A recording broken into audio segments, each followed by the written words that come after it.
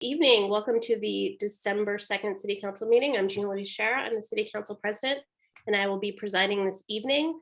This meeting and all participating on Zoom will be audio and video recorded. We will begin with public comment. Then after public comment, we will convene the meeting. If you wish to make a public comment, please use the raise hand feature. That feature is in the bottom menu bar under reactions, or sometimes it's under participants. And if you're calling in by phone, you can raise your hand by hitting *9. Before I go through the long preamble I have about public comment, I'm going to see if I see any hands. So if you are here to comment, if you could please raise your hand. Okay, there is a hand. So I'm just going to let you know that we can't accept comments over chat. So we're not going to be using that feature. And I'll unmute each raised hand in the order it's raised to make a comment. Before you begin, please state your name and your city or town for the public record to ensure everyone has an equal opportunity to speak. The council limits comments to 3 minutes. You're not obligated to use those 3 minutes, but if you do, after 3 minutes, I'll ask you to please finish your sentence. According to our rules, we don't respond during public comment as it is your turn to speak. So while your comments should be directed to us, you'll understand when we don't respond. Our rules also state that councilors and members of the public shall conduct themselves with civility and respect at all times. And you may speak on any topic. It doesn't need to be an item on the agenda. And I ask that all but the council turn off their video until called upon. Only the person recognized has the floor, and all comments are to be directed to the council. This meeting can also be watched on Channel 15 or by streaming on Northampton Open Media's YouTube channel and their other platforms. And the recording of this meeting will be available at Northampton Open Media's Government Video Archive channel on YouTube. And I thank them as always for providing that public service. So the hand that I see is Meg Bandara.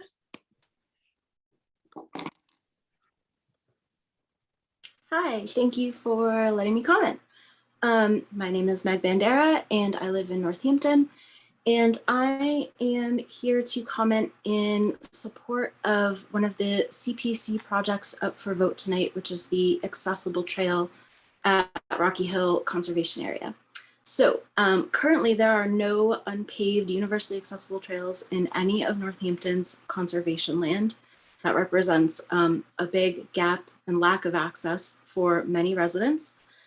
Currently, we know that natural space has health benefits, and one of those benefits is stress relief. So people with limited mobility have a hugely significantly higher instance of stress-related illness than the general population. So access to conservation land is really important for that population. And one of the things that we know about green space is that it's not all created equal when it comes to health benefits and stress relief. The more natural the space is, the more stress relief and the more health benefits it provides. So that's really important for this population. Not just this population can be helped by these trails though. Seniors and people with small children can also benefit from the easier access to nature that these trails will provide.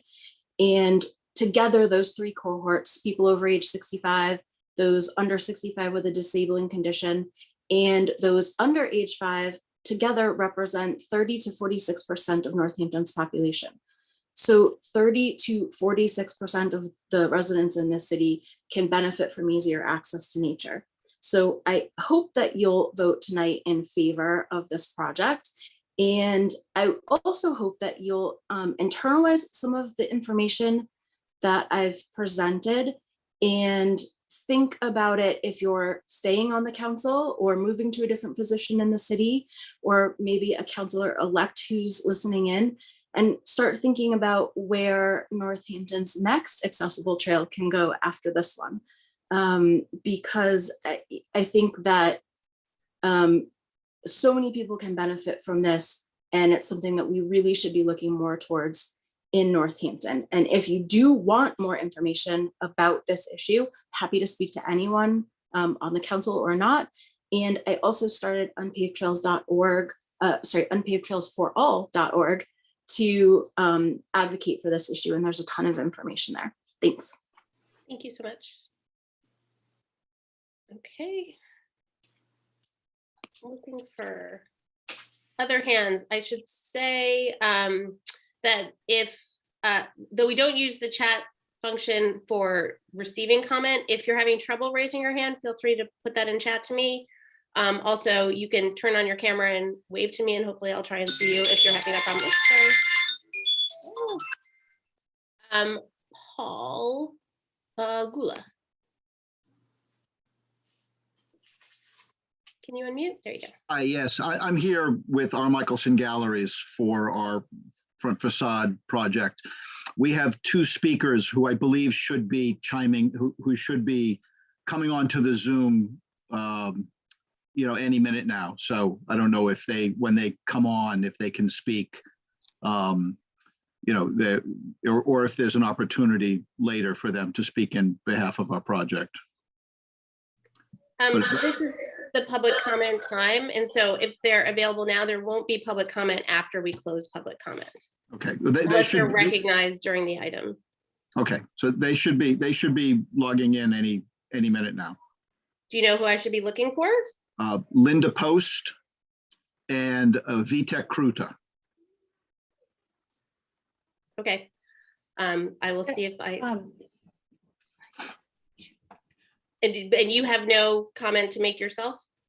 I mean, I can sort of tell you a little bit about the project. I mean, we've presented this to the CPA board. Just to give you a quick rundown, we want to do some masonry work on the front of our building, and our building is a historic designation, and so we were going for CPA funds to help with the restoration of the project and the masonry work up top. It's extensive. It's a little bit more than a small business like us can handle. It's a centerpiece of the downtown area. It's one of the largest buildings right in the middle, has a lot of presence, and we'd like to restore it back to, one, to make it safe, because masonry is starting to crumble and we want to make sure it's safe, but also to, restore it to where its 1913 origins. So we think it's important historically, and we'd like to be able to do it in a way that preserves it down the line. So. Thank you for that comment. Mm-hmm. Councilor the Chair, there was one person waving their hand who. Oh, okay. Yeah. Oh, great. I'm unmuting you. Can you press the button unmute? Yep. And then I see you, Amy. Okay, can you please state your name and city or town, and then your comment? My name is Roberta Liebman, and I live in Northampton.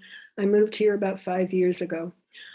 I've spent a great deal of my life out of doors, and I'm here to speak in support of an access trail, an all-access trail.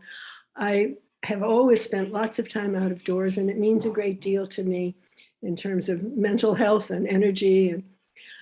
But I'm 88 years old now, and I can only crash around through the woods with a walker. I need some way to get out into that wonderful, wonderful nature. And it seems to me that there is a very large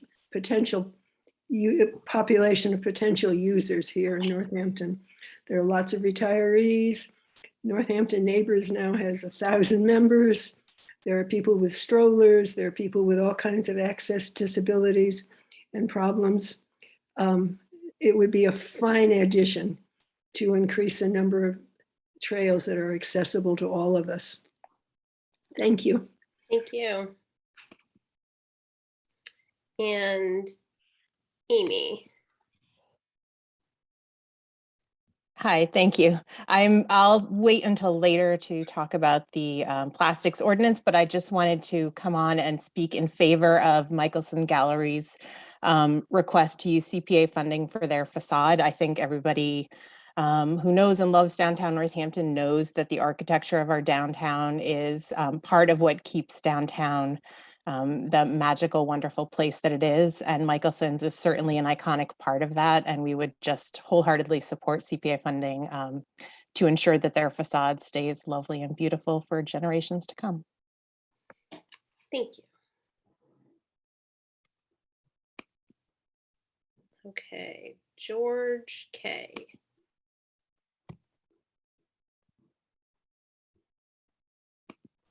Oh, you're muted, George. Can you unmute? Good evening, everyone. I'm George Kohut. I live over at 234 State Street down at here in Northampton. And I'm here tonight just to add a quick word of support for the CPA project, which is up for your approval regarding the accessible trail at my old favorite golf course, Pine Grove. I think it's a great use of the CPA funds. One of the other hats I wear is I'm on the board of the Friends of the Northampton Trails, so I'm very familiar with many of the hiking trails and the biking trails and the commuter trails in town. But what we really lack is a trail that's just accessible to people, that brings them out to nature. And that isn't a paved kind of setting with a lot of other activity going on. I think this is would be a wonderful asset to the city. And I think the Office of Planning and Sustainability has a very good concept for laying it out. And it'll be a bit of a pilot project for the city, which is great. There are other great accessible trails in the area at Silvio Conti, over at Arcadia, at Mount Tom, but those all are pretty expensive, and this is a much more straightforward project. So thank you very much for considering this project, and I think the CPC did their due diligence, and I would hope that you could move forward in accepting this also. Thank you. Thank you. Okay. Any other? Counselor Shara, I did see name Linda and Jeff Post was waving a hand as well. Looking.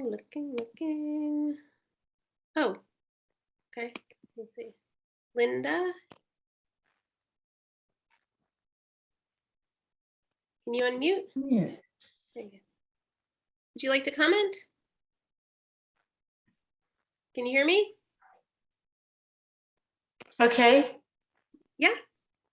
Would you like to Can comment? anybody hear me? I can hear you. Can you hear me? Really? Is the question.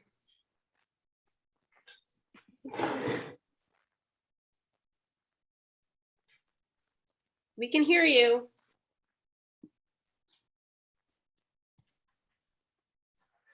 Feel free to start. Let me send you a chat so you know.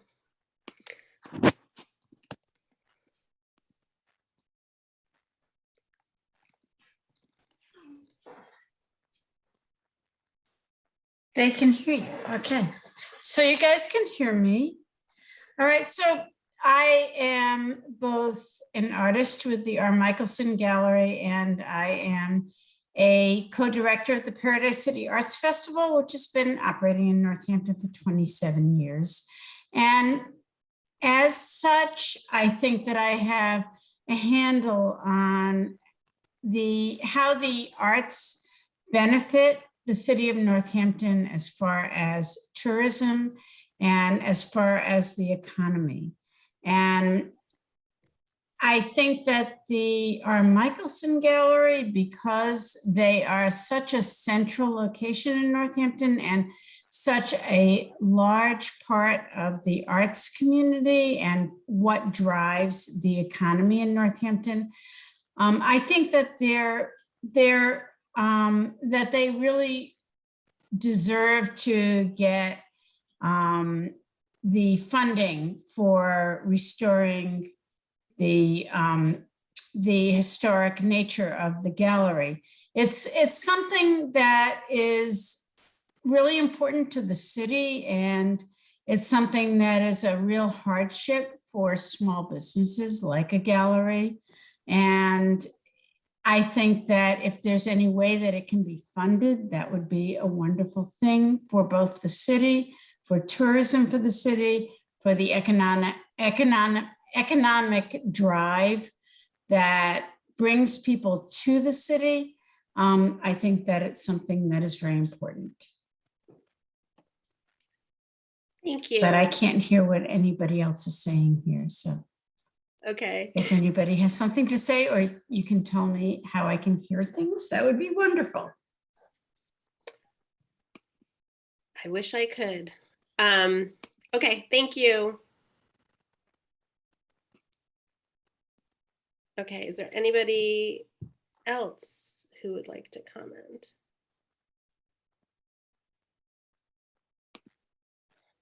Doing a quick look. Okay, seeing no other hands, you all will tell me if you see people waving yes that I'm missing. Okay, I don't see any further comment. So Laura, will you please take the roll? Counselor Dwight, I'm here. Counselor Foster, Here. Counselor Jarrett, Here. Counselor Labarge, Counselor Labarge, you're muted. Counselor Labarge? okay, I do see her lips moving. Yeah. Can she not hear? Counselor not Labarge, you're sure. muted. Um, Hold on. Oh, you know what? Here we go. I know what the problem is. Okay, try now. There you go. Thank you. Gotcha, okay. Sorry about that. Yeah, And, okay, you are present. Okay, Counselor Maori, Here. Counselor Nash, Here. Counselor Quinlan, Here. Counselor Shara, Here. and Counselor Thorpe. Here. Madam President, you have a quorum. Excellent, thank you. Okay, first up on our agenda is the announcement of a public hearing. This is a public hearing on 21.347 and 21.348 National Grid Verizon poll petition for one jointly owned pole on Cross Path Road, and National Grid petition to install underground conduit and heavy duty handholds on Old Ferry Road, petition number 304-08955 for Mass General Law, Chapter 166, Section 22. The Northampton City Council will hold a public hearing on Thursday, December 16th, 2021 at 7:05 p.m. on National Grid Verizon New England's petition to install one jointly owned pole across Path Road, and National Grid's petition to install 330 feet of underground conduit leading to this pole, along with 2 heavy-duty handholds on Old Ferry Road. Instructions for accessing the hearing may be found on December 16th, 2021 City Council agenda, to be posted on the website, northamptonma.gov, no later than 48 hours prior to the meeting, and the City Council will hear all persons who wish to be heard thereon. So with the council's permission, I want to move some things around on the agenda, although, hold on, let me, give me 1 second. I'm looking to see if someone is here that was going to present to us. Perhaps he is. Is there an objection to moving up the consent agenda? Okay, seeing none, we're going to move to the consent agenda, which has 2 items. I'm going to read the items and then ask for removals.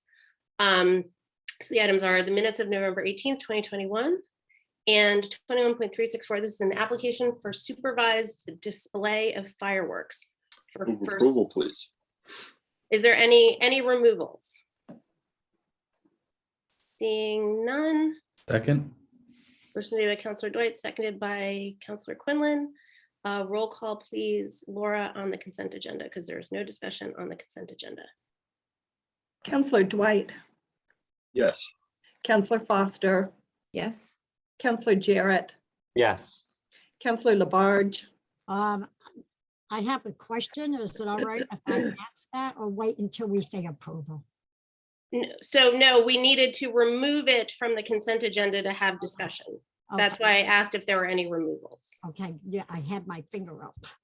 Oh, I'm sorry, I did not see your Yes. finger. I would like to, Okay, so let's, can you take back your motion? I withdraw my motion. thank you, Counselor. I would like to remove 21.364. Okay. So is there okay, so we're removing. So I removing that item. move approval of the consent agenda, which now contains just the minutes of November 18th, 2021. Second. Motions made by Counselor Dwight, seconded by Counselor Nash, I think. Roll call, please, on the consent agenda. Okay. Counselor Dwight, Yes. Counselor Foster, Yes. Counselor Jarrett, Yes. Counselor Labarge, Yes, Counselor Maori, Yes. Counselor Nash, Yes. Counselor Quinlan, Yes. Counselor Shara, Yes. and Counselor Thorpe. Yes. Move approval for item 21.364, application for supervised display of fireworks. Second. This is made by Counselor Dwight, seconded by Counselor Foster. Counselor Labarge. yes, for discussion, please. Yep. I had notified our council clerk in regards to the name of the competent operator, which was Robert Katowski, that the expiration date on his certificate was December 15th, 21. So Laura, you can speak in regards to how you notified Brian Foote and also the fire department. Can you give us an answer of what you got back? So, and also I should note that Brian is here.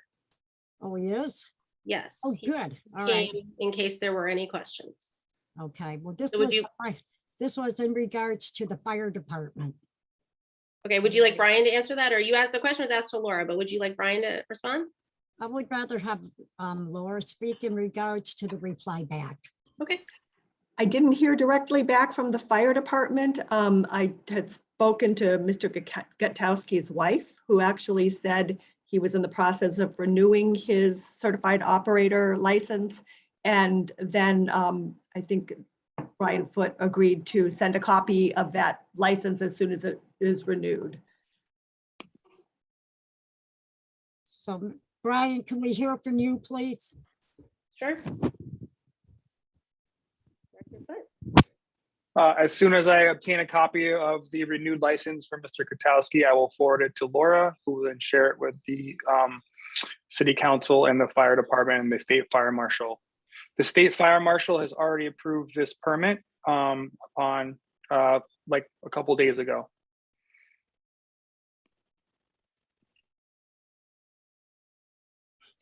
Any other questions?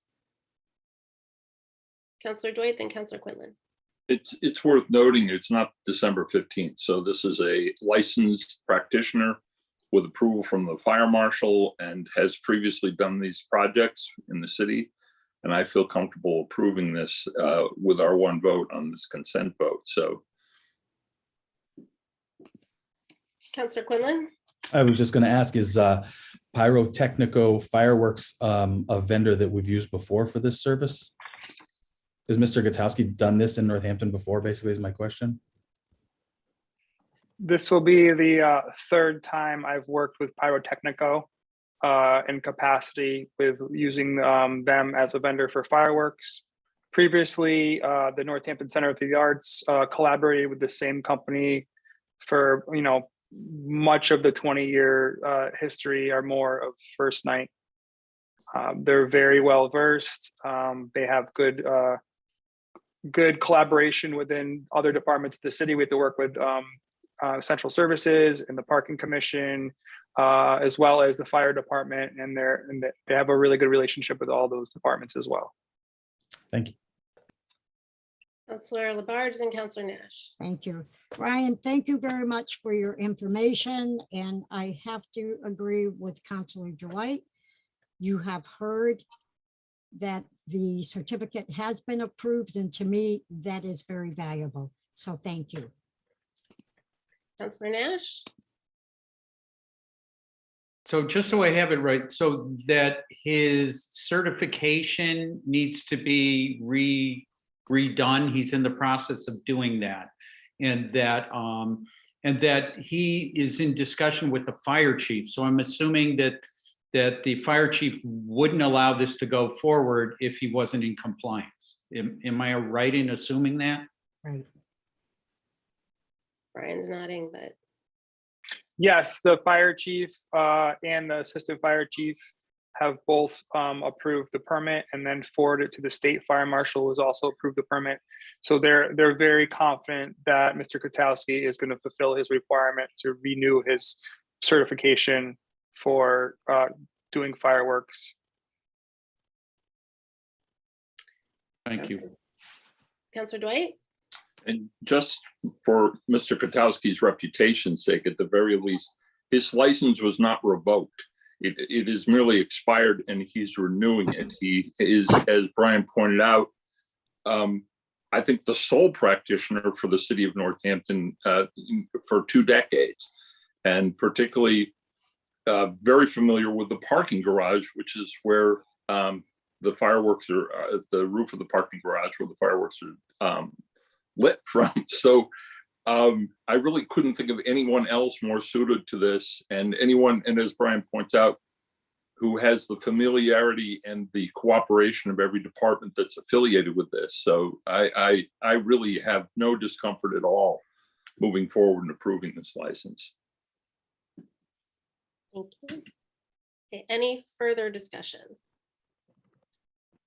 Seeing none, roll call, please, Laura. Counselor Foster, Yes. Counselor Jarrett, Yes.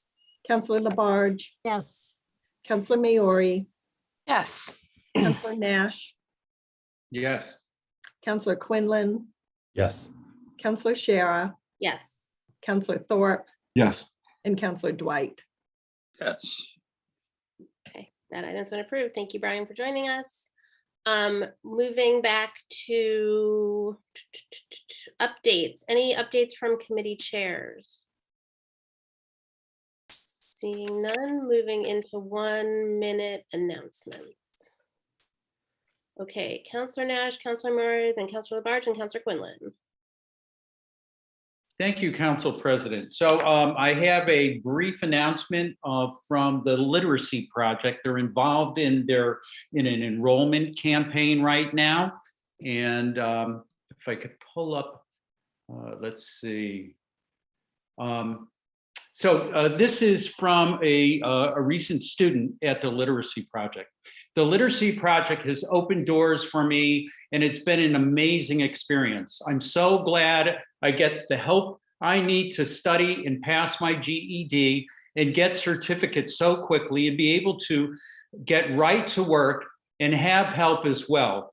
Thank God I found you guys. Thank you all for your help and future help to come.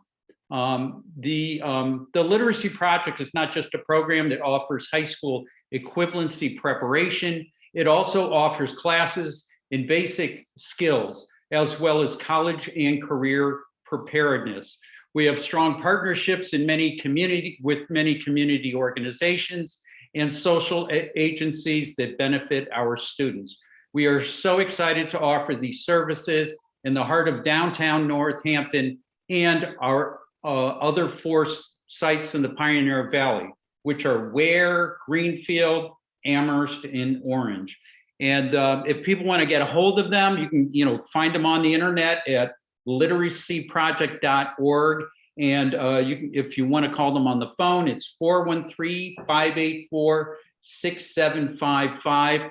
And they're looking, now's their enrollment campaign and to sign people up for January. So that's my announcement. Thank you. Thank you, Councillor Maori. Yeah, hi. So the toy exchange is now called Kids Recycled Toys for Kids. It's an annual event, but it's a little different this year, and it's being sponsored by the Northampton chapter of the Kiwanis Club, but it's going to be run by the Northampton High School Key Club and the Northampton High School Environmental Club.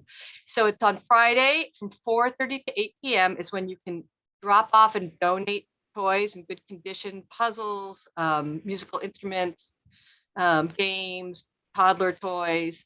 So that's Friday, 4:30 to 8 p.m. at the Northampton High School cafeteria. And then the event itself is Saturday from noon to 3 p.m. And you can attend and pick out toys for your kids if you you can donate, or you don't have to donate to come in and pick out toys for a child that you know. So thanks. Great, thank you. Councillor Labarge. You're muted, Councillor Labarge. I don't know what's going on with that. But anyways, I want to echo what Councilor Rachel Mayor just stated, because I did want to talk about the annual Northampton Toy Exchange, and she did well on that.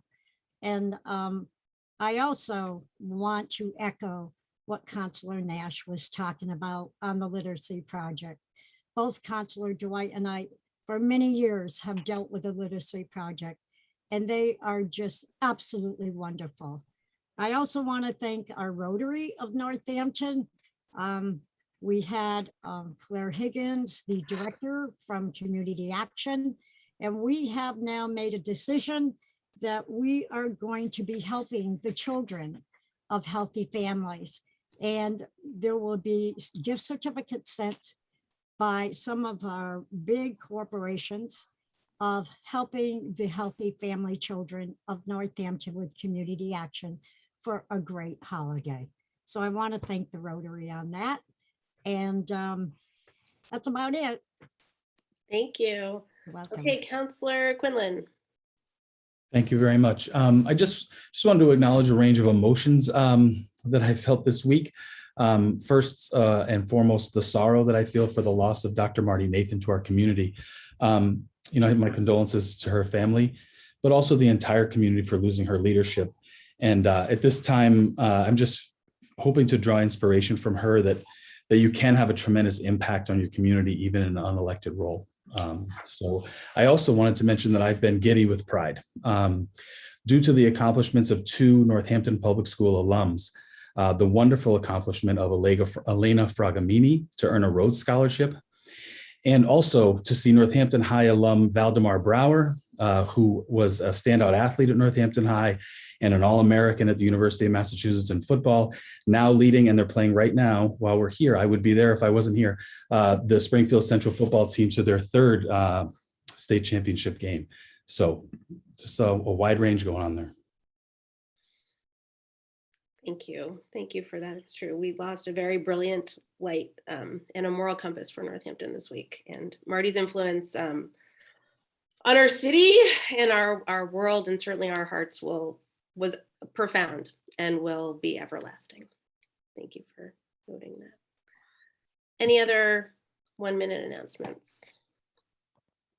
Okay, seeing no further announcements, Mayor Narkowitz, you have communication to share with us.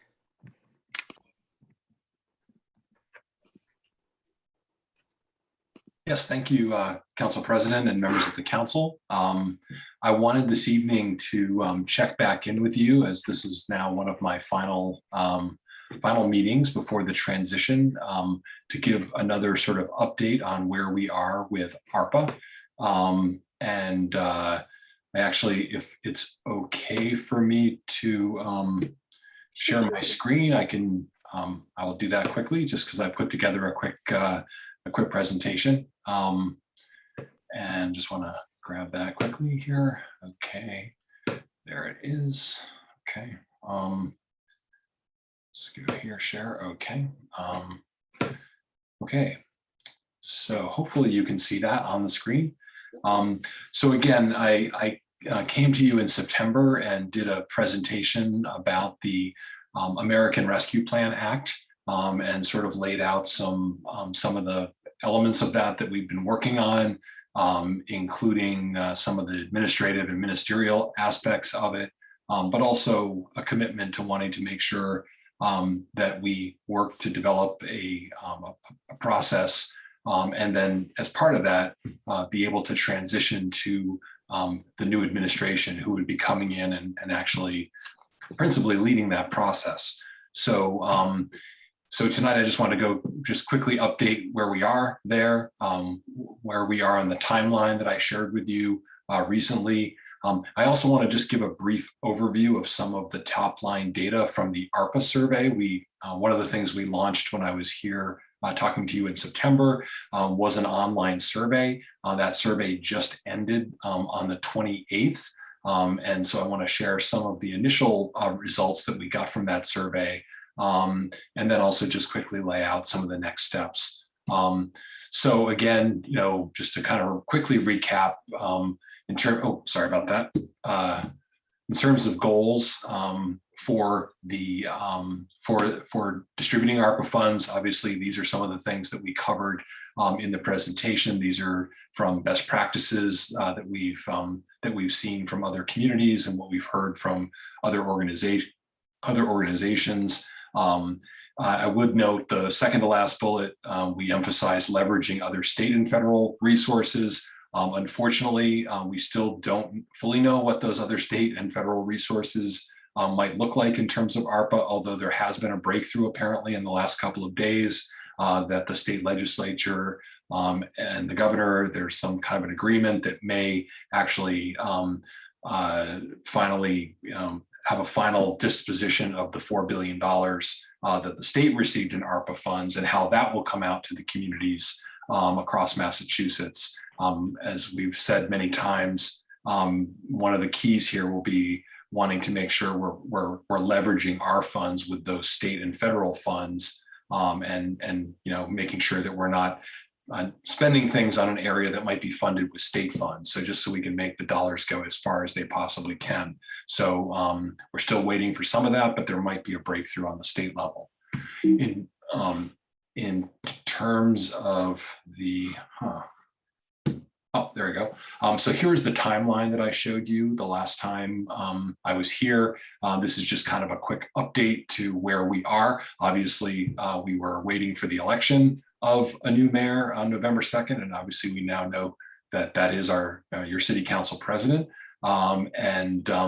So essentially, since the election, we've been engaged in a transition with Council President Shara.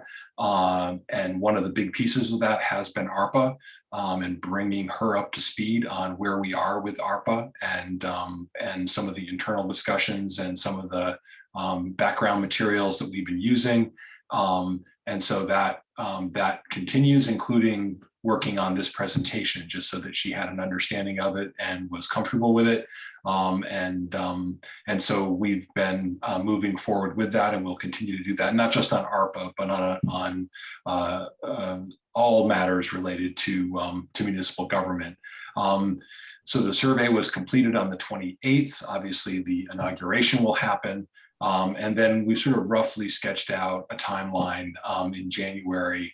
Mayor Shara would be putting together an ARPA advisory committee to help gather more community input and to advise her on the project selection process.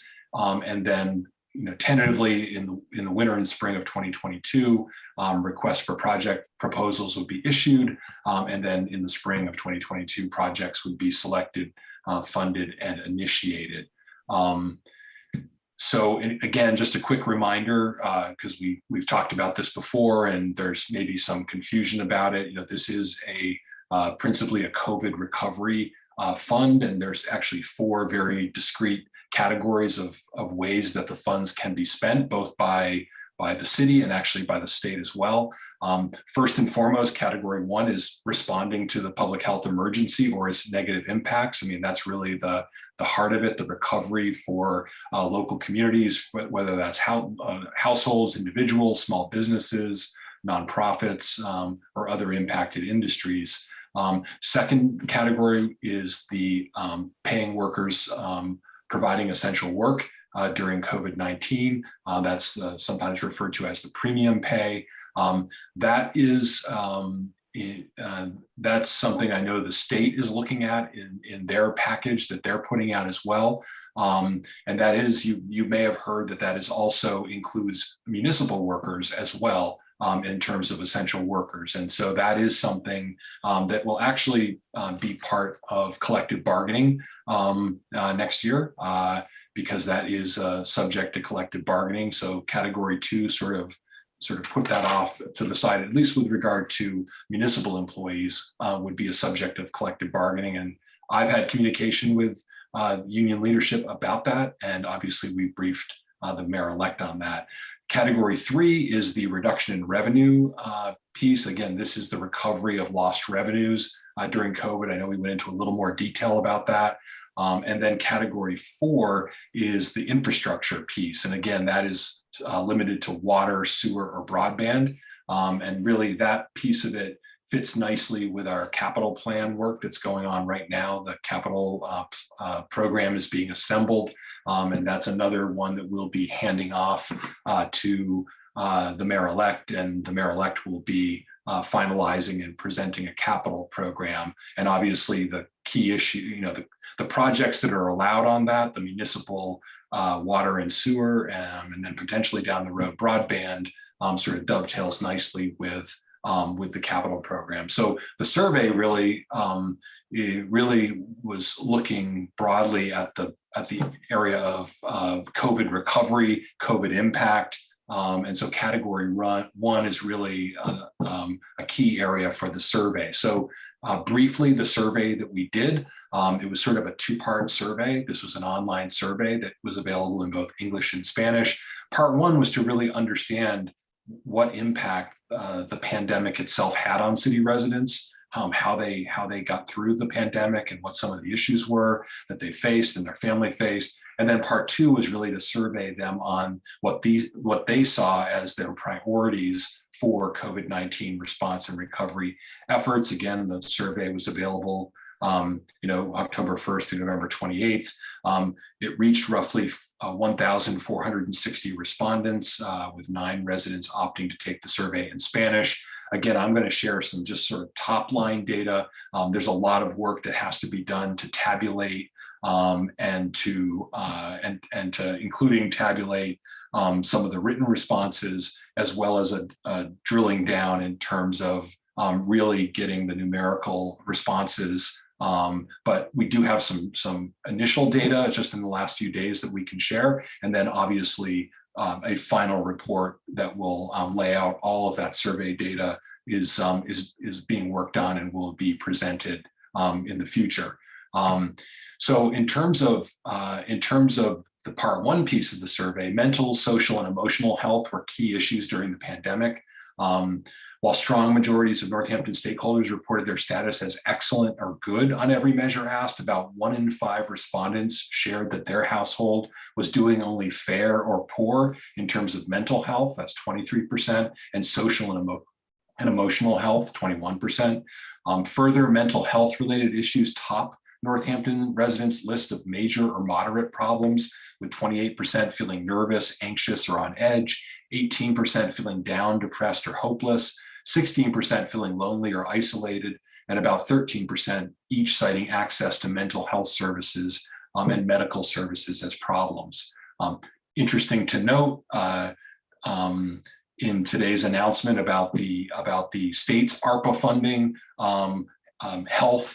healthcare and mental health services was one of the big areas that they've prioritized in their funding. So it seems like what we were seeing in our survey is probably similar to what the House and Senate may have heard in their work and their hearings in terms of the impacts of COVID. The pandemic created financial difficulties for some local residents. Economic concerns and providing remote support to extended family members are listed as major or moderate problems facing Northampton households. 46% shared that COVID-19 had a major or slight impact on their household income. 19% report that someone accessed unemployment insurance in their household, along with 7% who took advantage of food assistance. Far fewer report accessing mortgage, rental, or utility assistance in Northampton. Most said they were aware of some of all of those services, and few reported difficulties accessing them, with the exception of 7% who said it was very or somewhat difficult to access unemployment benefits. Major reports on school-aged children, and obviously this will ring true to many parents, including those on the city council. Of the 360 respondents who reported that they have school-aged children, or 31% of the overall survey population. 50% reported that the pandemic had a negative impact on their children's education, and 33% said it had a major negative impact. So, that's 83% of those respondents saying that the pandemic had a serious impact on their children. Here's some of just a quick pullout quotes from some of the people who responded in this category. I won't read them, but you can see them there on the screen. And again, probably things that you've heard from friends and family members, not only here in Northampton, but probably around the country. Additional family challenges. Here's some other quotes. Here's one piece about childcare, unexpected childcare, and the challenges that and the stress that placed on parents and a single mom, attempting to work from home, home, school, everything in close quarters.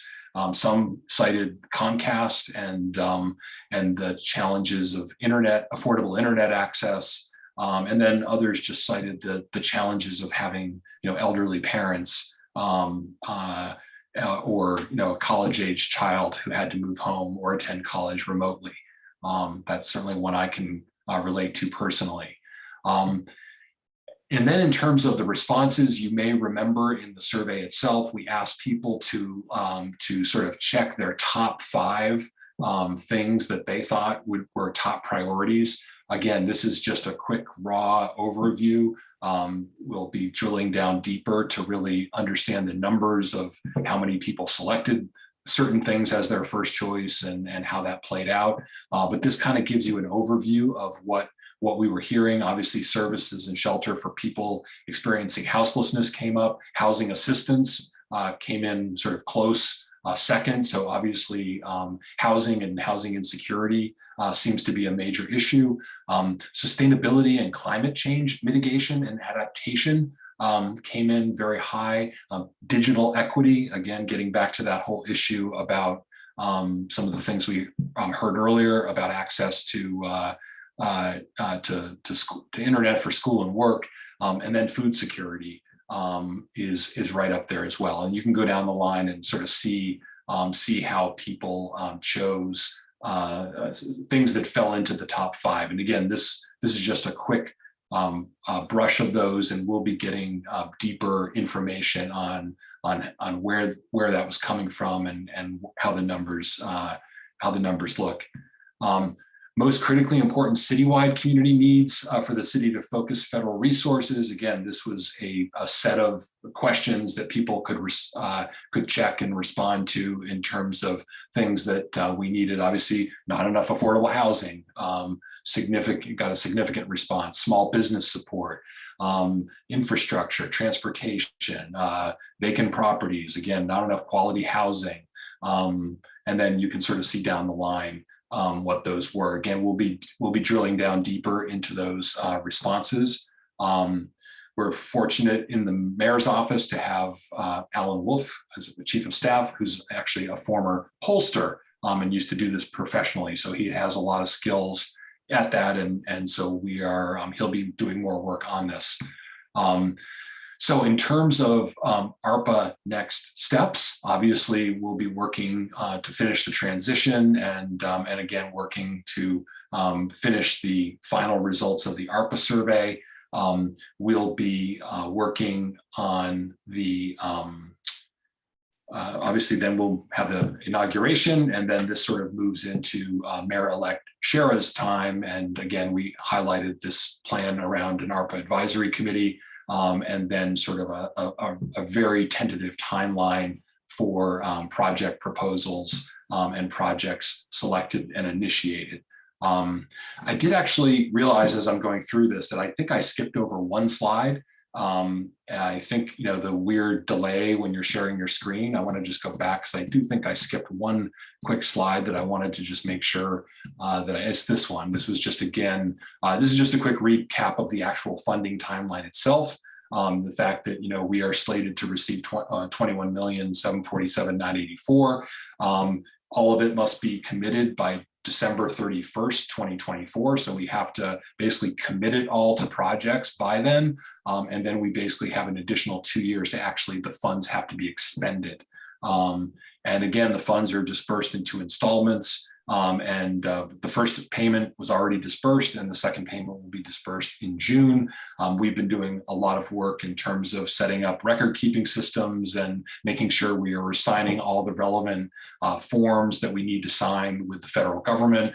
We've also consulted our outside auditor, because this is sort of a really unique way for the city to receive funding that's sort of obviously probably once in a lifetime type funding. And so we've been working with our the outside auditor just to understand how this federal funding, which literally just got approved by the Congress and just pushed out, how this fits in with municipal accounting and municipal finance, and when we get audited and how we show it as coming in, because it's not your typical revenue stream. And so you'll see on the agenda later on tonight that there is a kind of an acceptance vote, a very generic acceptance vote of the grant. If you could call it a grant, because we didn't really apply for it. It just is automatically going out to all cities and towns across the country. And so our independent auditor has recommended that we take this just so that we can document it more for municipal and state accounting purposes. And that's something that you're seeing in other communities now, that other communities are taking this vote because probably their outside auditors are recommending. I know Chicopee just did it the other night, and some other cities around us have done it as well. So just wanted to flag again the funding itself, how much it is, how it comes to us. And so that's really where we are. And again, my goal for this from when we talked about it back in September was, I really felt my role as the outgoing mayor was to put in place, all of the administrative pieces and begin to collect data and do some of the initial research. But really, with the election looming, wanted to make sure that we were prepared to transition this to whomever the mayor-elect is, so that they could carry it forward into 2022. So that is my quick update and report. And if there are questions, I'll take them. If the mayor-elect wishes to add anything, I would defer to her on that. Thank you.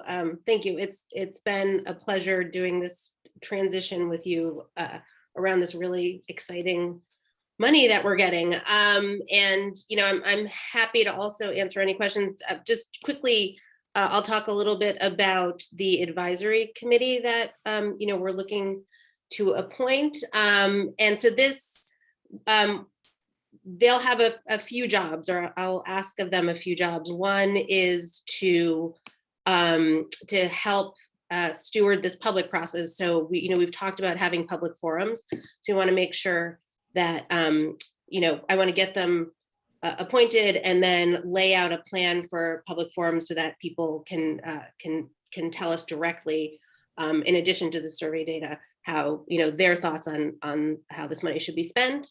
And this will be the committee will be made up of community members with experience with these sort of allowed areas of use, but people who will not be applying themselves for these funds.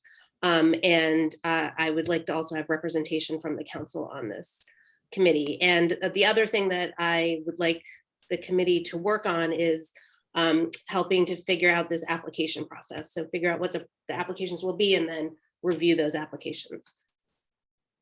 So I don't know if there are other questions. Unless the council wants to keep seeing these next steps, Mayor Narkowitz, could you stop sharing your screen just because I can't see the council? Oh, Councilor Nash has his hand up. Thank you, Council President. And thank you, Mayor, for presenting this. I just want to acknowledge the survey results indicate a lot of pain and suffering going on in our community, and that it's pretty profound, and that I think we as counselors have been we've been hearing about it, we've known about it in story after story, but to see it represented so starkly in these numbers, when I took the survey myself, I thought it really interesting that it was a survey that really wanted to mine into the state of mind of people. And I think what we're seeing is that, that there is a lot of hurt and suffering. And I also really appreciate the priorities that were laid out here. Anyway, I thank you for the survey, and I look forward to hearing, Mayor, more interpretation from Alan Wolf on this, as I'm sure he's, going to be looking into this further. Thank you. Thank you. I know I saw another hand. Yes, Councilor Maori. Just a comment and then a question. My comment is just the plug for, outreach, because whatever services we can come up with to help folks in Northampton won't mean a lot if we can't get the word out. And I think a lot of times that's when new services fail, or I noticed the, environmental friendly services and mass saves and all those, a lot of that is just getting the word out to folks that these services and programs exist. So that's my little plug for, outreach across the board. It's going to take a kind of I think a significant promotional campaign to alert our residents about what might be available. And my only question was just looking at the timeline. It said that you were going to initiate some of the projects and programs in the spring, but we don't get our second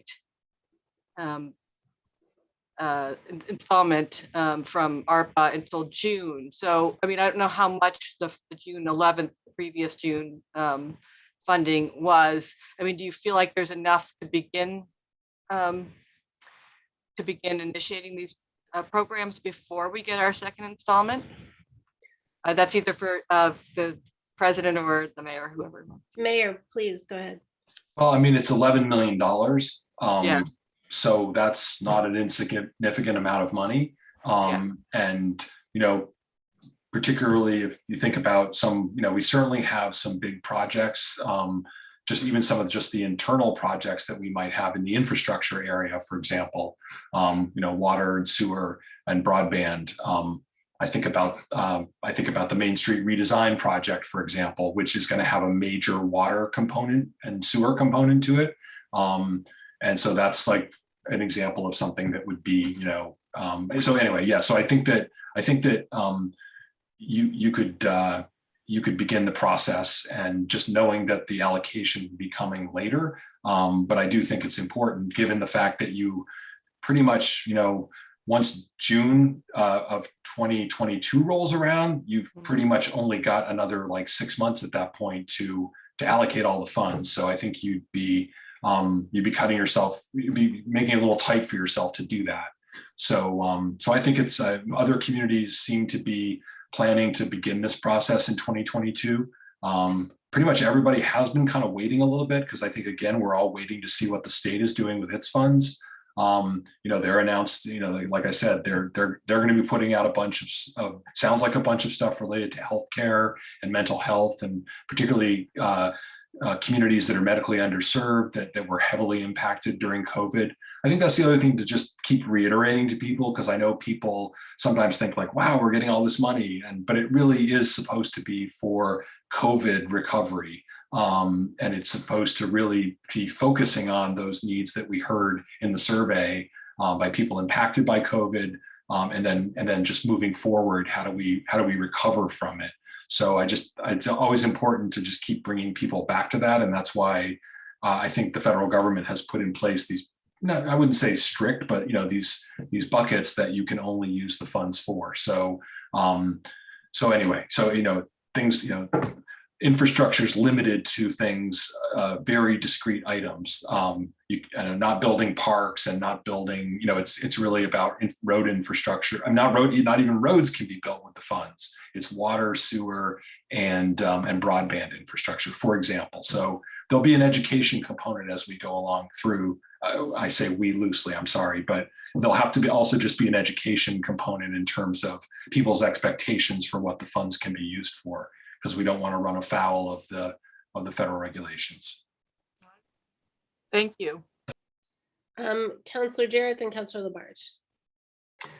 Thank you. I wanted to ask a clarifying question about the timeline. Were you saying that everything has to be allocated by the end of 2022?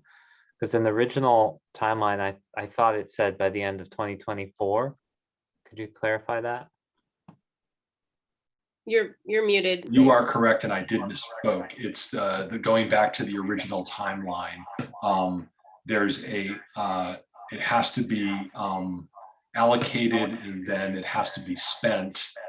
Sorry, I'm just trying to pull that timeline up again. Yeah, the timeline is that you need to have allocated the funding by the end of 2024. So it's not as tight a timeline as I described. That is correct. So, you know, you could certainly change it up and do an additional round, for example, if you wanted to. Something tells me this money is you're going to get a lot of project proposals in the first round, and 22 million won't seem like as much money as you think when you get $80 million worth of project proposals. So, so yeah, but you are correct. Thanks for catching that. Great, thank you. Counselor Labarge, right? Yes, thank you. Mayor, how are we, or is your department going to reach out to the many people who don't have computers? I don't have a lot of people that have a problem, can't afford computers. So how are you going to get that information to many people throughout the city who don't have access to the computer? So again, this survey was really just an initial information gathering tool, and really, I think as the mayor-elect described, she envisions that there being a much an expanded public process that would include other ways of communicating and outreach to people, including forums and things like that. So that would be an opportunity to gather gather input in more of a public forum style. So we just felt that this was one tool for collecting some quick data from people, especially the kinds of data that we heard about people's impacts. But this is obviously not going to be the final word on how the funding would be spent. This is just some data to help guide the process. I think, as the mayor-elect alluded to, one of the things that this advisory committee will be tasked with is to help her do that public outreach. Okay, thank you. And Councilor Labarge, you bring up a good point. We don't know what the pandemic has in store for us for the next 6 months.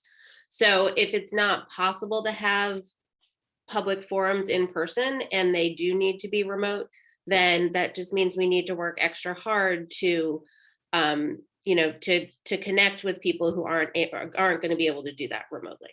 Thank you.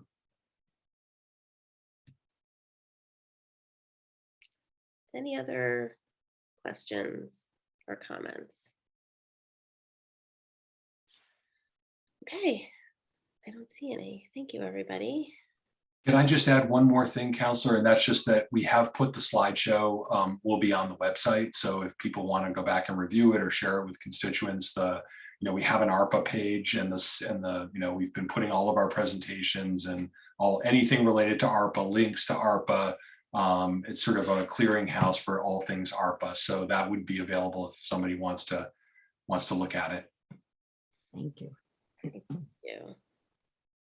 Okay, so moving on, we've already done the consent. Oh, okay, so my next question to the council is there an objection to moving the discussion on moving the presentation on the council rules to before the order for the rules, which is number 14, with the reasoning being that this is, these pertain only to the council and the business, it's only the council's business.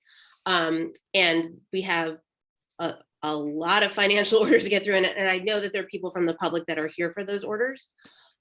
So is there any objection to moving having that sort of package of discussion on the rules move down to where that order is. Counselor Dwight? I have no objection, but it would seem to me that we would move it after the finance committee convenes as well, given the fact that that's where the discussion, the bulk of the discussion, the CPA monies would be had. Yes, I mean, moving it all the way, unless I'm misunderstanding what you're saying, what I'm saying is moving it all the way down past finance to number 14 where orders are. So right before we get to, Right. so after financial orders, Okay. regular orders. That's okay. Thank you. I want to be clear on that, because if we move it on our agenda, it means that we would, never mind. It's important to, I just wanted to point out that it's important that we actually recess, go to finance committee where those items are discussed, and then it comes back to the floor. So I have no objection. I think that's actually wise. Thank Yeah, I'm just moving the presentation down past the financial orders. Thank you for explaining that, President Council. Does that make sense to everyone? Yes. Councilor Maori, you're giving me? Yeah, no, I was just trying to find it on the agenda. Yes, I'm. Number 14. Right, I see. Okay. I'm hoping that our Councilor Lex can hold on. But I guess it's it will give them a good training. They're gonna have to sit through the meetings pretty soon anyway. So hopefully they'll be able to. But yes, that makes sense to me. Thank you. I thank them and I beg their indulgence. Okay, so that means we are going to be recessing for finance. Laura, will you please take the roll? Counselor Labarge. Yeah. Counselor Quinlan, Here. Counselor Shara, Here. and Counselor Thorpe. Here. Okay, our first item is approval of minutes from the previous meeting, which is November 18th, 2021. Is there a motion? Motion to approve. Motion made by Counselor Thorpe, seconded, motion made by Counselor Thorpe, seconded by Counselor Quinlan. Blah. Any discussion on those minutes? Seeing none, roll call please, Laura. Counselor Labarge. Yes. Counselor Quinlan, Yes. Counselor Shara, Yes. and Counselor Thorpe. Yes. Okay, those are approved. And moving on to our first financial order, 21.357, in order to authorize the Conservation Commission to acquire a conservation restriction on North Farms Road. And why is it not opening for me? Oh, it's not a PDF. Oh dear. Wow. Okay. That was quite annoying.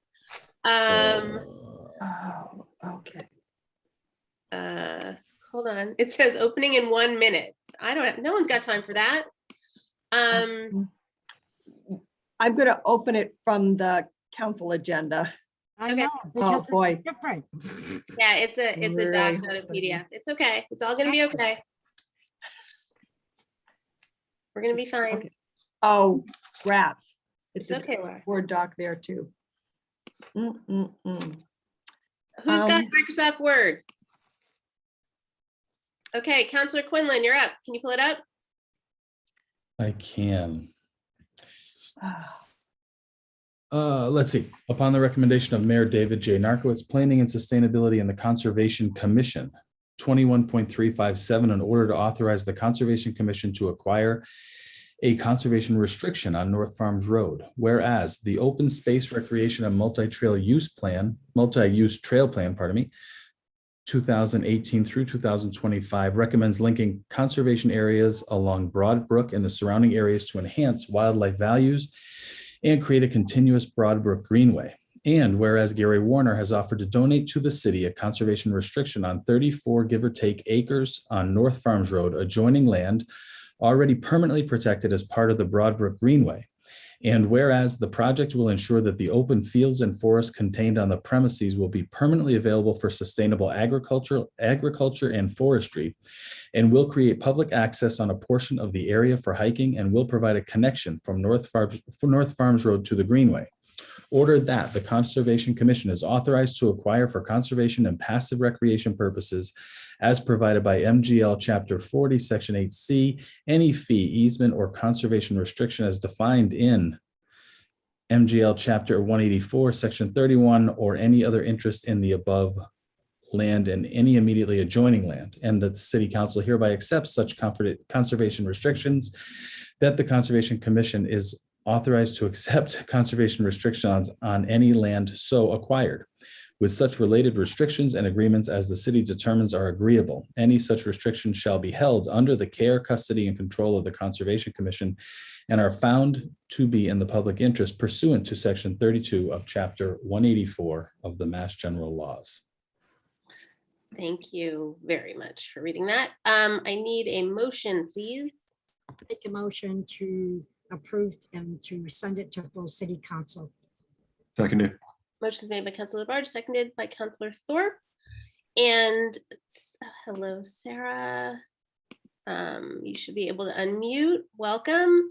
Thank you for being here. So before you launch into talking about this, since we do have the counselors elect that are joining us this evening, could you just give like a super brief overview on how these sort of packages from CPA come and, you know, what they're looking at here with this group of orders? I can certainly do that, but this particular order is not a CPA. Oh my gosh, I'm sorry. You're right. There's two that aren't. This is one of them. Right. Okay. Well, let's do this one, and then when we get to the next Sure. one, we'll do it. And the reason this is not a CPA order is because there is no associated cost to the city with this acquisition. This is a donation from the property owner. He wants to protect his property in perpetuity. So he's donating a conservation restriction to the city. Our only cost will be the survey cost. That will come from the conservation fund. What you have there isn't the final survey, but it shows approximately the areas of public access going forward. And I guess that's it. The order really speaks for itself, but I'm happy to answer any questions. Are there any questions? Councilor Jarrett. I noticed there's a possible future public access path that would connect to North Farms Road, but would that have to connect through someone else's land and not this land? So that will come into effect if the Conservation Commission acquires the property adjacent to North Farms Road, which we hope to do at some point in the future, but it doesn't make sense to have that access at this point. Okay. Any other questions? Okay, seeing none, roll call please, Laura, on a positive recommendation. Councilor Labarge. Yes. Councilor Quinlan. Yes. Councilor Shara. Yes. And Councilor Thorpe. Yes. Okay, that moves forward with a positive recommendation, and we are at 21.358 in order to appropriate $3,000 in CPA funds to Lathrop Communities for continued invasive species removal upon recommendation of the Community Preservation Committee. Ordered that, whereas Lathrop Communities submitted an application for Community Preservation Act small grant funding for continued priority invasive species removal at its north and east campuses, on both of which the city holds permanent conservation restrictions. Whereas the project will continue to help improve and preserve the health of sensitive habitats in the Parsons and Broad Brook watersheds, has strong community support, and will continue to leverage private funds and extensive volunteer efforts. Whereas the applicant has welcomed public use of its popular trails and will continue to increase public knowledge of the trails on the property as part of this project. Whereas on October 6, 2021, the Northampton Community Preservation Committee voted to recommend that $3,000 in Community Preservation Act funds be used to support this project. Now, therefore, it be ordered that $3,000 be appropriated from Community Preservation Act funding to the Lathrop communities for the invasives removal and education project. Now the grantee meets the conditions approved by the Community Preservation Committee, the mayor, and city council. Specifically, $3,000 is appropriated from CPA budgeted reserve. Motion, please. Move a positive recommendation to the full council. Second. Made by Councilor Quinlan, seconded by Councilor Thorpe. Okay, Sarah, now. All right, so now I'll give the little overview of why I'm here and what the Community Preservation Committee and the Act is all about. So I'm Sarah LaValle. I'm staff to the Community Preservation Committee, or otherwise known as the CPC. And the CPC is responsible for making recommendations to the City Council for how Community Preservation Act funds should be spent in the 4 CPA program areas. And these are community housing, historic preservation, open space, and recreation.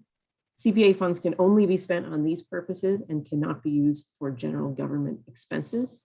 And at least 10% of the revenues should be set aside for those purposes. So 10% to housing, 10% to historic preservation, 10% to open space and recreation combined, and then the rest of the revenues can be spent on any of those purposes.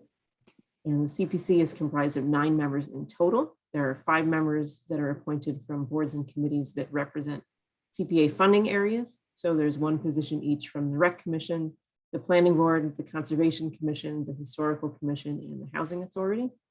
The mayor appoints 2 members, and the remaining 2 positions are at-large elected members. CPA funds are raised locally through a property tax surcharge with an additional match coming from the State Community Preservation Trust Fund. That is funded by fees at the Registry of Deeds for recording.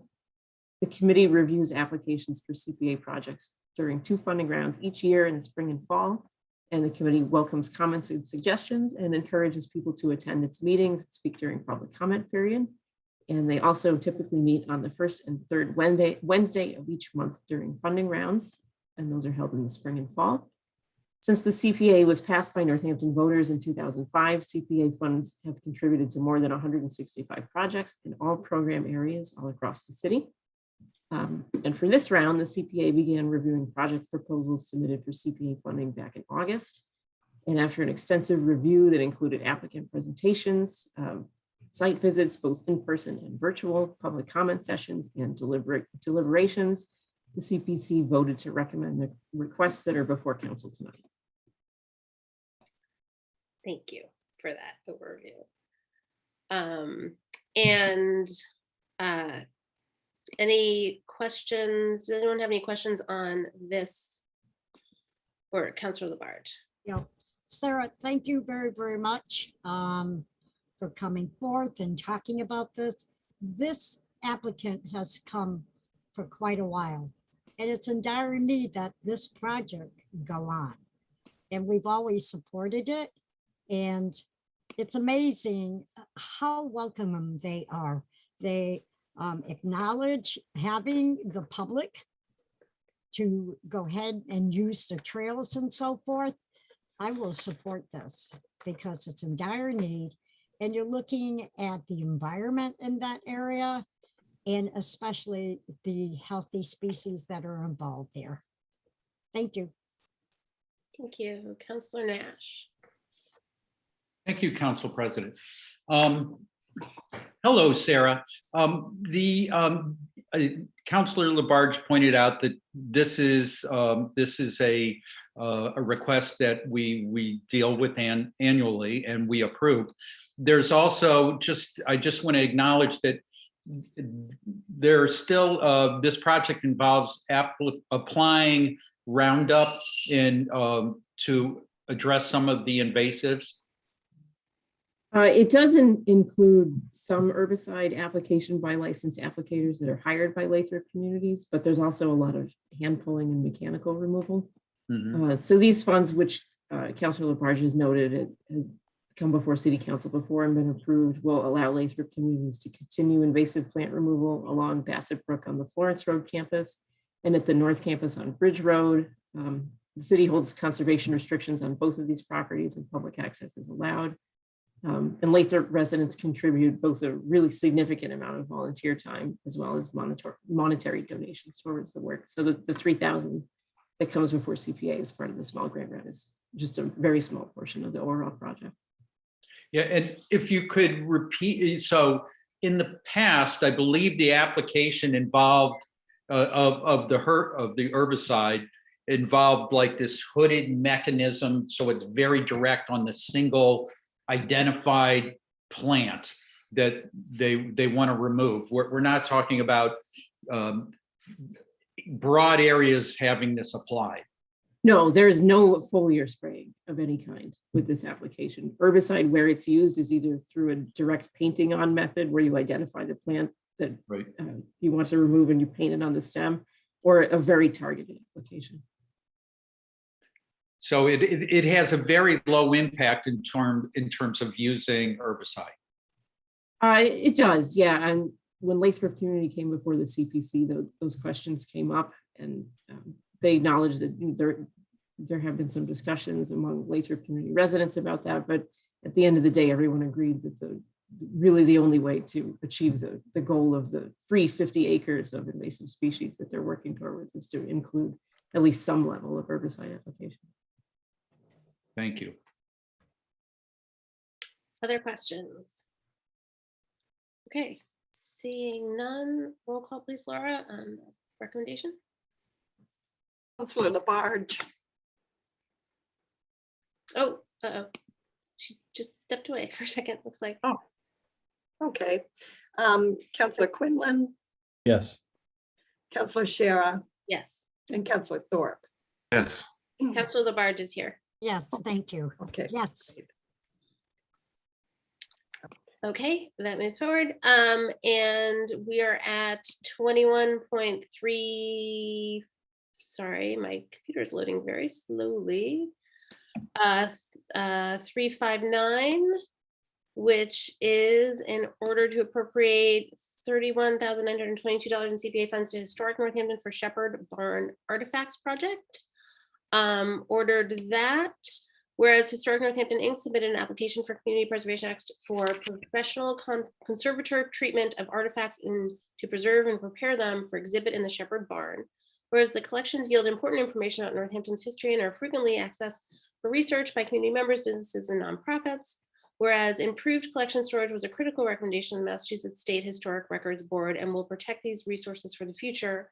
Whereas on November 17, 2021, the Community Preservation Committee voted unanimously to recommend $31,922 in Community Preservation Act funds be used to support this project. Now therefore it be it ordered that $31,922 be appropriated from Community Preservation Act funding to Historic Northampton Inc. for the Shepherd Barn Artifacts Project, and that the grantee meets the conditions approved by the Community Preservation Committee, the Mayor, City Council. Specifically, $31,922 is appropriated from the CPA Historic Preservation Reserve. Motion? Move a positive recommendation to the full council. Seconded. Motion made by Councilor Quinlan, seconded by Councilor Thor. Any questions for Sarah, or Sarah, anything you want to add? Sure, just a quick overview on this one. CPA funds will allow Historic Northampton to restore 50 of the larger artifacts that they have in their collection. These include business signs, sleighs, tools, and weather vanes that will then be installed in the Shepherd Barn. The Shepherd Barn is currently being renovated for public access, and these items will be able to be seen for the first time in about 30 years. And I'll just share my screen briefly to show you some of these items. So signs, you can see the H. Shepherd sign here and where it originally used to sit, as well as some of the problems that require restoration. Another Daily Hampshire Gazette sign. These used to be made with sand, and the sand is now becoming visible and getting deteriorated, so that needs some restoration. And some other examples here. Thank you. Any questions? Okay. I'm just laughing because I was going to ask, now I know what oleomargarine is. My grandmother used to talk about that, but at first I was like, what is this long word? Then I figured it out. So no questions. There you go. Any questions or comments? Okay, roll call please, Laura, on a positive recommendation. Councilor Labarge. Yes. Councilor Quinlan, Yes. Councilor Shara, Yes. and Councilor Thorpe. Yes. Okay, that moves forward, and we're at 21.360 in order to appropriate $20,000 in CPA funds for farmland rehabilitation at the community farm and garden. Ordered that whereas Grow Food Northampton submitted an application for Community Preservation Act funding for farmland rehabilitation at the community farm and garden, whereas the project meets the goals of the Sustainable Northampton Plan, the Northampton Community Preservation Plan, Open Space, Recreation, and Multi-Use Trail by increasing community garden access and supporting agriculture operations and permanently protected farmland, on permanently protected farmland. Whereas on November 17, 2021, the Northampton Community Preservation Committee voted to recommend that $20,000 Community Preservation Act funds be used to support this project. Now therefore be it ordered that $20,000 be appropriated from Community Preservation Act funding to the Farmland Reclamation and Rehabilitation Project. That the grantee meets the conditions approved by Community Preservation Committee, the Mayor and City Council. Specifically, $20,000 is appropriated from the CPA budgeted reserve. Move a positive recommendation. Positive recommendation to both city council. Motion Second. made by Councilor Labarge and seconded by Councilor Quinlan. Sarah, I also want to note that the Executive Director of Grow Food is here and can be recognized if anyone has any questions for her. Sarah, is there anything you want to add? Or Just another quick summary. CPA funding will allow Grow Food Northampton to create some additional community garden plots, as well as edible hedgerows and reclaim farm field edges from their current conditions of overgrown brush and invasive plants back to productive organic farmland. The committee heard during public comment about the increased demand for community garden plots over the past few years, as well as the many benefits seen by gardeners. The entire area, as I'm sure most councilors remember, was acquired in part using CPA funds as part of the Bean Allard acquisition and is protected by an agricultural preservation restriction. okay, any questions or comments? I do not see any. So roll call, please, Laura, on a positive recommendation. Councillor Quinlan, Yes. Councillor Shara, Yes. Councillor Thorpe, Yes. and Councillor Labarge. Yes. Okay, that moves forward with a positive recommendation.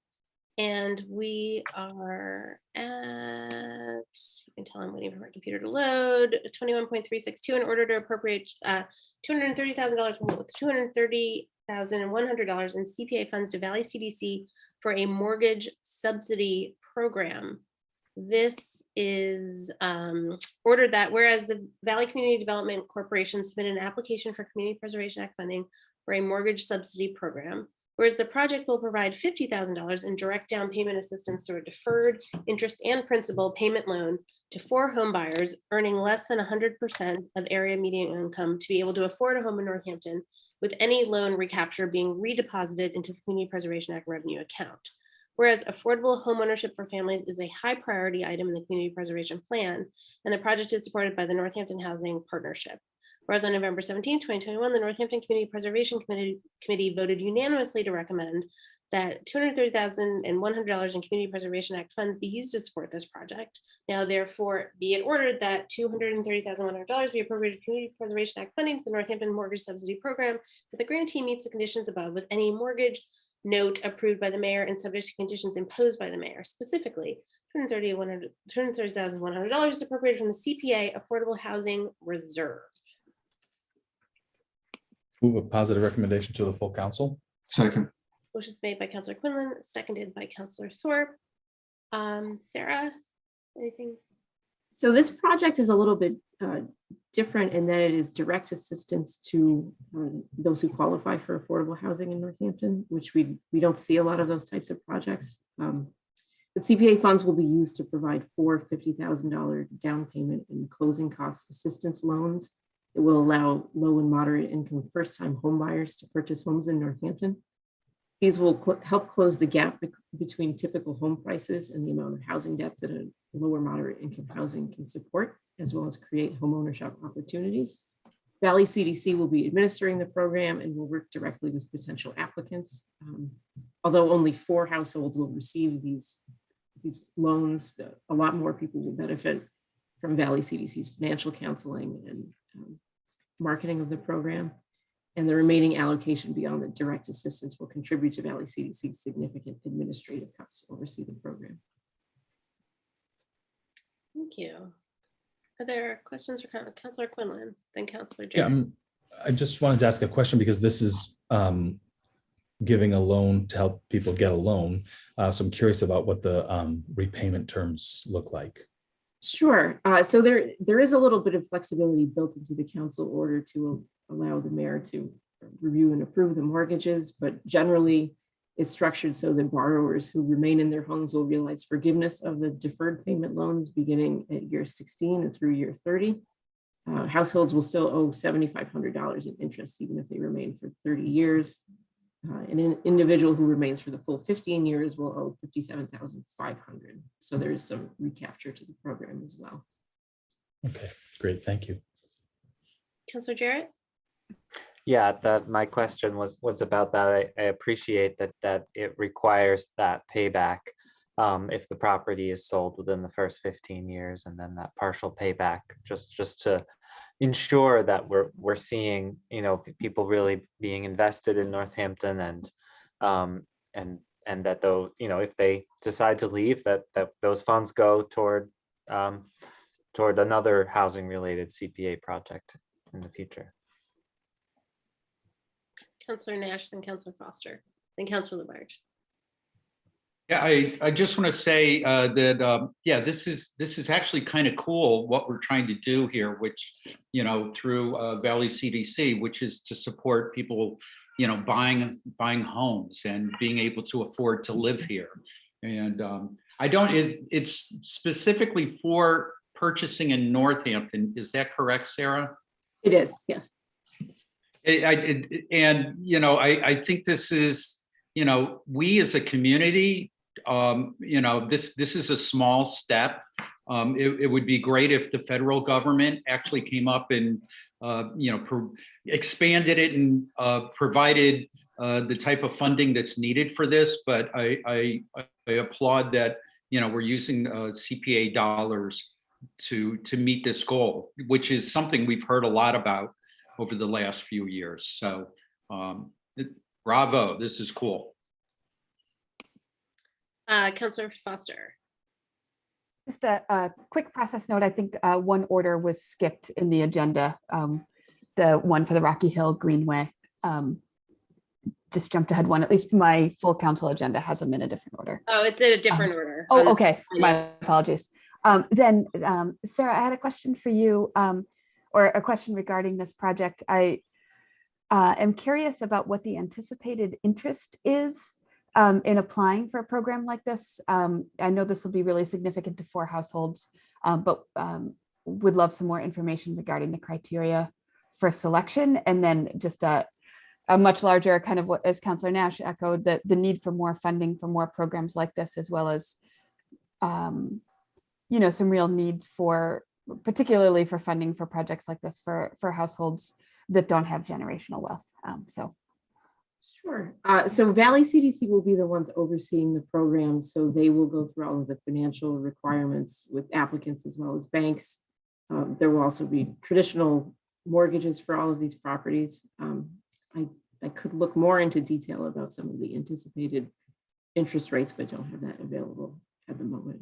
I'm sorry, I didn't mean interest rates. I meant interest from how many people may be interested in applying for this. So there will likely be a lot of people interested who might not be able to qualify for various reasons.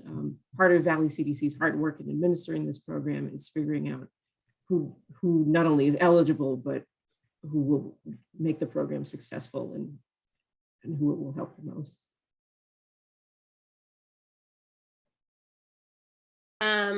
Councillor Labarge. Yes, I think this is great. And I am so pleased to see a significant amount of housing included in the CPA. We are in dire need of affordable housing in the city. And we also are in dire need of helping our homeless people to be able to have a shelter, a home, an apartment. So I just want to commend our CPA commission, because we're going in the right direction. The voices have been speaking out about affordable homes and about our shelters here in the city of Northampton. So thank you, Sarah. Thank you. Did I miss a hand? No, Councillor Maori? I didn't miss my hand. I just raised it. But Sarah, I'm just wondering, so is there a relationship to the cost of the house? Or it's just $50,000 and can they take less or more, or is there a relationship with the cost of closing costs of the house? I mean, it will depend on who are on the households and individuals who end up being selected for the program as to what they can afford and what makes sense for them. What we heard from Valley CDC is that even people on the on the upward end of the low and moderate income spectrum, approaching 100%, still have some significant concerns with being able to afford a house. And some people on the lower end of the spectrum might not be able to really make this program work for them. So it will really depend on the individual circumstances of the 4 applicants. Okay, thank you, Sarah. Councilor Barge? Yeah, Sarah, this also at the $50,000 will include the closing fees right down the line, right? All that will be included? They could be, yes. Yes? Yes, they could be. Okay, thank you. Okay, any other questions?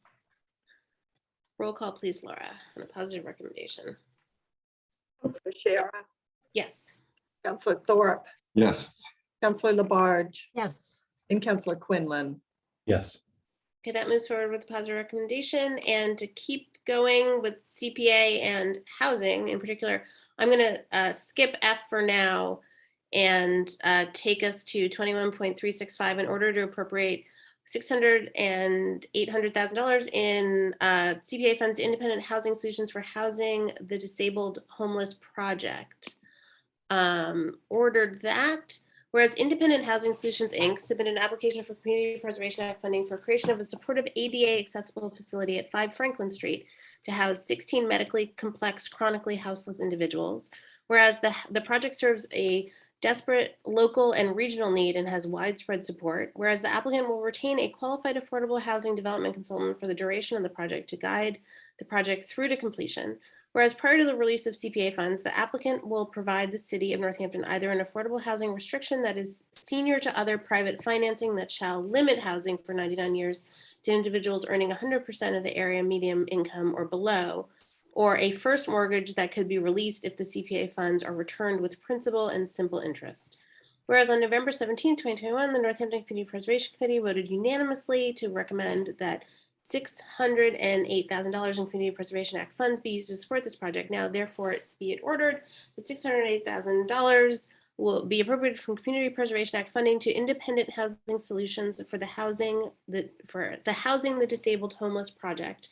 That the grantee meets the conditions contained therein, and that the final affordable housing restriction or mortgage and budget is approved by the mayor, subject to conditions that the mayor may impose.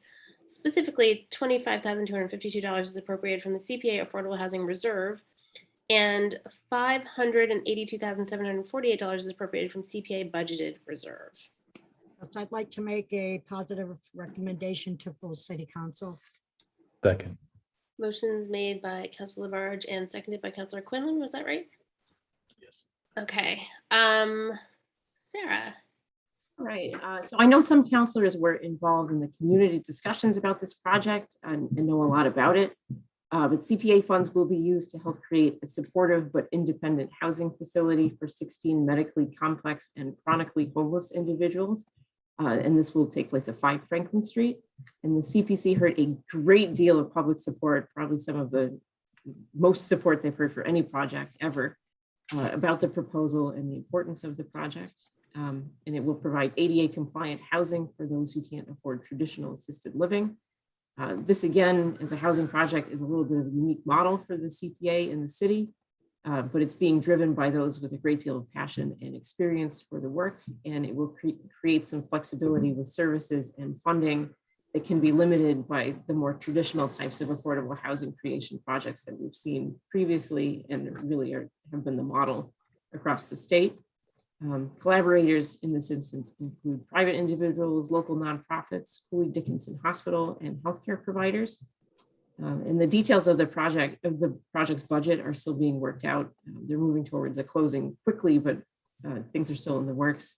So the council order provides for some flexibility for that as the project moves forward, but CPA funds are anticipated to be utilized entirely for necessary building renovations to make this possible. This is a remarkable project. Councilor Foster's done a tremendous amount of work on it. I don't know if there's anything you want to share, Councilor Foster. Sarah, you did a great job describing it, but I think just to share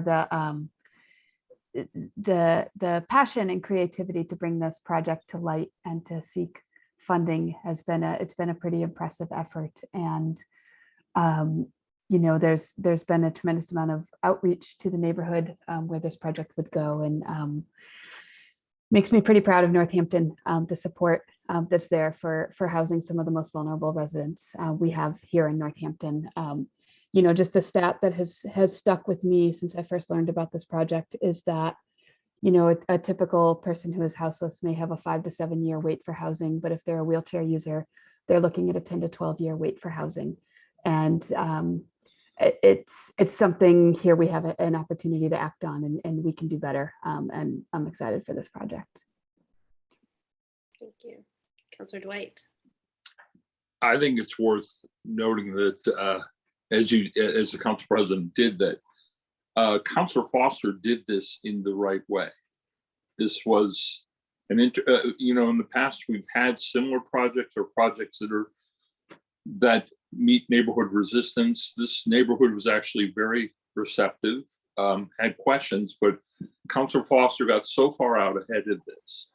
And in fact, actually attending the meeting that Sarah described was basically, it was a love fest, and that was unique. I haven't seen that in a long time. So I think kudos to Councilor Foster in demonstrating on the proper way to be a city council. And I appreciated it very much. It was an incredibly touching meeting to have been a part of. Any other questions or comments? Okay, roll call please, Laura, on a positive recommendation. Councillor Thorpe, Yes. Councillor Labarge, Yes. Councillor Quinlan, Yes. and Councillor Shara. Yes. And we are at 21.366 in order to appropriate $13,000 in CPA funds to Northampton Parks and Rec for pickleball feasibility assessment. Ordered that whereas Northampton Parks and Recreation submitted an application for Community Preservation Act funds to conduct a feasibility study of existing city-owned recreation properties for the creation of outdoor pickleball courts. Whereas the project meets high priority goals of the Sustainable Northampton Plan, Northampton Community Preservation Plan, and Open Space Recreation Multi-Use Trail Plan by creating recreational opportunities for residents of all ages and enhancing the quality of life. Whereas pickleball is one of the fastest growing sports in America, and the project has widespread community support. Whereas on November 17, 2021, the Northampton Community Preservation Committee voted unanimously to recommend that $13,000 of Community Preservation Act funds be used to support this project. Now, therefore, be it ordered that $13,000 be appropriated from Community Preservation Act funding to the pickleball feasibility assessment project, and that the grantee meets the conditions approved by the Community Preservation Committee of the Mayor and City Council. Specifically, $13,000 is appropriated from the CPA budgeted reserve. Yes, I'd like to make a motion for a positive recommendation to full city council. Second. First made by Councilor Barge, seconded by Councilor Quinlan. I can say that if you know anyone who plays pickleball, they are really passionate about pickleball. Sarah, anything you can tell us about this? So the committee heard a lot about the growing popularity of the sport of pickleball during review of the application. People really love to play it, and they love the exercise that it gives them and the sense of community that comes with it. We heard from people about how they have met people that they never would have met otherwise, and they're going out there and doing all this fun stuff, and it's a good sense of community. Opportunities to play in Northampton are limited, and Parks and Recreation will use CPA funds to hire a landscape and engineering consultant to evaluate existing city-owned sites and recommend 5 possible locations to create a 6-court pickleball facility for public use. Excellent. Councilor Maori and Councilor Labarge. Yeah, Ward 7ers are crazy about pickleball. I don't know. I'm glad to hear others seem to be into it as well. I've had several different calls from various parts of the ward, especially once the quarantining got loosened up a bit and people were going out more. But in any case, I went down to play it to be exposed to it and see what it's all about. And yeah, I get it. It's what's great about it is, you know, you can really be at lots of different levels of skill.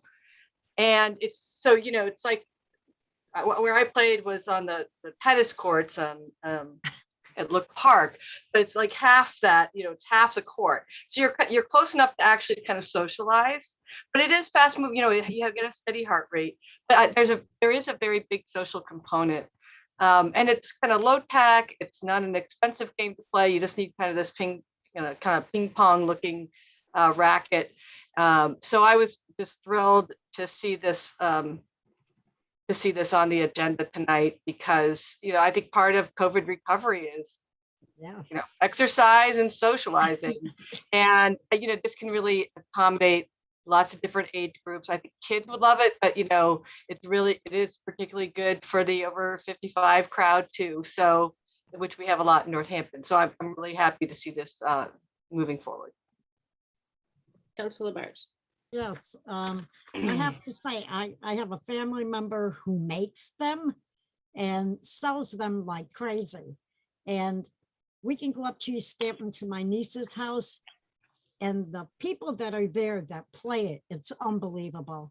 So I am so happy to hear that our rec department is going to go ahead and do a consultant and hire one to see how feasible it is, because I think our rec fields are going to be packed. Wow. Wow, it's right.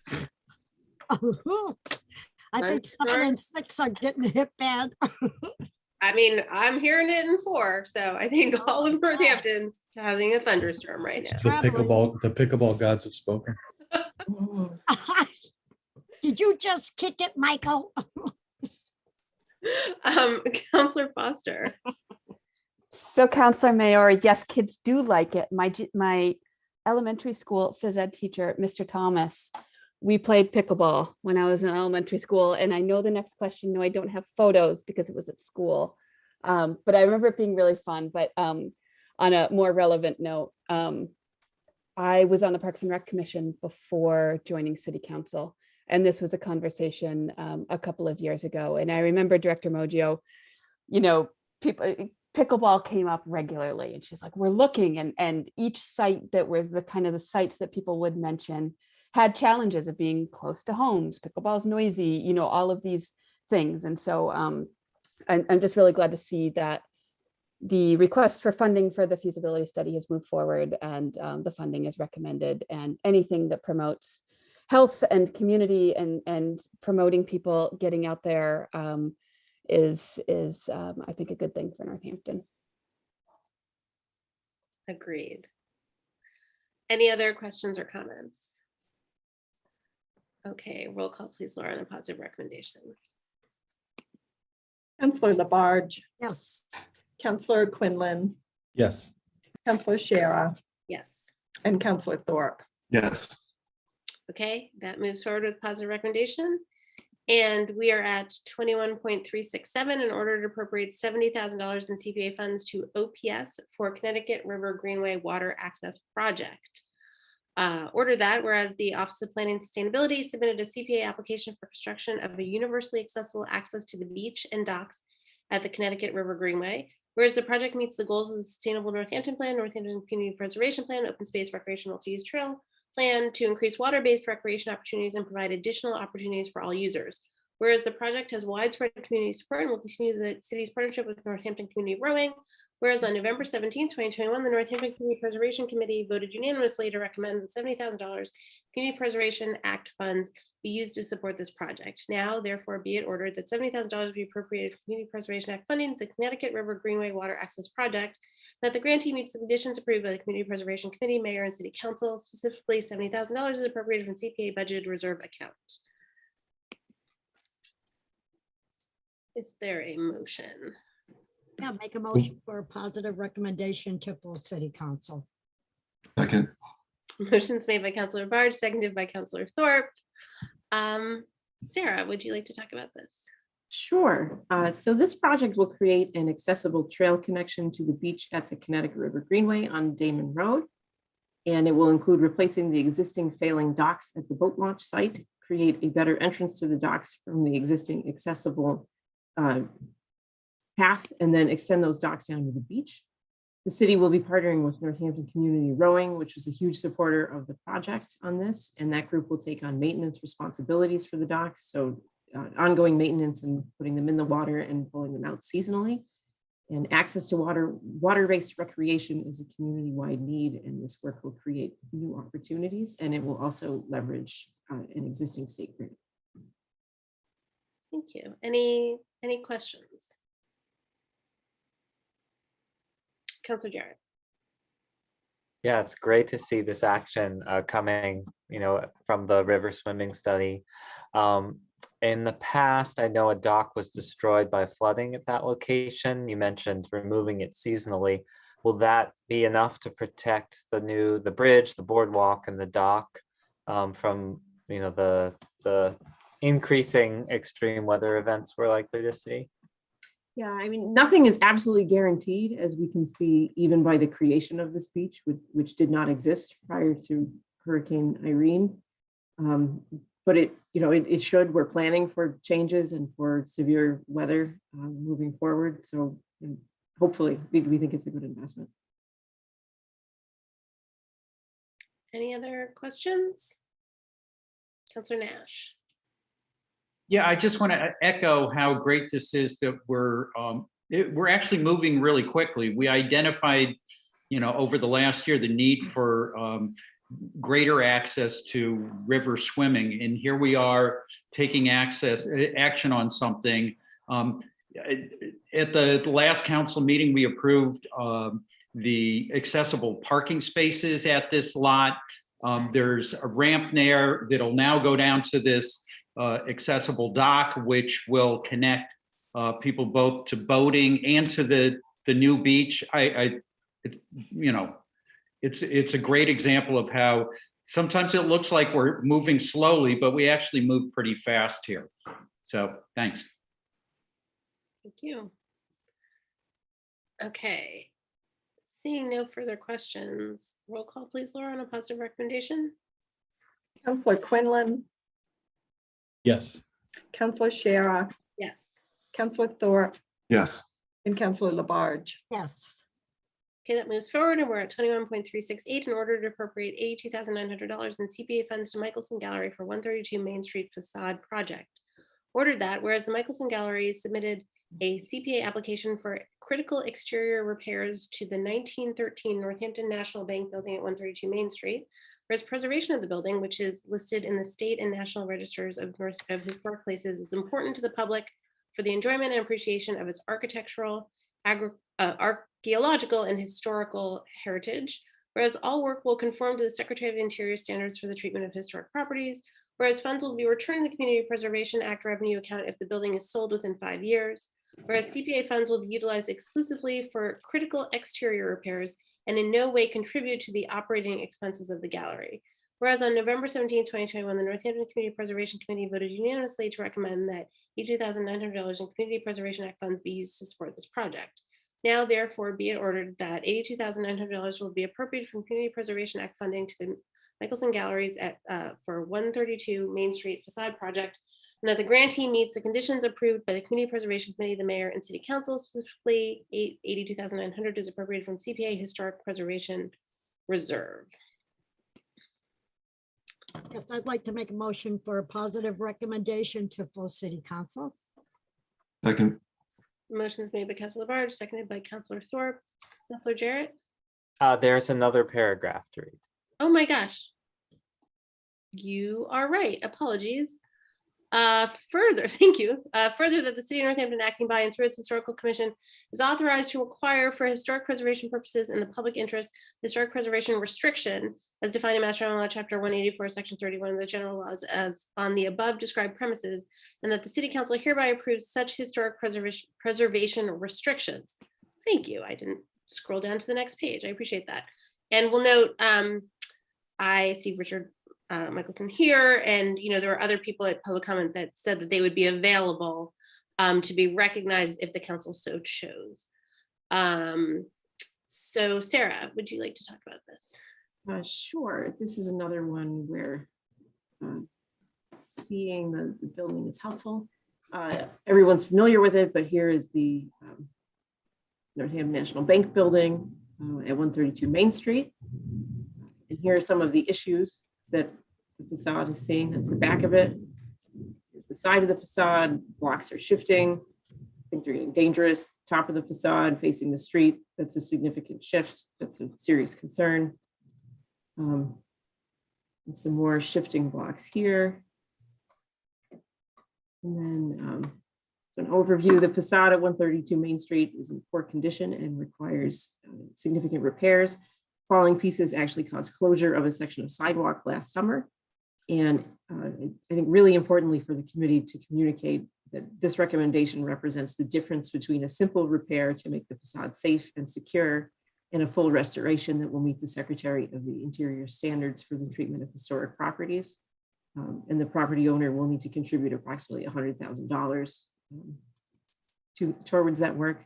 And as a condition of the award, the building will be protected through a permanent historic preservation restriction that will be held by the city that will require approval of changes that could affect the building's history. The CPA and the Historical Commission both agreed wholeheartedly that 132 Main Street, the 1913 Northampton National Bank building, which is part of the Downtown National Register District, is an incredibly important building to the downtown and history of the city. Councilors, questions or comments? Councilor Nash? Thank you, Council President. Sarah, we spoke earlier today, and I really appreciated, first of all, you shared that the CPC deliberated for quite a while on this to come to this compromise solution, which is the splitting, that using the CPA funds to pay for the difference between a historical preservation and just simply making it so it doesn't fall down. And so that to maintain the integrity of the building. And that I really appreciate the thoughtfulness there, because this is private property and we want to be careful with these funds that we're not spending them on, private property, and therefore it ends up just being somebody is acquiring value through our funding. But in this way, we're securing it through the historic preservation certification, and also that there's an incentive for other property owners who have similar types of structures in the future to seek this type of support. I think it's a really creative solution, and I support this idea that the CPC came up with. So thank you. Thank you, Councilor Nash. Other comments or questions from the council? Councilor Jarrett. Yeah, similar to Councilor Nash, I understand. I'm glad that there was the discussion around how it directly supports a private entity, but provides public benefit. And so the historic preservation restriction seems like seems great. But also I was wondering how the 5-year return of funds, if the building is sold, was arrived at. Why 5 years in particular versus another time frame, to make sure that those funds would be recaptured. Sure. So the committee discussed potentially going with a longer restriction, but settled on the 5 years because it seemed like something that we could address in a council order and an agreement with the applicant, rather than having to go into a mortgage on the property, which would be a little bit more complicated. And it was intended to reflect the applicant's desire to retain the building. He stated that he does want to stay there and didn't want to sell the building immediately. Thank you. Councilor Dwight. I need to note that there was not a similar application, but it was an application by the co-op associated with the jailhouse years ago for CPA money, and it was declined. And principally the reason it was declined, at least by the council, and it's worth noting, there was no public access to that property.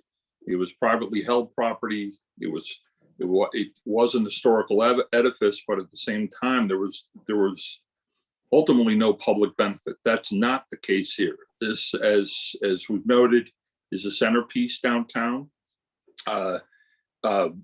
Rich Michelson has been a great steward of this property.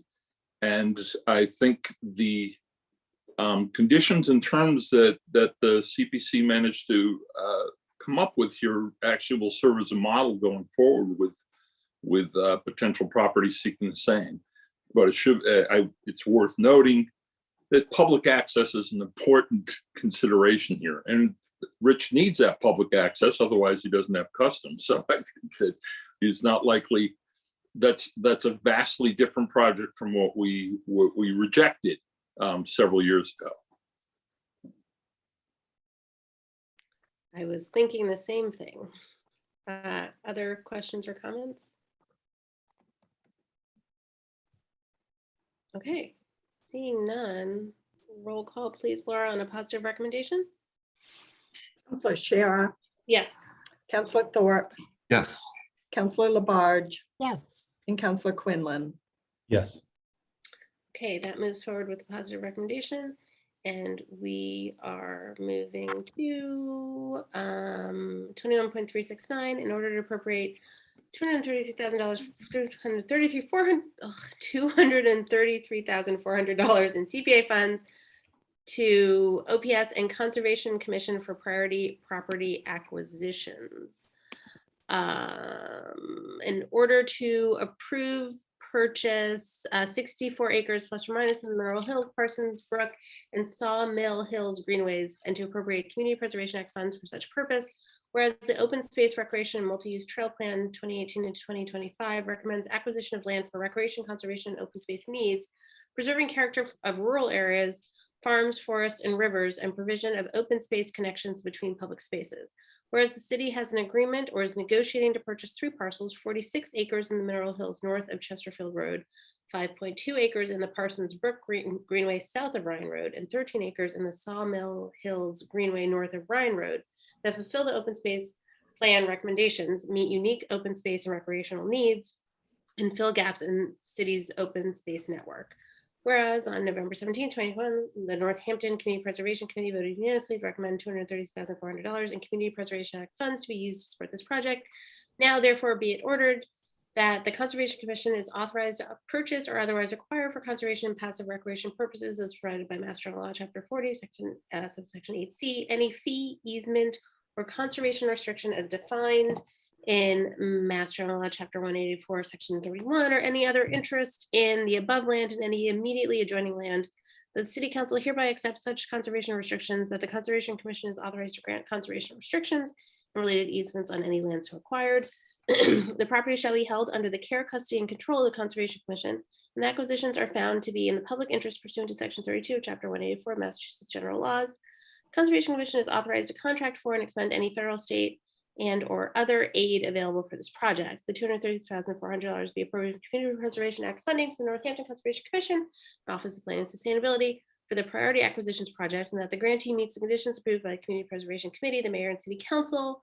Specifically, $5,099 is appropriated from the CPA budgeted reserve, and $228,301 is appropriated from the CPA Open Space Reserve. And there are some. Yes, I'd like to make a motion for a positive recommendation to full city council. Second. Motion made by Councilor Labarge, seconded by Councilor Quinlan. There were some, did everyone get a chance to look at those maps? Or Sarah, I don't know if you have them as well.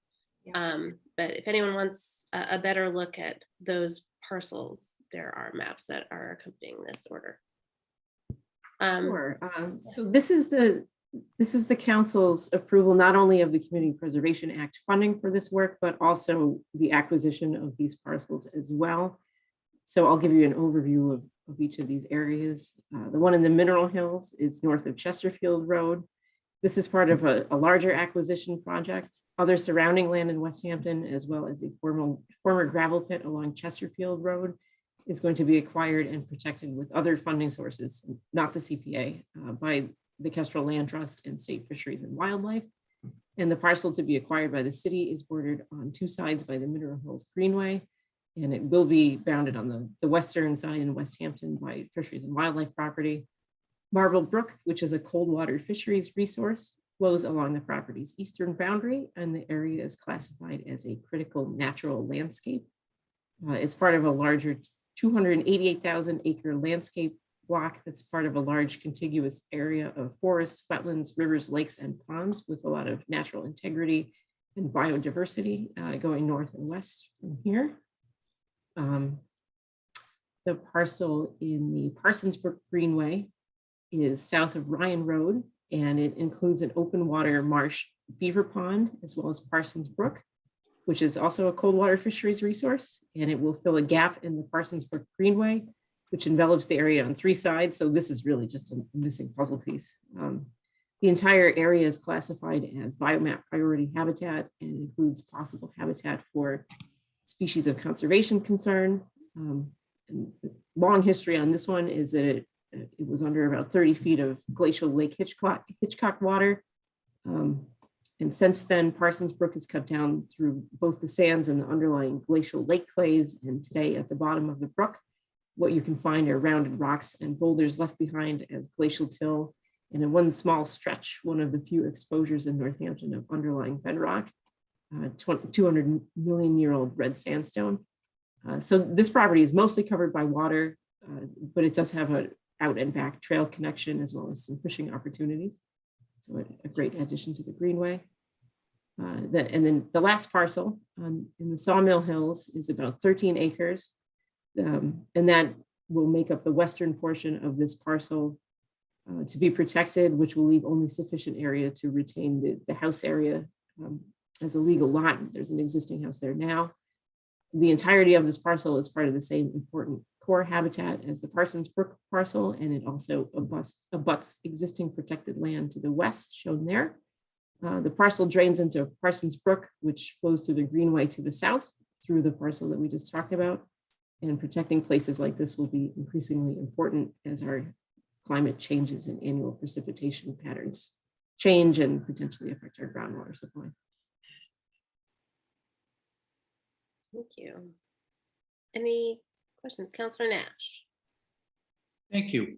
Sarah, I'm having a hard time figuring out which one of these maps represents the 46 acres. Is that 35-078? Yes, it is. So that's the one on the West Hampton town line. Okay, that's the one just south of Ryan Road. We're looking at the same thing. Or is it Burt's Pits Road? It's the first map. It's the first map that would be the 46 acres, right? I'll give you a different view.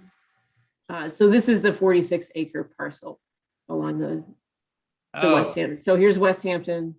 Here's the parcel that we're looking at, and here's the Greenway that surrounds it. Okay, all right.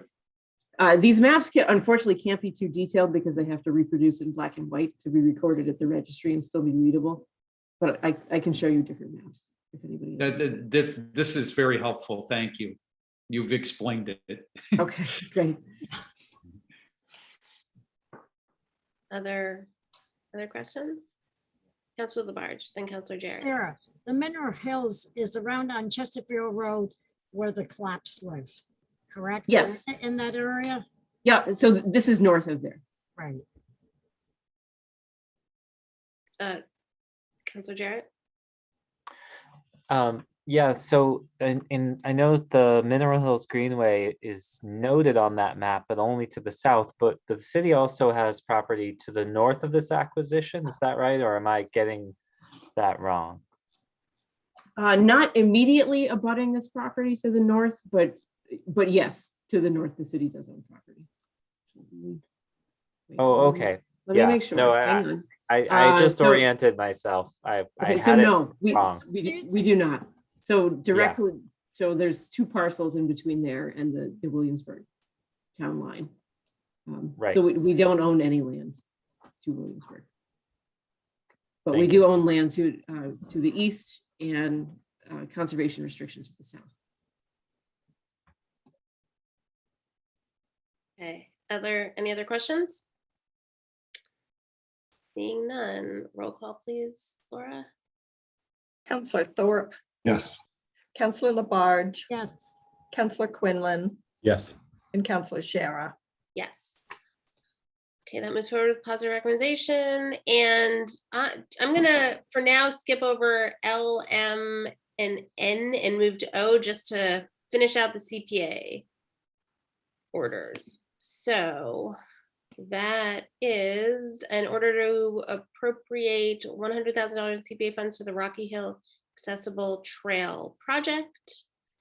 And this is ordered that whereas the Office of Planning, Sustainability and Conservation Commission submitted a small grant application for construction of a universally accessible trail network at the Pine Grove section of the Rocky Hill Greenway.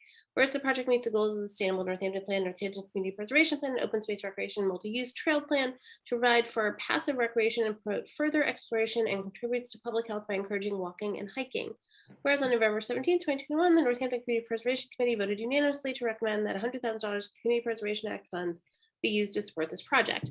Now, therefore, be it ordered that $100,000 be appropriated from Community Preservation Act funding to the Rocky Hill Accessible Trail Project, and that the grantee meets the conditions approved by the Community Preservation Committee, the Mayor, and City Council. Specifically, $100,000 is appropriated from the CPA budgeted reserve account.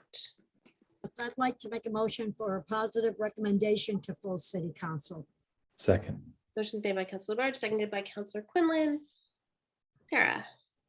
All right, so CPA funds will be used here to create an accessible soft surface loop trail at the Pine Grove section of the Rocky Hill Greenway. As council heard during public comment, there are many accessible paved resources available throughout the city surrounding the multi-use trail network, but unpaved accessible trails and open spaces have proved a lot more of a challenge to develop due to the topography of many of the city's greenways. We have a lot of rivers, we have a lot of steep slopes, and it's been tough to develop these, but the Pine Grove section of the Rocky Hill Greenway presented a unique opportunity for an unpaved loop. It's relatively flat, it's clear, and it's a location that's becoming increasingly more popular for hiking and bird watching. Councilor Labarge. Yes, Sarah, I talked with Wayne on Tuesday on the situation on the side of West Stanton Road, which was this landlocked property. Okay, it's involving two properties here with that landlock. And one of them is the Omastas also, and then further up in the hill, another resident. So I'm supporting this 100% so that the city can go ahead and purchase and open it up, you know, because you're looking at conservation land here. So we need to go ahead and get this landlocked situation settled. Thank you. Any other, Councilor Nash? We're speaking to the Rocky Hill project, correct? Yes. Yeah, Yes, we so are. I just, I again acknowledge how quickly the city's moved on this. I was in a bike and ped meeting last spring, I think it was, and Meg was at that meeting identifying the need for this, and that you know, OPS, you know, Office of Planning and Sustainability responded pretty quickly. And here we are on, you know, on the path to creating this trail. It may have already been in process in terms of plans for the acquisition, but that it's fascinating to see how quickly things have come together on so many fronts over the last year, and this being another one. So again, nice work to Sarah and Wayne and folks at the planning department. Thank you. Councilor Foster. I just want to acknowledge Meg's advocacy and bringing this up, and similar gratitude to the Planning Office of Planning and Sustainability for moving this forward. You know, there are, as mentioned in the original description, some amazing universally accessible trails around. And I know sometimes when I talk to people, they have a hard time kind of picturing what we're talking about. But if you go the Fort River Trail in Hadley, the town of Sunderland has a beautiful one along the Connecticut River. Mount Tom has one that goes about halfway around Lake Bray. There's some beautiful accessible trails. They tend to be packed gravel. This proposal is for a different surface that Planning and Sustainability is looking forward to piloting. But it really is just an important opportunity for access for all residents of Northampton. And I'm really excited about this project. Thank you. Councilor Maori. Yeah, I got this really eloquent letter from a constituent, someone who's actually just moved into town. And, she pointed out that this is an investment for everyone. Everyone can use this, able-bodied folks, anyone can use this format. And actually, what I thought was interesting about her letter was, she used to be able to walk and her walking's declined, and now she's on an off-road wheelchair, and she really wants to experience not being on a paved surface. Like, even in a wheelchair, she wants that experience of being precisely on, unpaved but accessible roads. And I hope this will be a pilot, this will be a model, and we can, we can replicate it in other parts of the city. It's very exciting. Agreed. Any other questions or comments? Okay. Roll call, please, Laura, on a positive recommendation. Counselor Labarge, Yes. Counselor Quinlan, Yes. Counselor Shara, Yes. and Counselor Thorpe. Yes. Okay, that moves forward with a positive recommendation, and let's wait. Council President, could we Yes. have a 5-minute recess? Yes, can I ask a quick question first? Sure. Sarah, do you have anything else on the agenda other than these CPA? The last one that I have is the order of taking. Okay, Is a what? the order of taking. Okay.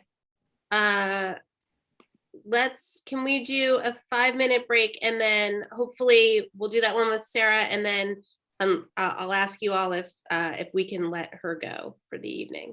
Does that sound okay? Yes. Okay, so 5 minutes, we'll come back, around 9:23, let's say. Sound good? Okay, Thank you. you're welcome.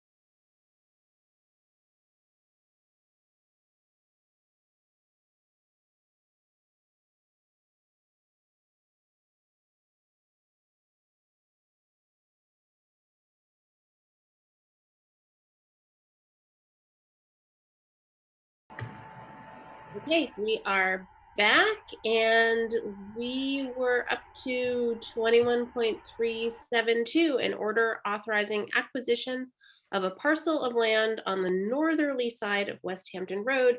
This is upon the recommendation of Mayor David J. Narcoitz, Office of Planning and Sustainability, and the Conservation Commission.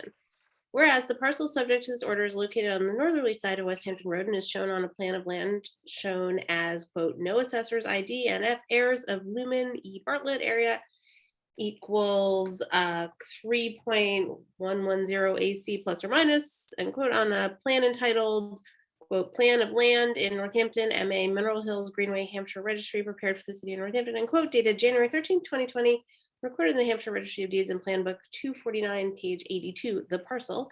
And whereas the parcel is a landlocked parcel that's contiguous on both its east side and its west side with conservation and recreation land owned by the city and known as the Mineral Hills Greenway, whereas the property is owned by all of the heirs of Lumen E. Bartlett, who died in 1925, and no heir is currently managing the property, paying taxes, or otherwise claiming the property. And whereas this parcel is an in-holding abutting conservation land on two sides and blocking the ability for conservation and public management between two disconnected units of the Mineral Hills Greenway. Now, therefore, be it ordered that the city council hereby authorizes the acquisition of purchase, gift, eminent domain, or otherwise of the parcel believed to be owned by the heirs of Lumen E. Bartlett. And all that information that I just read before, to be held in the care and custody of the Northampton Conservation Commission for the purposes of conservation, recreation, open space, subject to the provisions of Article 97 of the Massachusetts Constitution. As damages for the taking, the city council hereby awards $2,500. Motion? A positive recommendation to the full city council. Second it. Motion is made by Councilor Quinlan, seconded by Councilor Labarge. All right, Sarah?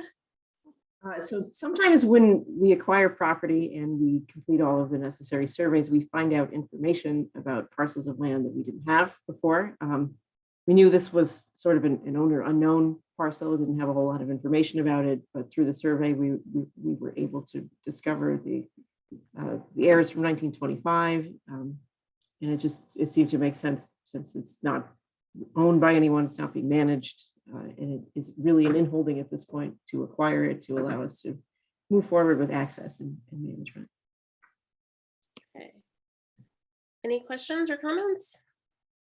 Councilor Thorpe? Thank you, Sarah. Sarah, just a quick question. Was there any outreach done to try to locate any of the heirs? In this instance, no, because we really just don't have that information. So what we do in a case like that is assign an amount for damages, in this case $2,500, put it in an escrow account where it sits in case anyone ever does come forward. It's never happened, and we don't anticipate that it would happen in this case. But that's what that $2,500 is allocated to. Okay, thank you. Any other questions? Okay, seeing none, roll call please, Laura. Councillor Quinlan, Yes. Councillor Shara, Yes. Councillor Thorpe, Yes. and Councillor Labarge. Okay, that moves forward with positive recommendation. So since that was Sarah's last item, I just want to take the temperature of the council. Do we feel comfortable that Sarah could leave? And then she's not needed when it goes back to the full council? Yes, Councillor Quinlan. Just before Sarah goes, I'm fine with that. I just wanted to ask if there was anything that was so pressing that there should be a considered for a second reading tonight. No, and not any of the CPA orders or the two acquisitions. These can wait until the second reading in December. Thank you. Okay, I'm sensing that you can go home, Sarah. Thank you. Thanks very much. Thanks. Thank you, Sarah. Okay, so that was L. Let's do MN and then we'll go back up to F. M is an order to appropriate free cash and enterprise fund retained earnings to various capital projects.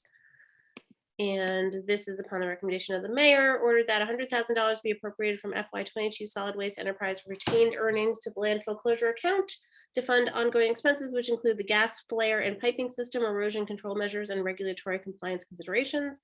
$175,000 be appropriated from FY22 stormwater enterprise retained earnings to the drain replacement account in order to fund ongoing efforts related to controlling roadway flooding. $965,000 be appropriated from FY22 water enterprise retained earnings to the water line replacement account to fund DEP mandated repairs to the clear well at the water treatment plant. $815,000 be appropriated from FY22 sewer enterprise retained earnings to the wastewater treatment plant improvements account to fund the design for phase 2 of the wastewater treatment plant upgrades. $70,000 be appropriated from FY22 general fund undesignated fund balance. Free cash to the highway gasoline diesel account to cover the increased cost of fuel. There a motion? Move a positive recommendation to the full city council. Second it. Motion made by Councilor Quinlan, seconded by Councilor Labarge. I see Mayor Narcoitz is here. I also see Director LaScalli is here. Who would like to speak about this? I'll defer to Director LaScalli. Only just to preface it by, this is something we frequently do each fiscal year, particularly when the when the enterprise funds, their version of what free cash is, which is the their retained earning funds get certified. We often will see transfers to move them into out of that fund into some ongoing active projects. But I'll let the director speak to these specific things. Okay, thank you, Mayor. Good evening, councilors. So I can just run through each one of these items and say a few words about each one by way of explanation. So the capped landfill has ongoing maintenance needs, which are written in the order. So this just allows us to engage in timely contract execution if we have any issues at the landfill. Moving on to the stormwater enterprise, most often our drain repairs are done in conjunction with roadway projects, but we do often have discrete projects, many of which actually have to be done on an emergency basis. Recent example is up on Route 66 by the jail. We actually had a section of Route 66 being undermined by a failing drain pipe. So that was something we had to jump on immediately. Those are the sorts of things we do chase around the city, really on a year-round basis. Moving to water, the Clearwell is a 4 million gallon storage tank at the water treatment plant. So the water is treated in the plant and then it flows to this tank prior to flowing through the transmission mains for distribution to the entire city system. So we actually have the tank internally inspected by divers every 3 years. And then DEP comes through the city and inspects our entire system every 5 years. It's called the sanitary survey. As part of that sanitary survey, they review all of our inspection records. And what we have found is, the plant is now sort of moving on to 20 years old, and we have hairline cracks on the tops and sides of the Clearwell structure. It's a concrete encased structure. So this is a perfectly normal occurrence that happens after something's been in service for 2 decades. So this is just sort of required maintenance that we need to do to address these cracks before they become more significant. So the entire structure needs to be power washed with a sealant applied to the tops and sides of it. And that is something that DEP is requiring that we do. Next is the SOAR enterprise. So we are proceeding with phase 1 of the upgrades to the wastewater treatment plant, and that's an $11 million project. So what we would like to do is fund the design for phase 2, which we anticipate to be about an $18 million project. That's going to address sludge and dewatering processes, clarifier mechanisms, as well as the installation of control and monitoring equipment so we can actually watch our equipment remotely. We do that on the water side right now. We have no capability to do it on the wastewater side. So what we would like to do is, while we are still in process with building phase 1, we want to design phase 2 so that we are ready to build it as soon as the design is complete, so we can sort of keep our foot on the accelerator at the wastewater plant. And finally, in the gas and diesel line, when we built the budget last spring, gas prices were much lower than they are now. Diesel prices were much lower than they are now. We're seeing about $1 a gallon differential between last, let's say, April and May and now. So just by way of example, we were paying $1.82 a gallon for gas in April. And we most recently are paying $2.77 a gallon. We buy off the Massachusetts state contract. Many municipalities buy off of this. And it's just sort of what the market's doing right now. So this money will supplement the budget. Happy to take questions if there are any. Thank you. Any questions for Director LaScalia? I'm not seeing any. Okay. Seeing none, roll call, please, Laura, on a positive recommendation. Councillor Shara, Yes. Councillor Thorpe, Yes. Councillor Labarge, Yes. and Councillor Quinlan. Yes. Okay, that moves forward with positive recommendation. Thank you, Director. And we are at 21.374, which just flipped off my screen. Hold on a sec. 21.374 in order to accept $21.7 million in American Rescue Plan Act funds. This is upon the recommendation of Mayor Narcoitz and Mayor-elect Shara. Whereas on March 11, 2021, President Biden signed the American Rescue Plan Act of 2021, which will provide $350 billion in emergency funding to state, local, territorial, and tribal governments around the country to respond to and recover from the COVID-19 crisis.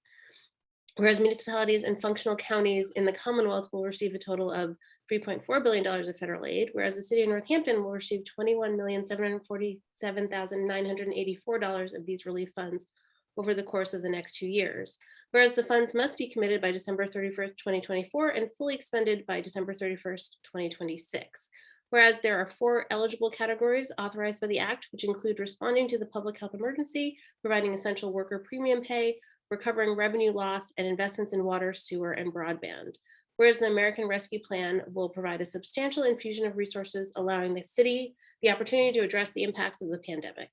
Now, therefore, be it ordered that the City Council accepts the Federal American Rescue Plan, ARPA funds, to the City of Northampton in the amount of $21,747,984 and $100. 84, sorry, it's written out, it's hard to read. $984. Said funds will be expended in accordance with the Coronavirus State and Local Fiscal Recovery Fund, CSLRF, authorized purposes, including recovering municipal revenue loss, and are accepted in accordance with Mass General Law, Chapter 44, Section 53A. Yep, I'd like to make a full recommendation to City Council. Second. Motion made by Councilor Labarge, seconded by Councilor Thorpe. So this was the order that Mayor Narcoitz was talking about when he made that presentation. Is there any questions? Councilor Jarrett. Just to clarify, we're accepting the money, but then there will be future orders where we approve how it is spent. So this is what we're trying to sort out. This is an order that the auditor has asked us to do to basically accept the funds. Yeah, are you hearing an echo? Yes, terrible. That's the delay in Councilor Jarrett's hearing. Is his speaker is feeding back to you. That's what's happening. Oh, weird. Okay. That's it. Sorry about that. Yeah, so this is essentially we're just accepting the grant, and I'm not really sure what the mechanics of how moving forward those grant awards will be made. But we were advised that we should accept the grant funds, and just so they have some kind of a paper trail that the city actually accepted it. Not that I don't think anyone in America is going to turn down the grant. So that's what we know at this point. And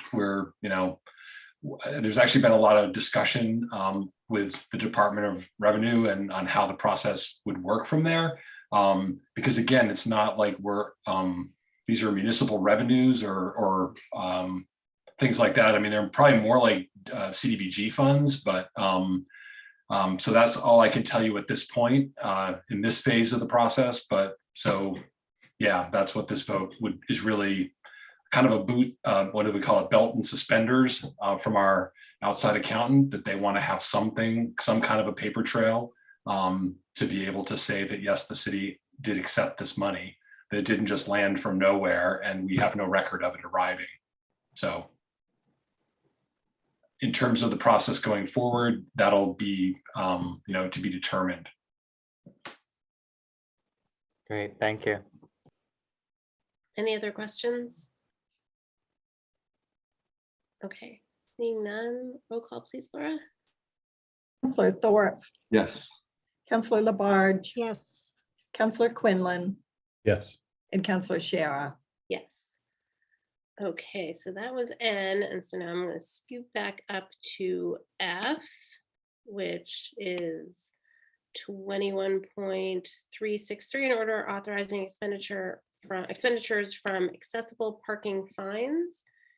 And this is upon the recommendation of Mayor David J. Narcoitz. Whereas the City Council has accepted the provisions of Mass General Law, Chapter 40, Section 8J, creating the Disability Commission, and the city allocates all funds received from fines assessed for violations of accessible parking to the Disability Commission in accordance with Mass General Law, Chapter 40, Section 22G. Whereas the Disabilities Commission recommends expending those funds for sign language and lip reading interpretive services and other communication services to make public meetings and public records accessible for people with disabilities, and to implement the ADA self-assessment and transition plan. Order that the City Council authorizes those requested expenditures to be managed by the Office of Planning and Sustainability under the direction of the Disabilities Commission. I would move a positive recommendation to the full city council, please. Second. Motion's made by Councillor Quinlan, seconded by Councillor Labarge. I see that Keith Benoit has joined us. Good evening, Keith. Would you like to speak to this? Yeah, thank you for taking this up and for taking the request for a second reading. This is kind of following the recommendations of the ADA transition plan. Part of that is just to make city government, city services accessible to everyone, whether it's a physical disability or hearing impairment or a visual impairment. And I have, as ADA coordinator, I have not received any requests, but we do have a member of the Disability Commission who has asked for a translation service. Sometimes the transcripts are not good enough, but it's the reading of lips that is needed for this individual. So this funding will identify if anyone asks in the future in any city meeting for translation services. So I think it's a win, and we'll be at least we'll be using it to next meeting if it goes through. So okay. To hire a translator. Okay. Okay, Councillor Jarrett, then Councillor Quinlan. This seems like a really great purpose. I was wondering what the amount of the funds are, or is this just going to be on an ongoing basis as we receive them? Yeah, my understanding is it'll accrue, but I think Charlene can probably speak more to the mechanics of how that works. But the idea is that we would not need to, I believe, to come here every year to get these funds, that these would be available for these services. And is there an estimate over the period, on how much historically have we received? I can't speak to that. Mayor Narcoitz, do you know? I see the finance director. Charlene may be able to give you the number, but the key piece here is that in the actual act that we accepted a few years ago, basically the act says that when you vote to set up this, the violation process, that it basically specifies that these funds are made available to the Disability Commission to spend. It's sort of, they're directly cited in the Mass General Law. So it basically takes these funds and puts them for reserve for the Disability Commission, that for its use. And in the past, they've used it for they did some menus and some project regarding menus and restaurants. They've done some benches, accessible benches. They actually help do some of the funding for the City Hall campus improvements that we match with grants. And for whatever reason, Wayne had been reviewing whether or not there was a proper order. And I think he was initially looking to see whether there was a revolving fund for this that had been set up when he tried to access it, like all the other revolving funds we have, and there wasn't. And it turns out that the state law, this is exempt from the whole revolving fund, but I guess there was a concern that we needed to take this vote just to sort of acknowledge and set up this process that did designate the Disability Commission. So I think that's what's happening here. But it's not like a traditional gift fund where, or a revolving fund for that matter, because the law basically says that when you accept this, that you accept that you're going to basically earmark funds collected for violations for accessible parking tickets to go into this fund for use by the Disability Commission. That's my best explanation. Great, thanks for that. In terms of the dollar amounts, Finance Director Nardi could maybe tell you what that is in terms of as a revenue. I don't know how much we do collect from into that fund, but she may know. Sorry, I don't know, and I'm trying to get in to look, but I will get back to you on that number. I don't have it right now. Thank you. Thank you. Councilor Labarge? Yes. Mayor, if I can recall, which I had talked with Keith Benoit about it. And in regards to, which I did show Councilor Nash and Gina Louie and our council president about a week and a half ago of a problem with the language that was on the previous way that the funding was being handled to, which was the ADA coordinator at the senior center at that time, way back. There's a little history here, Mayor, and I know for a fact you'll verify that, which I did tell Keith about that, was when we heard so much from the commission of not having any money. We hardly had very, very much money to do the things that we wanted to do. So at that time, from Ward 7, Councilor Eugene Tacey was invited to come to the commission to hear about the problems they were having of trying to get funds. We made an appointment with our mayor, Mayor Narkowitz, sat down with him about the problems, Mayor, if you can recall, of not having any funding. And the mayor highly suggested a way, and we worked with the finance director at that time to help us, if you recall that, Mayor, in regards of what we were going to set up. And there were things involved, and Keith, you have that copy, which was for the library for the deaf. There was plenty of things set up the way it was for that funding to take place on handicap parking. And it was amazing how much money at that point we had $500 to play with. How many, after so many years, we went 15,000, 20,000. And I think right now we have like what, Keith, 30 something thousand in there. So is that right, Keith? I think you're muted. Oh, sorry, Keith. Yeah. I think we're up to what, 32,000 or something? I believe that is the amount, yes. Yeah. It's about 36,000. It's 36. Thank you, Charlene. So it's amazing that how we can use this money now.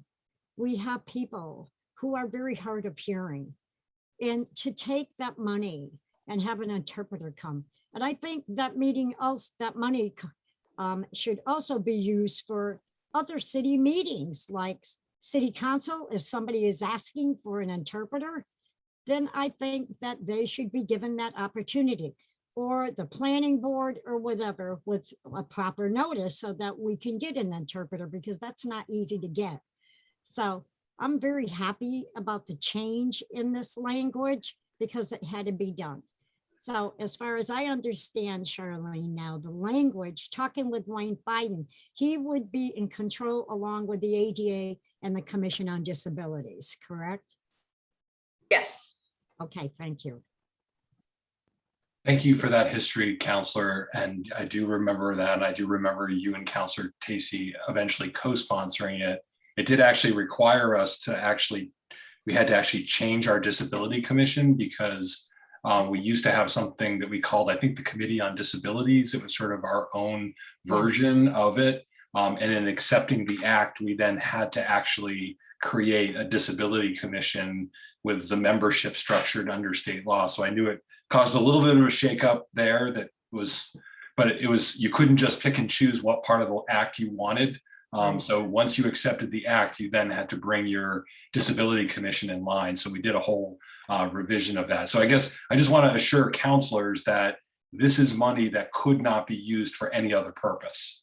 So, and it's basically the law designates the disability commission to be the arbiters of how this funding, and again, that's their role in the community, is to work with the ADA coordinator to identify ADA needs in the city. So it kind of ties together that way. So so that's really, we're trying to make sure that we have the proper order in place, because we couldn't find one related to this. So I think this is, again, another thing we're just trying to be mindful of, so that Keith can start to access interpretive services with those funds. And with your help, Mayor, we were able to go ahead and have Dan Chuzo at that time help us, because we did have a couple of residents who were totally blind. So we were able to go out and do Braille menus. We had some restaurants in Northampton who agreed to support that. And that was opening the doors for people who were going to Applebee's and Hadley and that. They were so happy that the mayor helped us along to make it happen. So thank you, Mayor. Thank you, Counselor. Okay, any other questions or comments on this? Seeing none, roll call, please, Laura. Counselor Labarge, Yes. Counselor Quinlan, Yes.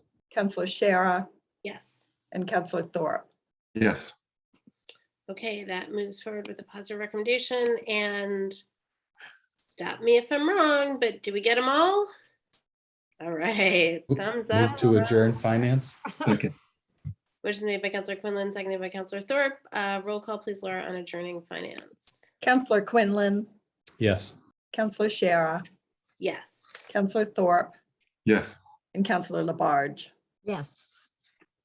Okay, we are adjourned out of finance, and we are back in the full council. Let's see if we can do these financial orders and get them done. Laura has noted that A through J are CPA ones. Is that what you're going to say, Counselor Nash? Counselor Jarrett? Counselor Jarrett, were you going to say something? I would move that we move these as a group, with the exception of item H, which I believe Counselor Foster is recused from, and any others that anyone would like to take out. I would be happy to modify my motion, but this would be for A through O minus H. A through O minus H as a group. Is there a second? Second. Motion's made by Counselor Jarrett, seconded by Counselor Quinlan. To move those as a group, A through O minus H. Any discussion on this group? Just to note, we will have to take up L again because 2 readings are requested. but this is for the first reading. Right. A through O minus H plus L. Got it. Chemistry. If there's no further discussion, roll call, please, Laura. Counselor Dwight, Yes. Counselor Foster, Yes. Counselor Jarrett, Yes. Counselor Labarge, Yes. Counselor Maori, Yes. Counselor Nash, Yes. Counselor Quinlan, Yes. Counselor Shara, Yes. and Counselor Thorpe. Yes. Move to suspend rules for item L, please. Second. Motion's made by Counselor Dwight, seconded by Counselor Thorpe to suspend rules. Any discussion on suspension of rules? Seeing none, roll call, please, Laura. Counselor Foster, Yes. Counselor Jarrett, Yes. Counselor Labarge, Yes. Counselor Maori, Yes. Counselor Nash, Yes. Counselor Quinlan, Yes. Counselor Shara, Yes. Counselor Thorpe, Yes. and Counselor Dwight. Yes. Move second reading of item L, please. Second. Motion's made by Counselor Dwight, seconded by Counselor Maori. Any discussion on second reading on L? Seeing none, roll call, please, Laura. Counselor Jarrett, Yes. Counselor Labarge, Yes. Counselor Maori, Yes. Counselor Nash, Yes. Counselor Quinlan, Yes. Counselor Shara, Yes. Counselor Thorpe, Yes. Counselor Dwight, Yes. and Counselor Foster. Yes. Okay, that passes in two readings, which brings us to H 21.337, order to appropriate $70,000 in CPA funds to OPS for Connecticut River Greenway Water Access Project. Counselor Foster. Very briefly, I need to recuse myself from this discussion as the executive director of All Out Adventures. We have a financial interest in the Connecticut River Greenway Park. Move approval, please. Second. Motion's made by Counselor Dwight, seconded, I think, by Counselor Labarge. Any discussion? Seeing none, roll call, please, Laura. Counselor Labarge, Yes. Counselor Maori, Yes. Counselor Nash, Yes. Counselor Quinlan, Yes. Counselor Shara, Yes. Counselor Thorpe, Yes. Counselor Dwight, Yes. and Counselor Jarrett. Yes. Okay, that passes in first reading. And we made quick work of those financial orders. So that brings us to 14, which actually means it's going to bring us back up to whatever number is presentations 9. So this brings us to the City Council Rules Select Committee final report. We have the members of the select committee, both we have the council members, and I see at least one of the resident members here. Take it away, Chair of the Select Committee. Well, good evening, everyone. I think this long meeting might actually speak to some of our recommendations nicely. So I just, the select, I'm just going to do some broad strokes since we have the only resident member who couldn't be here was Ezekiel Baskin, but we do have our vice chair. So I'll let the committee also chime in. But the broad strokes are that the select committee is basically Councilor Dwight's parting gift to us all. Thank you for that. It's important kind of response to changes that happened rapidly during the pandemic and in our last term. And I've actually been thrilled to chair this committee. A hearty thank you to my fellow committee members. They've had thoughtful insights. Everyone's brought something, Vice Chair Simon has, oodles of experience and perspective. Ezekiel brought lots of great perspective as someone who kind of participates from the outside of these meetings. And also Laura, of course, always there with us. So it's been a pleasure and an honor to work with each one of you. And I also appreciate the input that counselors who visit us gave. It was very impactful. And also thanks to the counselor-elects out there who are joining us tonight. So, you know, we had about 10 meetings, 20 hours of discussion. And what we were really looking at and what we were kind of drawn to is how to, since there's uncertainty about what the new normal is going to look like. How do we plan in uncertain times, and how do we make more concise meetings that are accessible? So we want to keep. We were very proud of the tradition that Northampton has of allowing public comment, even though it's not required. But we also want to balance that with the idea that, you know, council meetings are really a business meeting, and we need to get through our business. And if we don't in a kind of expedient way, we're actually hurting equity in another way. I'm sure other councilors have heard complaints from residents who had been late and they weren't able to, you know, to follow that. So those were kinds of we dealt with a lot of different issues, and there's some we can get to, but those were the broad ones we were looking at. So kind of in service to efficient and accessible meetings, but you know, because of the ease and inclusivity that remote meetings kind of brought, you know, we had this unprecedented participation in our meetings over the last term. So we want to retain the remote option, and we might have to, and we don't really know where that's going, but we want to set some reasonable limits. So then we resisted recommending any rule changes that may result in council having to regularly suspend the rules. It's kind of a sign that the rule isn't working as it's intended. So that's why, for example, we didn't recommend setting an end date for meetings. We thought that would be one that would have to be suspended often. And we recommended a public comment of 90 minutes instead of an hour, because it gets tricky if we have to suspend the rules around comment. That can be tricky. Let me just see where I am. So yes, and so we also wanted to make sure that counselors, as permitted by state law, could also, you know, which goes to at least April at this point, could also participate remotely as well. So we recommend changing the limitation on that and adding, you know, family and childcare, family care and childcare to reasons why counselors can also participate remotely. We talked in depth about the current practice of the finance committee, as we just witnessed, being housed within the full council meeting, and how beyond that it lengthens meetings. It does not provide the public with the optimum level of participation that's found in other subcommittees.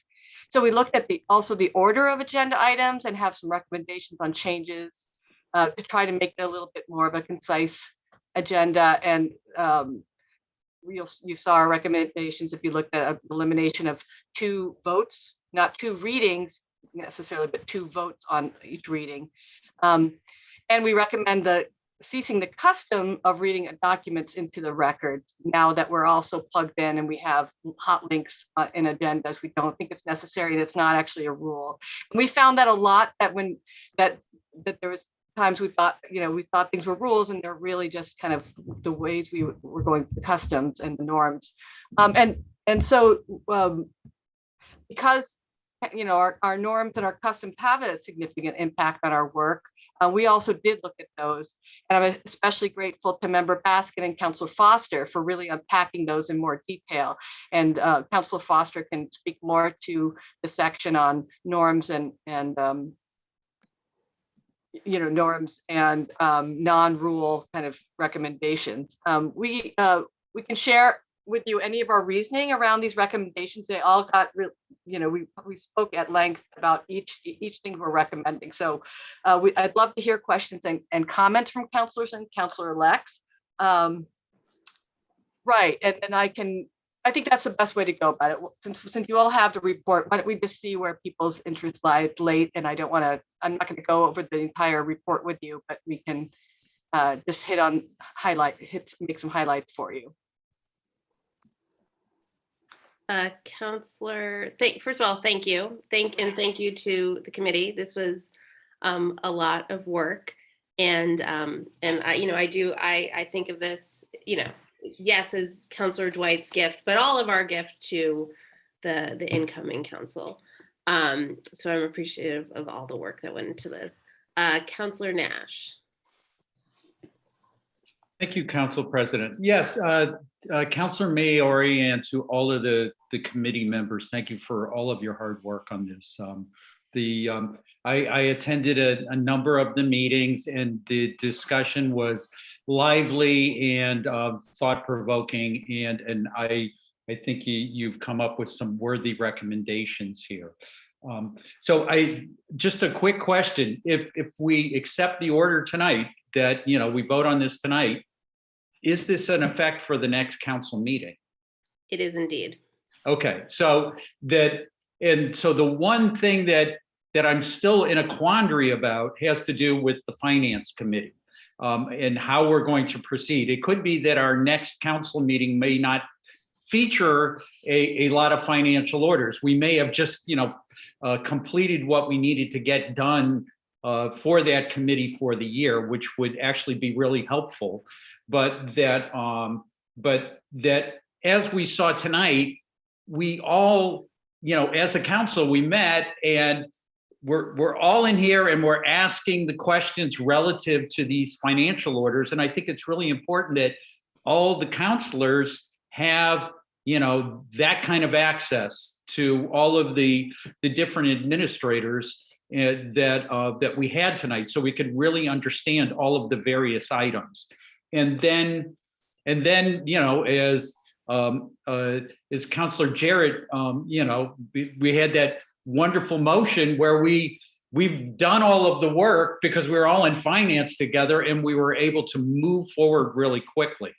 And that, and at the same time, I want to fully acknowledge that right now we don't have room for public comment, and that's a big loss around all of these many of these items tonight. In fact, people who spoke in public comment were speaking to stuff that was on finance. So I'm not sure. I agree with the recommendation of the concept of meeting differently, but I also I just want to acknowledge the possible loss in efficiency, and also the possible disconnect possibly for counselors who aren't on finance.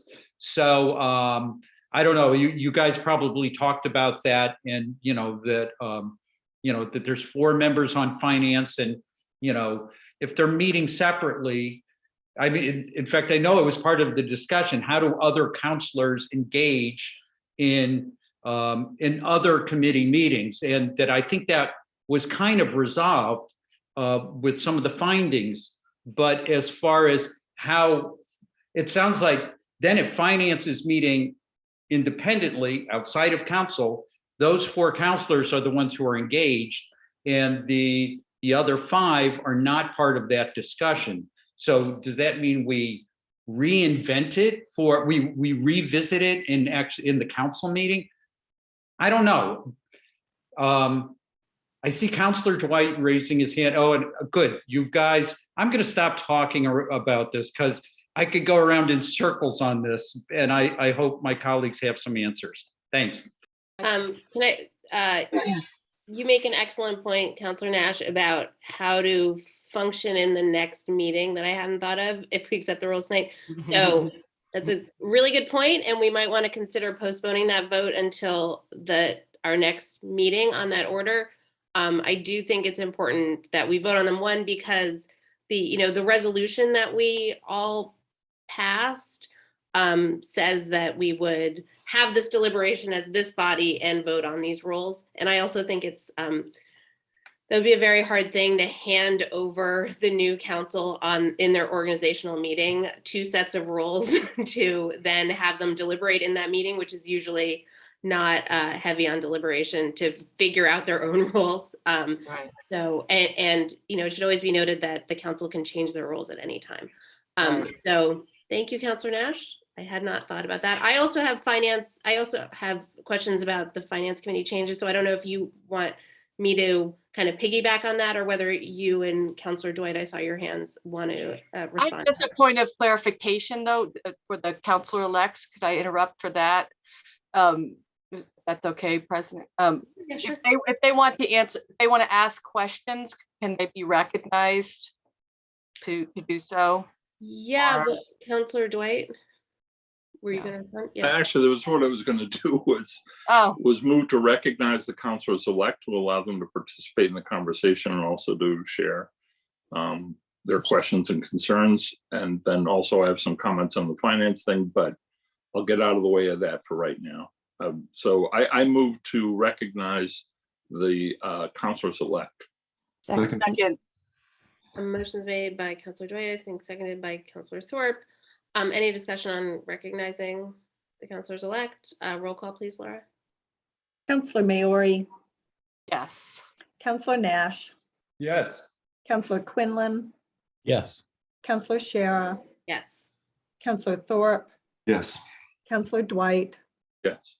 Counselor Foster, Yes. Counselor Jarrett, Yes. and Counselor Labarge. Counselor Labarge. What's going on? Counselor Labarge. There you Yes, yes, yes. Okay. The counselors elect, feel free to pop your cameras on if you'd like, and you can wave your hand, which is what we do at the council, or you can also just raise your Zoom hand. It's whatever your preference is if you have any questions. Okay, Counselor Foster. Oh, I'm jumping the line. I think both Counselor Maori and Counselor Dwight wanted to respond to Counselor Nash's questions, and I couldn't help myself. So I personally recognize, as I've taken calling it Counselor Foster's epiphany, and I would be glad if she would share that with you. okay, I'll see if I can recreate the epiphany, which I do have to note happened right after my son, for some reason, he was in the bathtub in the next room during this meeting, and like there was blue water. I don't remember why, but I had just reassured him like something was coming off and he was fine. And then I came back in to think about finance. So I always associate it with blue bathtub water, but the finance committee is why we're here, why we're talking. And Counselor Nash, I wrestled with this question quite a bit, because as a council member who's not on the finance committee, I find tremendous value in the work of the finance committee and in being part of these discussions. Just as tonight during this meeting, I jumped in during finance committee, to discuss financial orders, ask questions, give opinions. So the intent with the change was that financial orders would be introduced actually to the full council as they are now. But then the council would either refer an order to the consent agenda at the next meeting, or would refer something to finance committee for further deliberation. So if a financial order is introduced, we would have the same access to department heads, to the mayor, to Director Nardi, to introduce these to the full council. And then, many financial orders we acknowledge are relatively routine once we've had our questions answered, and those would go to the next meeting's consent agenda. But things that needed a deeper dive would then have the option of being referred to a finance committee. So it's not an expectation that finance committee would be meeting separately all of the time. But if there are orders that need further consideration, opportunity for public input, then there's a mechanism for having that. Does that make sense? Well, if I may, so in terms of tonight, there were a bunch of people who were interested in the items that were part of the finance agenda, and that so how would they engage? So those items were introduced to council tonight, and so if people wanted to speak to those items, they would then be referred to an independent finance committee meeting. That would be sort of the purview of the council. Thinking about I'm thinking about like orders that I'm thinking would have likely been referred to an independent council committee on finance might be the a couple months ago, there was the financial order for the renovations to the Academy Music restrooms, which just needed a little bit, there were additional questions, something like that.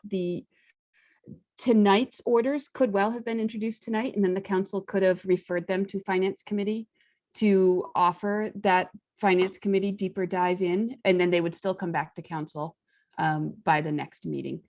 So that's something that the full council would decide if an order had been vetted to the point that it would go on the consent agenda, or if it was something that was going to need further discussion and opportunity for input. So on when it's first introduced, there won't be a motion to put it on the floor, so there won't be deliberation, right? So how would the questions get answered enough to then be able to put it on the consent agenda? Councillor Dwight? Well, if you recall, actually, and this speaks to the issue of the question of staff and availability and access to the staff would make the presentation of the order the same as what the mayor does now or staff. Questions that are generated would actually, if the council feels that there are questions that require a deeper analysis, it would be appropriate to send that on to the Committee of Finance. If there's essentially no questions, or if the explanation or the introduction by the staff member makes sense and everyone's more or less agreed, then it will be included in the next council's agenda under the consent agenda. Access to staff and the discussion of staff, let's not forget, once it goes to committee, councilors have access to that same committee just as any member of the public as well. And then it comes back to the council floor. Well, the council, again, has access to the staff and the further and more expansive discussion. And you'll find that further on in this thing, as we mentioned, we're eliminating this 2 readings and calling them 2 votes. There's only going to be 1 vote on an item, unless, of course, there's a minority reconsideration or majority reconsideration or tabling or whatever, that the number of mechanisms to actually delay the vote for the review. But what the whole purpose of this is to expedite, but at the same time, as the chair had said, was to improve public access to these conversations. Right now, as Councilor Nash has acknowledged, financial items are the first time the public actually gets to see them is when the agendas are posted. And then, barring that, it is discussed, it is introduced, discussed, vetted in committee, and then voted on without any access to the public. The public has no opportunity, has very rare opportunity for input. And the fact that this is arguably the most important thing we do. I mean, it's fiduciary oversight, but also you add, and of course, creating law, but that dimension of our duties is right now kind of not intentionally, but it's obtuse and obtrusive. So this was the mechanism by which it made the most sense. And it actually relies on the system that we do for everything else. Everything else is introduced to the council, and then we move to refer it to various committees. Now, I would say the Committee on Community Resources has had conducted meetings on any number of things, which allows access by the other councilors, and then they make their recommendation. It goes through legislative matters, it makes their recommendation. The same should be applied and available to financial orders. The one constraint with financial orders, of course, is sometimes there are various clocks that are triggered by introduction of certain items, which makes it more complicated, which thereby might require a special meeting of the Finance Committee, might require the council deciding that maybe it doesn't meet the threshold of referral. But that's up to the future council to suss out as it's presented. But as Councilor Foster said, if you'll notice, a lot of these things are perfunctory in many ways. particularly in the CPA conversations, if it's first read, the first reading where it's introduced tonight, and then what we would do, if under the new rules, is refer it to the Committee of Finance, which would be next Wednesday, supposedly. That's entirely also up to everybody else, where the public can have access and speak exclusively to those items, not have to sit and wait through all the other stuff that we have to do. They can devote the time to have a more expansive conversation and understanding, also having access to staff presentations. Then the Finance Committee makes a recommendation for our following meeting where we have just one vote. There doesn't have to be two votes. There's going to be a suspension of rules. We just have one vote based on those recommendations and the more amplified and expanded conversation on the council floor, which again, will have access to staff in most cases. So it's not a huge change. It is significant insofar as that it does exactly what we had hoped to do with financial orders. At least that's my perspective, and I hope that everyone feels comfortable with it eventually. So I'm perfectly clear on the concept and don't disagree with it, and actually think I understand why we're coming up with this. I think it's important and a good idea. It's still the mechanics that I'm working on. Exactly. Because I mean, this is going to be a motion to refer, right? Yes. And so would the expectation be, so you'd make a motion to refer, and then you'd have, say, Sarah LaValle present it, and then it would be decided where it was being referred? Well, to be honest, I don't think there are any rules that preclude Sarah LaValle making the presentation before it's actually referred, before the motion's made. If, as the item comes up, you say, here's the CPA recommendation, Sarah LaValle here is to makes a presentation giving a brief description of each item, and then we decide whether we want to refer it or if we want to send it to the consent agenda.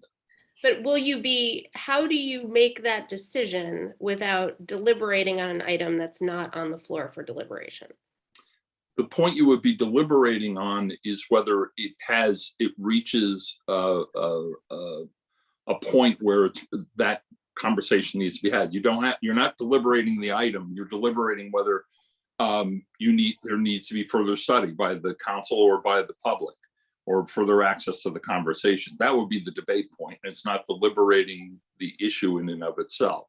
And would only the members of the Finance Committee be making that decision? Because they would be the ones deliberating it, no? It would be the council, because they're making the referral order. Okay. So essentially any counselor would raise their hand and say, I would like to refer this for further. Exactly. But you would not discuss why you wanted to refer it. You would just indicate that you wanted to do more. Well, we do. We have debated referrals in the past, if you recall. So that's not unprecedented, but you have to be careful. It's up to the council president to make sure they don't stray off and start debating the item. We do debate referrals, whether we think it's appropriate or not, and that's reasonable. That's okay. That's allowed. It will take some getting used to, but to be honest, the system we have now takes getting used to, and it really doesn't make any sense. So, just saying. And so there'll be 2 standing Finance Committee meetings that will be between the council meetings. I understand there would be one, but with the potential for more if needed, based on a special. But there would be a Finance Committee meeting that would have to occur before the next council meeting, or just in the same way that the same structure as legislative matters, hopefully. So when orders are referred. And I think the sticky point there, as I said, is if there's a clock associated with it. But we deal with the same thing in legislative matters on zoning orders that do have clocks ticking. And sometimes they need to be expedited. And sometimes we have to have joint hearings. We have to have special meetings in order to accommodate those situations. But by and large, it's not the case. But we do have the flexibility. We have the means to do it. There's nothing that it precludes us from that. Okay, Counselor Nash. So I think I'm getting the hang of this. So the idea is, we have our financial orders, like A through O tonight. Item A, and it's presented to the whole council. It's not presented in the finance committee. But here's the part I'm getting confused about is that I would think that the initial motion should be to approve that item, because then it's on the floor. And then it can be introduced by staff and by the council. And then if it needs to be referred, then that motion gets withdrawn. Is that, I'm trying to figure that. I see a hand. I know. It's not necessary. That's not necessary. You don't need to put it on the floor. The only way you need to put it on the floor is simply for discussion and referral, whether it needs to be referred or not. And that is a motion that puts an item on the floor, not to discuss the item, but to discuss whether it meets the threshold for referral. Otherwise, and it depends, and you will be referring either to consent agenda or to the legislative matters. That's all. And the presentation would be, the fact you'll also find in these rules is a more expansive descriptive narrative on each item as it's introduced. That the public will also have a better idea what's being presented. And then we will have an opportunity for the mayor or the finance director or Sarah LaValle or someone from planning and sustainability to give a descriptive narrative, not to discuss the item though. It's not to say, well, I don't understand this. As soon as you say I don't understand this, you're saying you want to refer it to committee. That's my way of thinking. If you're confused and don't understand the item, say, I would like to have this referred to the Committee on Finance. You're not going to debate the item. You're going to debate the referral. And that's important. And we do that all the time. We do that now. It's just we don't debate most referrals except for sometimes where that should go. But we do that now. Counselor Quinlan. So a moment ago, Councilor Shara asked if there would need to be 2 meetings of the Finance Committee per month. And it seems to me that you would need to have that scheduled between every council meeting because something could be referred at any meeting. And you'd want to have it discussed before the next meeting. So it's not just a monthly cycle here. Well, let's be clear, and actually this touches on another recommendation that we're making, is the subcommittees will only convene if there are items referred to them. And that's the same thing with finance. And there are many cases, perhaps, that finance will not have to meet either 1 or 2 weeks, but on an as needed basis. If there are referrals, they will meet the subsequent whatever day they decide on. But so yes, it's possible there will be 2 finance committee meetings in a month, which technically is kind of what we supposedly have now, which is but as you know, you don't convene that second time. But it's available for you. It's slotted in there. The same thing, except this time it's more likely the finance committee will more often than not, particularly when finance orders start really streaming in, be compelled to convene. This also, by the way, I should point out, makes it much easier to conduct budget hearings and other items like that without creating special circumstances. I mean, that's why I called it Councilor Foster's epiphany, as we were all struggling with this, but it's actually relatively simple and clear. And most importantly, I think it's more simple and clear to the public at large, at least as financial orders are presented to them now. Because I think we can all agree, it's pretty frustrating if you're a member of the public and the first time you see these things, they're voted on and they're done deals, except for second reading comes up. And that's what Councilor Foster's epiphany was. We still have a second reading anyway. It's the exact same system, except we're just calling it something different. We're not having a first vote. We're just referring it. And so that actually will be a vote, but it's not a vote on the item. if you get my drift. Counselor Jarrett. Seems to me the sticking point here is that question that you raised, Counselor Shara, of, there's a legal question of process. Do we have, in order to discuss, to have something to talk about, to be presented and ask questions and clarifications, do we need to put it on the floor? So that's perhaps a question to just clarify with Attorney Seawald, if we're not deciding this tonight. And then there's the question, of how easy would it be for us to stray into deliberation when we're talking about whether to refer, or who, to refer to finance or just to our next consent agenda. And so some clarification about what is the, what are the limits? For example, right now, this is a presentation. Are we deliberating? It seems like we are. And should that rather be in the time where our next item? And so that's some clarification about those points be helpful.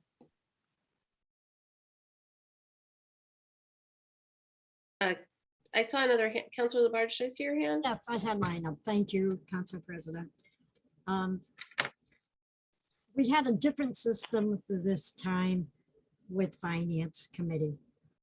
As long as I've been a city councilor, we had finance separately. And there was good cause for that. Like when we had the school buildings going up for sale at like Pfeiffer right down the line, Florence Grammar School.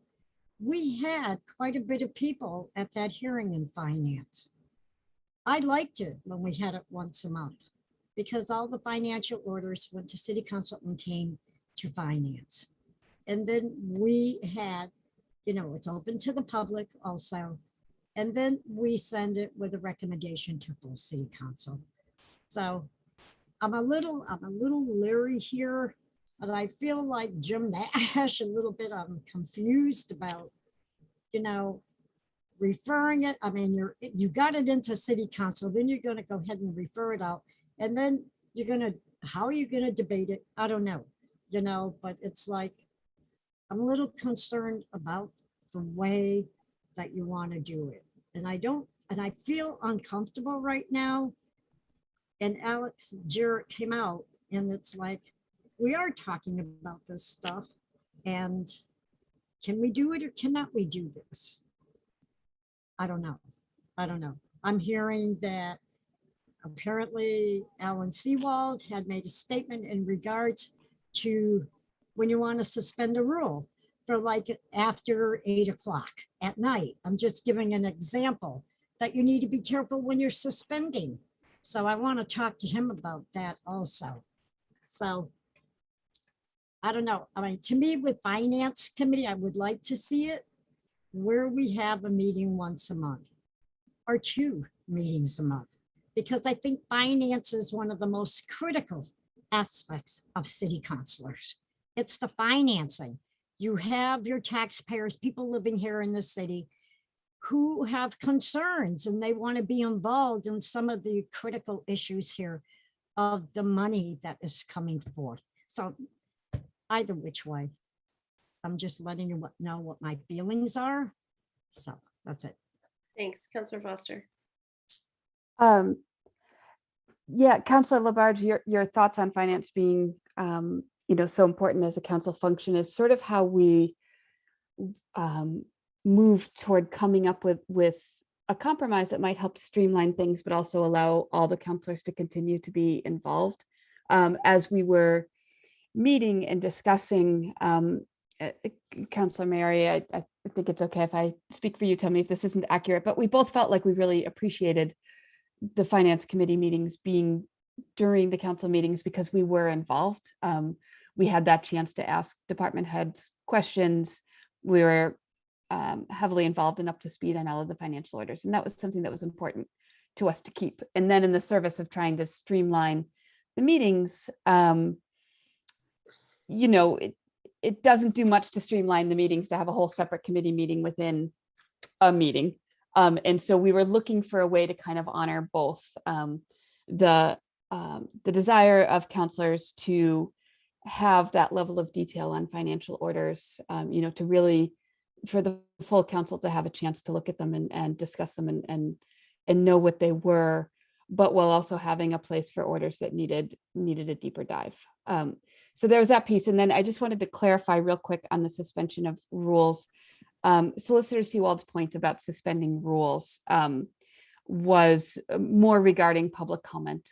That was a question for us and how long public comment should go.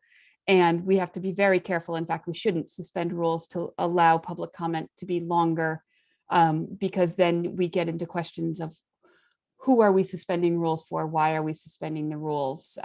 So there can get into some speech issues. So that was the solicitor's point about suspending the rules. It was more of the committee's point of, if we find ourselves in a position where we're regularly suspending rules, then we need to reevaluate the rule. Right, because one of my residents had called me about that. They had heard about that. And I said, what are you talking about? And I said, well, I'll find out from Alan Seawald about after 8 o'clock and continuously suspending a rule. So thank you for that anyways, that information. But as far as finance committee, like I said, and I will say it again, I think it is very critical. As city councilors, we have a job to do, And I'm looking at that very, very seriously. I remember at your meeting where you voted on 8 o'clock. 8 o'clock. And then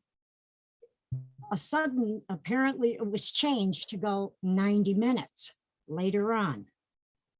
And I was not involved in that. I had other things going on. So I believe highly in open public hearings. I feel that people should have the rights to speak. There's no question about it. But I thought it was set for 8 o'clock. And now I'm being told, looking at this, that it's 90 minutes. What made that significant change? I just want to know that, because I'm for open public hearings. Councilor Mayor. Councilor Rachel, yes, could you speak on that? I'll speak on that. I just wanted to just follow up on something. This touches upon something we didn't get to delve into that we really wanted to, which is the purpose and structure of our subcommittees. And I highly, and we do recommend continuing, to think about that. And I think we should look into that, because what we're really asking is, like, what is the purpose of the subcommittee? Because with other subcommittees, you kind of rely on your fellow counselors who are on those committees to come back and report back and such. So I think that is so I think that part of the struggle around the finance committee is, what is the purpose of our subcommittee? So we should hold that thought.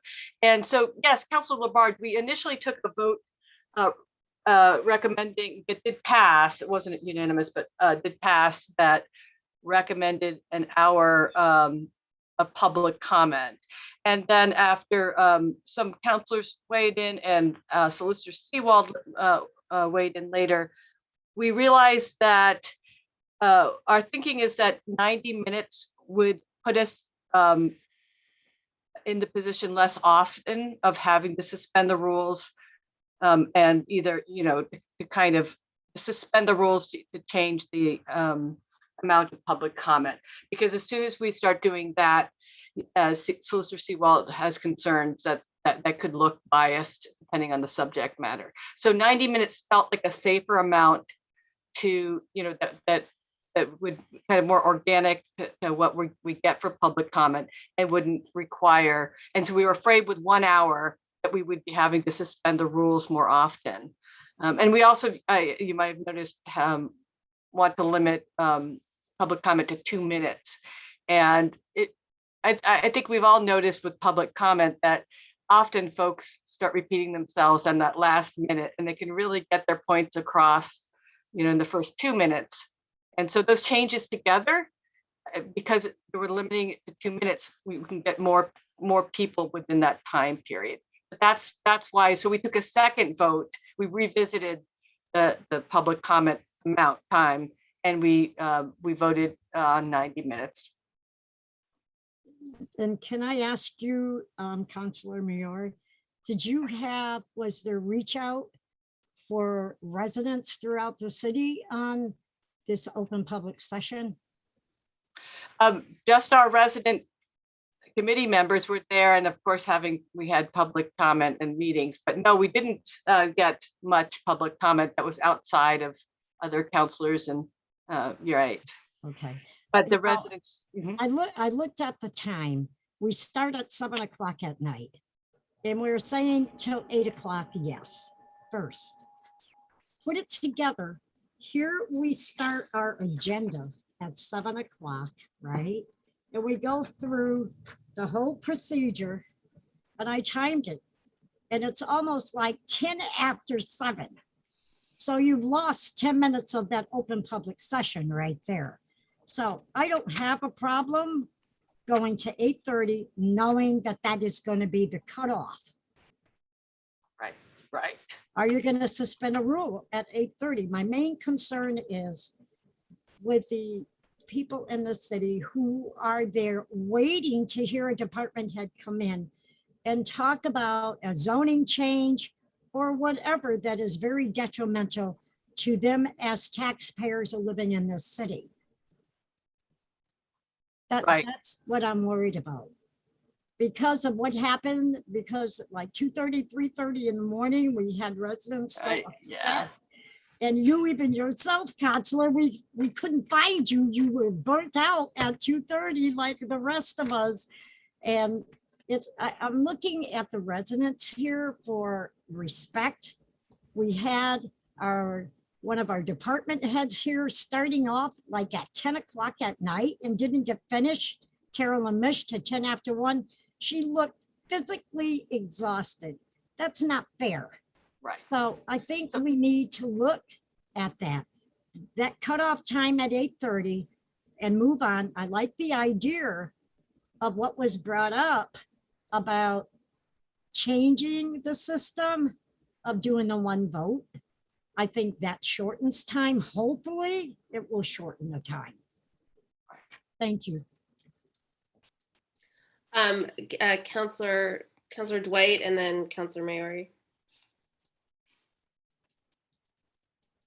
You're muted, Counselor Dwight. I am too, I think. There is no 8:30 or 8 o'clock deadline. It's actually a prescribed amount of minutes. So it's 90 minutes. So it's 90 minutes from the first moment the public comment starts. Okay. And with 2 minutes per person, so that you actually are increasing it. The other thing is that the other change that we're recommending is incorporating public comment within the body of the meeting. Right now, it occurs before the meeting. So there's no rules that we could suspend actually as it goes now, because they're not under the auspices of the council rules. It's essentially a forum, but it's not the city council meeting, which and that's just kind of an artifact of one of the norms that Councilor Foster addressed in her letter. So first of all, one of the big concerns here, even during this discussion, was that for a lot of us, we're predicating our assumptions based on 2 exceptional years, a year and a half, let's say, that were exceptional. They were not the norm. We didn't regularly have meetings till 3:30. And by the way, some of those meetings you described that went very late were public hearings. So they're different than city council meetings. They're public hearings where basically there is no time limit left on testimony for discussion about, in this case, it was about financial orders. Those were public hearings. In the city council meetings proper, the public comment period is critical, agreed. But the fact is that what's most critical is that the concern that you're addressing, Councilor Labarge, is the business of the council and conducting that business in a way that, one, where we are in good shape. We're not going till 3:30 in the morning making very important decisions. And as you said, not burdening staff members to that late hour, because we're not doing our job at that point. And so this was the compromise that came up. And I think it's actually good. we don't know if this is, as Councilor Maori referred to it, the new normal, because how much longer are we going to be doing, Zoom meetings, or what we expect and anticipate there will at least be a hybrid form. There'll be a participation that's allowed, because one thing we all agreed was that we're very excited that access to council meetings and council discussion participation has been enhanced by this. At the same time, it was, and as I keep referring to, this was the equivalent of drinking from a fire hose. It was not, but it was the exception, not the rule. And so what we should do is make our rules, or not my rules anymore, but your rules that you will make, not based on the extraordinary times that we've experienced, but based on the normal times that we know. And as we've noticed in recent meetings, that we've had no public comment, or very little public comment, that didn't go very long at all. And that actually tended to be more the normal. And so I think, 90 minutes, ultimately, I voted against it, but I think it's a reasonable compromise. It's not a requirement. You're not going to keep the floor open and waiting for people to show up if no one's there to talk. It doesn't mean the meetings are going to start at 8:30 or 9 o'clock. It just means that opportunity is there, but also you will not have the circumstances where essentially we're under current rules, we allow everyone to speak until the last person decides they're done. And that's in that way, it creates an opportunity for all, and allows also at the same time not an onus on the staff to have to endure these very long meetings, nor us for that matter, or the public. Most importantly, I mean, the public sits there. I mean, you heard complaints about the public who waited in public comment to complain about how long the meetings went. Right. There's a certain irony built in that, but yeah, and so this was. This was the first item that we addressed, and arguably one of the more important ones. And I think the committee did an excellent job of threading that needle. I have another question sort of about logistics, or maybe expectations. So I've heard mentioned a few times access to staff, but then we've also been talking a lot about exhaustion of staff, or not making staff stay through extra time or meetings. And one of in the document that talks about sort of the norms and the culture versus actual rules, there's talk about streamlining meetings, partly for the sake of city employee time. So I'm trying to understand for finance, would the expectation be that, let's say, we're using Sarah LaValle as the example over and over because she spent so much time with us this evening. Would Sarah LaValle be expected to be there for that first referral discussion? Then if it were to be referred to Finance Committee for further discussion, then Sarah would have to attend that meeting and be prepared to stay for that whole meeting. And then show up again at the council when it's brought to the council floor for that discussion. So it would be 3 meetings that a staff person would be attending. Yep, would be 3. Have I stumped you, Councilor Dwight? I mean, yes, that's possible. That's possible. It's possible now, and that's what I want to point out. It's not any different than what the circumstances are now. Yes. Except on Donna, for instance, has to show up in multiple meetings, and in fact, more than most people has to show up in most meetings. In fact, she had to show up tonight for essentially just an introduction to these items, but there weren't questions relative to the items that she was introducing, and that would have gone to a consent agenda. But if there were questions, it should be referred to committee, and it's possible that she would have to show up at that meeting as well. But she doesn't have to sit through all the other stuff. She doesn't have to, the staff doesn't have to. I mean, we have Charlene sitting here throughout this entire evening in this conversation. Is that necessary? And I don't think so. I don't think that, so it's an allocation of resources. And I think you make the adjustment. I think you'll find, I mean, and by the way, if it presents a problem that's insurmountable, again, that's always subject to the council to reconsider and change the rules accordingly to adapt. I mean, I think too often we fall into this reverential faith in our forebearers, the people who come up with, you know, our forefathers with this great wisdom came up with a constitution and it's infallible. But that's not true. We are all fallible creatures. And we haven't anticipated every prospect. But the fact is what we're trying to do is make something that's going to work. If it doesn't work, you are empowered. Well, you aren't, and I'm not, but the council will be empowered to change it and make those adaptations. And my counsel is just don't fear that change. Don't try to figure out everything why it would blow up. But I think that this body has the opportunity to be able to make it work and work better. And that's essentially what I think virtually every one of these recommendations addresses. I'm not fearing it. I embrace change. I'm excited about this change. I'm just, you know, I'm a planner. I like to, you know, understand what's going to be expected. And, you know, obviously I'm taking on a new role and I want to understand my piece in this change as well. So I see your hand, Al. One more quick question. So, or comment. So in our rules now, it says that committees, you know, our subcommittees are essentially supposed to report out to the full council.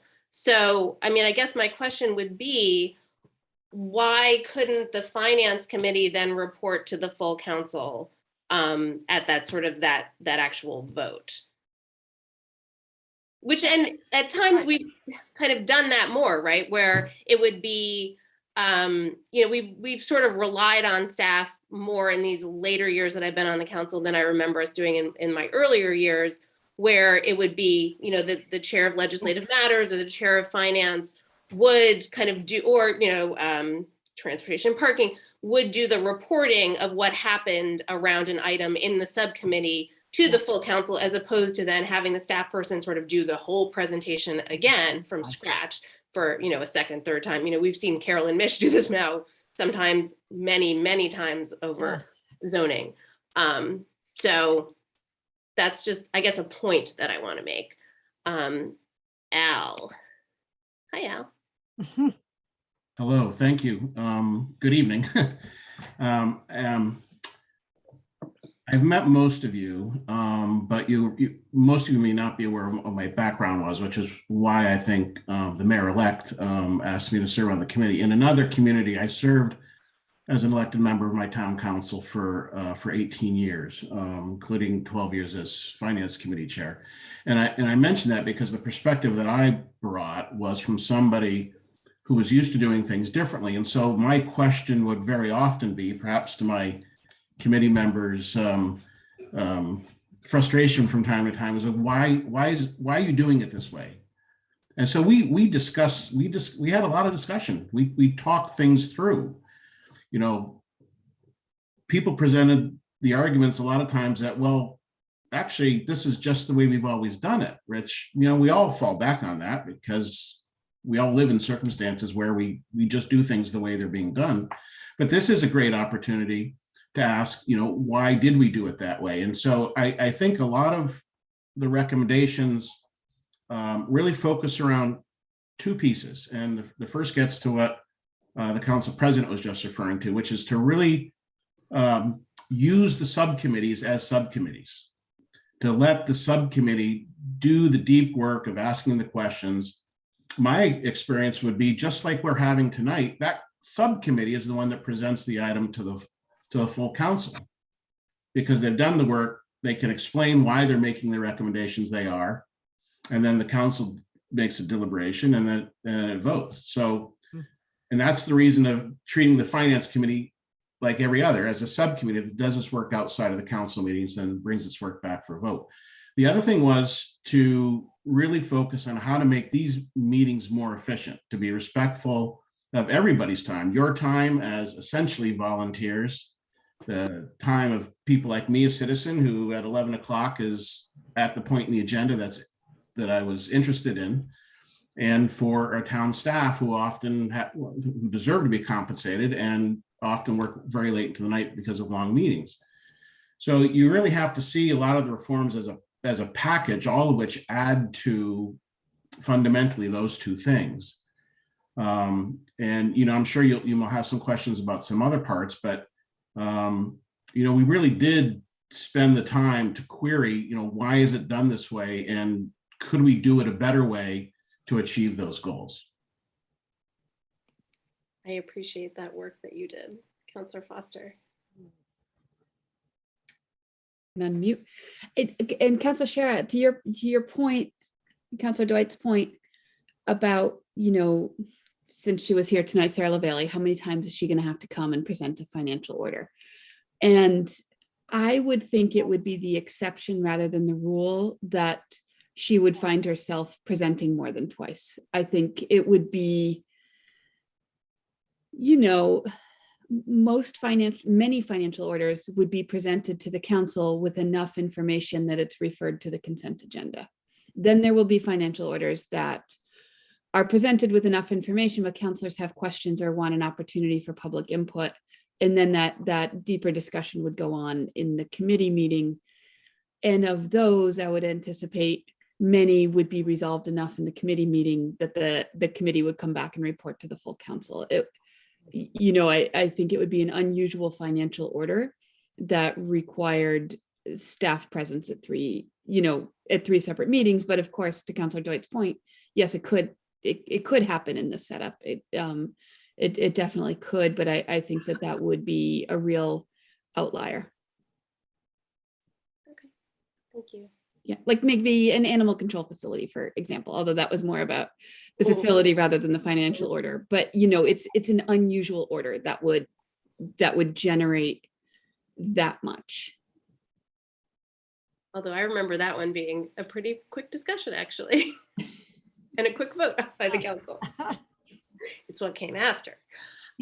Councillor Thorpe, did I see your hand? Yes? Yes. Please. Yes, thank you. Councillor Maori, thank you and the rest of the committee for doing this report. And I really like what you did with it. I just have a quick question. Maybe it's not that quick. Under public comment, I just want to know, how did you come up with going from 3 minutes to 2 minutes for regular public comment and 6 minutes to 4 minutes for those needed a language translation? Because you took a minute off the regular public comment, but you took 2 minutes off those needing a translator. So how did you come up with that number? Instead of saying, hey, we're going to take a minute off this one, we're going to take a minute off those who need a translation. I just want to know how you came up with the numbers.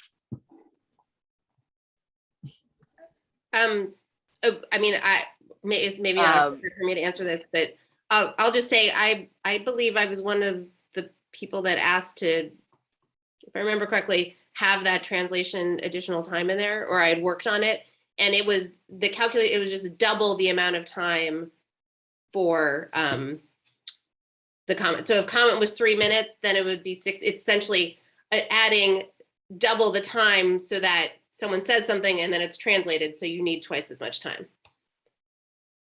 Does that make sense? Sorry, but someone from the committee please answer. Oh, Laura. No. You're muted though, Laura. I'm not sure it was even discussed by the committee, because I think that I just in changing the rule to incorporate the 2 minutes just followed the pattern in the original rule of doubling the amount of time for. So I think, yeah, I don't think it was a deliberate decision on their part. Al. Oh, sorry, Al, hold on. There you go. Actually, we did discuss that, and if my memory is right, it was member Baskin who led the discussion on this, and he did in fact notice that the language in the rules already just said double the amount for translation, and that's what we left. Thank you. Councillor Foster. And just for posterity to note that this is it's in the rules that somebody would have double the time for translation, and there's an allowance for that. And yet this is one of those moments where a chair of a meeting would have discretion. So just needed to say that for the record and for posterity, that the chair of a meeting has discretion on translation and allowing the time needed for that. Yeah, I saw that regarding the chair. I just want to know how you guys came up with that. So thank you. Counselor Thorpe, did you have other questions? Nope, that was it. Can I ask, so when the order of business has changed on these recommendations, and my only question is, financial orders are on here, but there's not financial orders not yet referred on here. So I would think you would need an additional line for that. Like there is ordinances not yet referred, you'd need an additional order of business section. Agreed. Yeah. Counselor Jarrett? Yes, I think that's an important point, but also resolutions not yet considered. Because there is a requirement in the new rules to introduce something once. Not necessarily refer it, but to say, to introduce it and take any questions and clarifications, but not deliberation. That is also correct. I agree with that.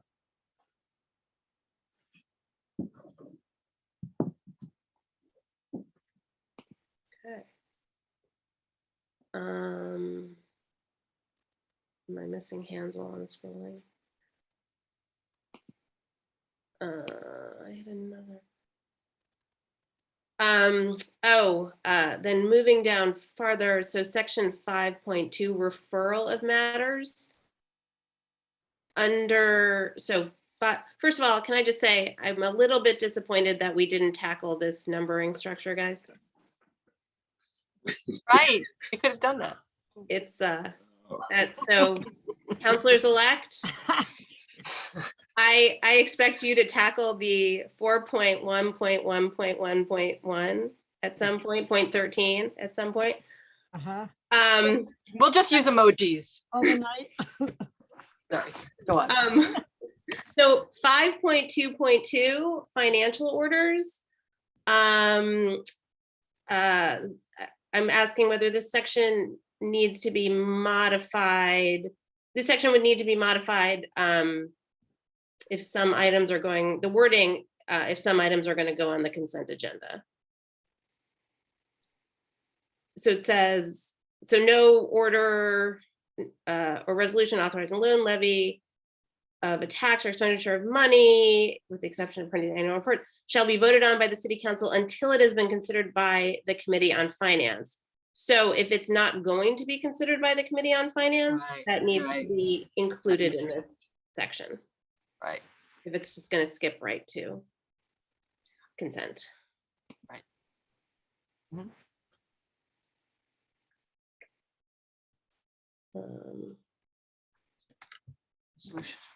Those were my main things that I noted. Oh, Councillor Dwight, then Councillor Nash. I'll defer to Councillor Nash. I mean, I wanted to speak to 5.5, which was my particular bugaboo, but I'll let Councillor Nash go. Go ahead. I proceed with you're more on the topic. If I may, this is actually one of those, you've heard me comment on this before. This is actually one of those things. This is the way we used to do it. This is the way we've always done it. But in fact, it's not required. In fact, it's based on a misreading of what Robert's Rules of Order is. And we always interpreted a reading as a vote, and it's not. We actually built into Robert's Rules of Order a number of mechanisms, as I said before, that allows you to defer the vote or delay the vote for more information if the body feels it's necessary. A reading is simply just that. That is reading the order And now we're saying you don't have to read the entire order literally, but that the order be presented, introduced to the council, and then they make their referral to their subcommittees for more study, and then come back with the recommendations. And then it's debated and deliberated on the floor with one final vote. And with the option, actually, as I said, to defer, delay, or revisit. So I always felt that it was kind of important, because about a third of our agendas, as you'll notice in many cases, have been the second reading. What we've enjoyed about the second reading was it was another bite at the apple, gave us an opportunity to review and make sure that we made the right vote to begin with. But I'd like to point out that that's rarely, if ever, been invoked. The only time that it comes up is somebody will say, I'll vote for it now. And that's usually on a financial order, oddly enough. I'll vote for it now, but I'm waiting to hear more, get a report from the financial director as they do, or the mayor as they do deeper research and come back with the information. Now, with this committee structure and setup, that's not necessary. You can ask that up front in the finance committee meeting, and then presumably have your information delivered at least by the time the vote comes. And if it hasn't, if it's not realized then you can call for a minority reconsideration, or even a majority reconsideration, actually, depending. So it's this vestigial tale that we had that really ultimately it was confusing. The language is improper. It was improper interpretation of the language. This conforms with Robert's Rules of Order, conforms to Mass General Law, and actually makes a cleaner process. And I think, and also creates less confusion for the community. When I wasn't a counselor, I didn't understand what readings were versus why readings were called readings instead of being called votes. It never made any sense to me. So I'm actually kind of excited in a perverse way that this is actually, we're now seeing this change so that we can at least behave like every other community in the state.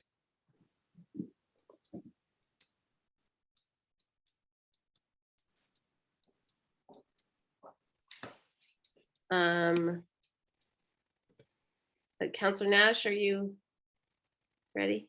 Well, yeah, so to Councilor Jarrett's point earlier, so we're kind of deliberating the order. I know. And maybe we want to just put it on the floor so that we're actually doing that, and that that also at the same time, so do we want to make that action now, or? I'm sort of allowing this to be a little bit messy, where these are recommendations that are being put forward in a presentation to us, and we're discussing these recommendations and what we think the implications of them are. They're, as I said, from actually it was you, Councilor Nash, right, who made the very brilliant comment that what's going to happen if we have to act under these rules at the next meeting and we don't sort of have that infrastructure in place for it. So I think we don't want, I'm concerned about voting on this order before the next meeting.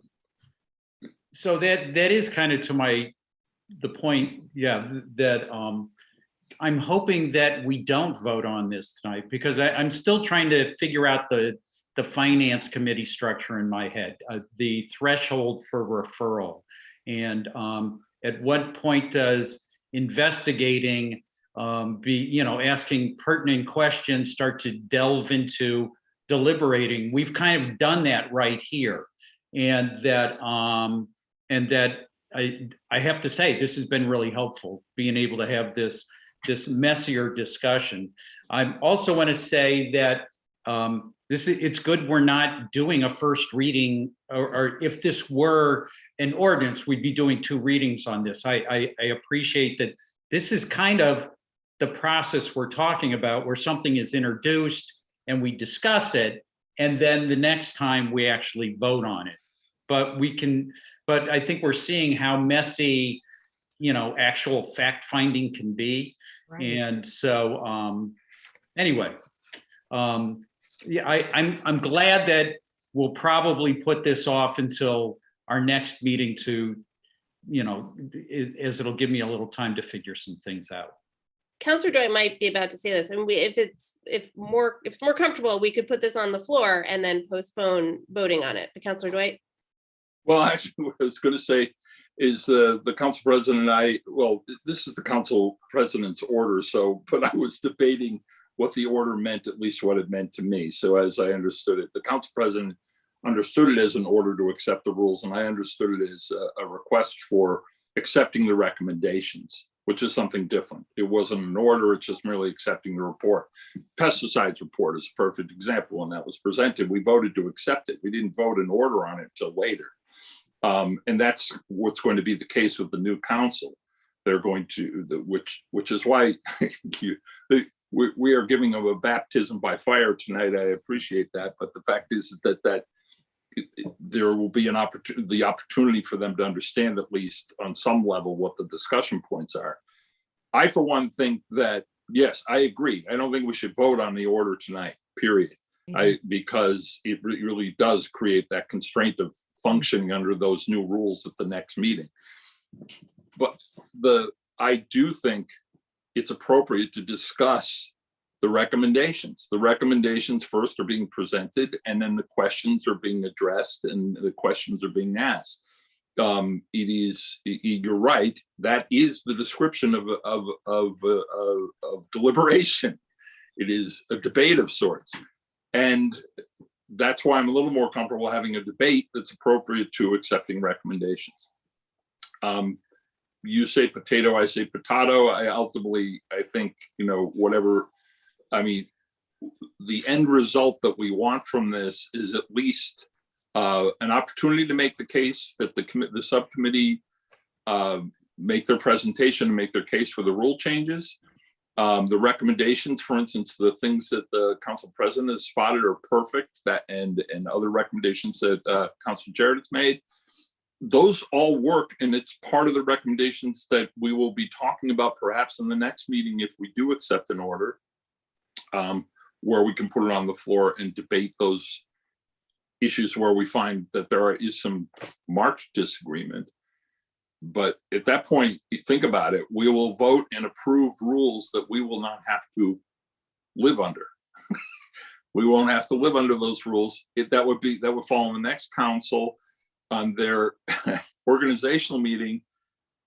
The council president's concern was they're going to have to look at two sets, the existing rules and then the modified rules that we're presenting. And that might be a little much on your first day of sitting down and trying to figure out what's going on. Because I think I can speak for all of us, all of us who were involved in organizational meetings, we didn't debate the rules. We didn't discuss the rules at all. It was just a question of whether we accepted them or not, right? And we did, which is the process by which we perpetuated these anomalies, these things that really ultimately that we've identified at least as not being necessary and impede the best process. So I would say whatever you guys want to do, but my recommendation would be not to vote it as an order, but merely discuss and accept it as recommendations.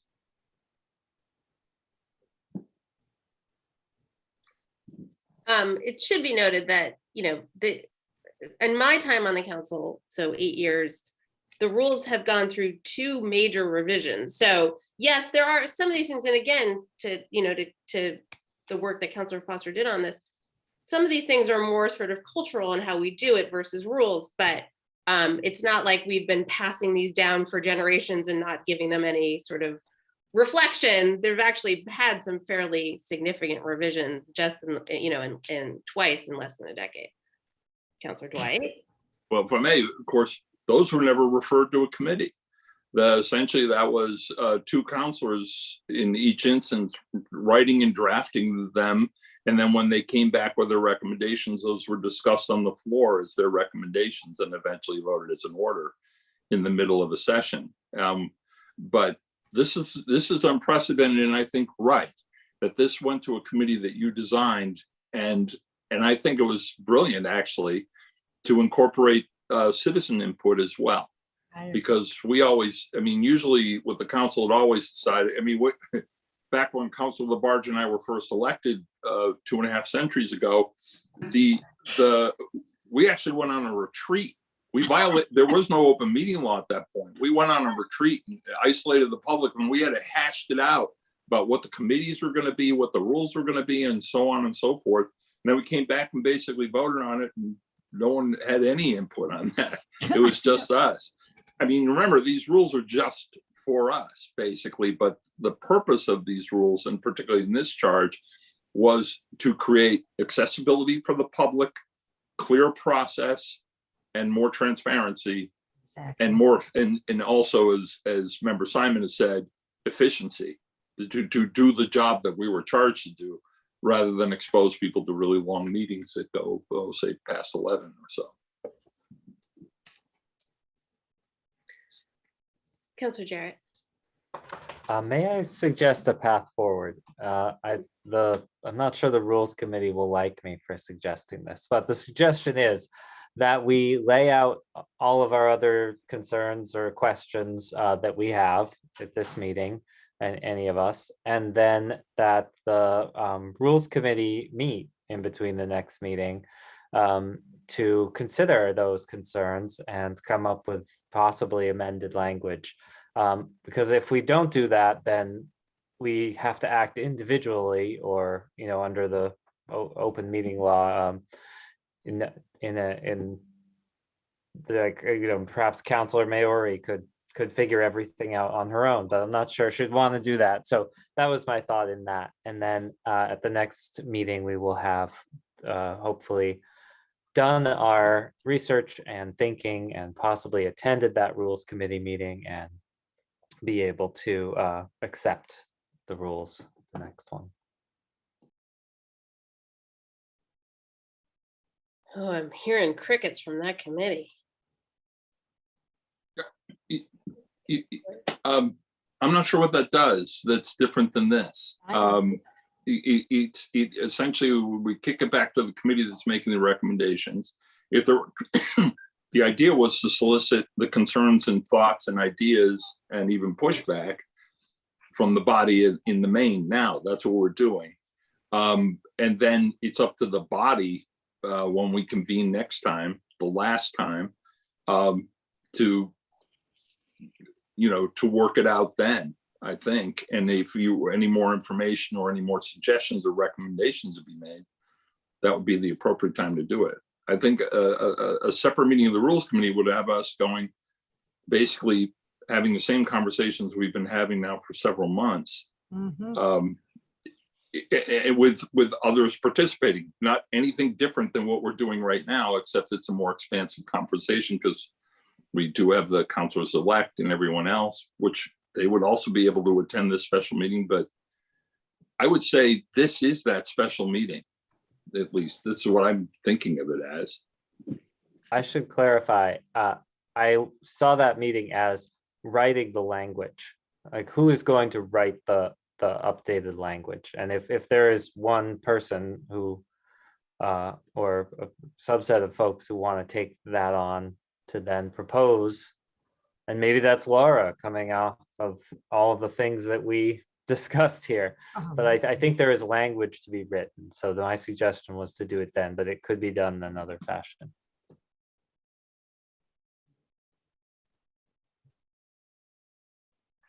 Councilor Dwight. As we've noted before, that amendments can be made in committee for sure, but that can also be made on the floor. So whatever amendments that might be made to these recommendations, we can do that on the floor. If you're concerned about the precision of language, which I appreciate, I mean, I think I got a sense. I mean, for instance, the two items that you guys brought up, that's pretty straightforward about the modifications and amendments to those oversights that we made. There are others to be sure, I'm sure. I mean, we didn't do an exhaustive review of the rules. We would have died of old age before you got to hear them. So, but this was the ones that presented themselves as of more immediate concern. And so any amendments can be made at the next meeting, at the last meeting, this being the penultimate, but.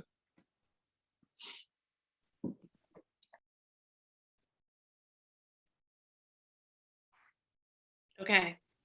Councilor Nash? Yeah, I just wanted to affirm Counselor Jarrett's thinking. I was actually running through my head.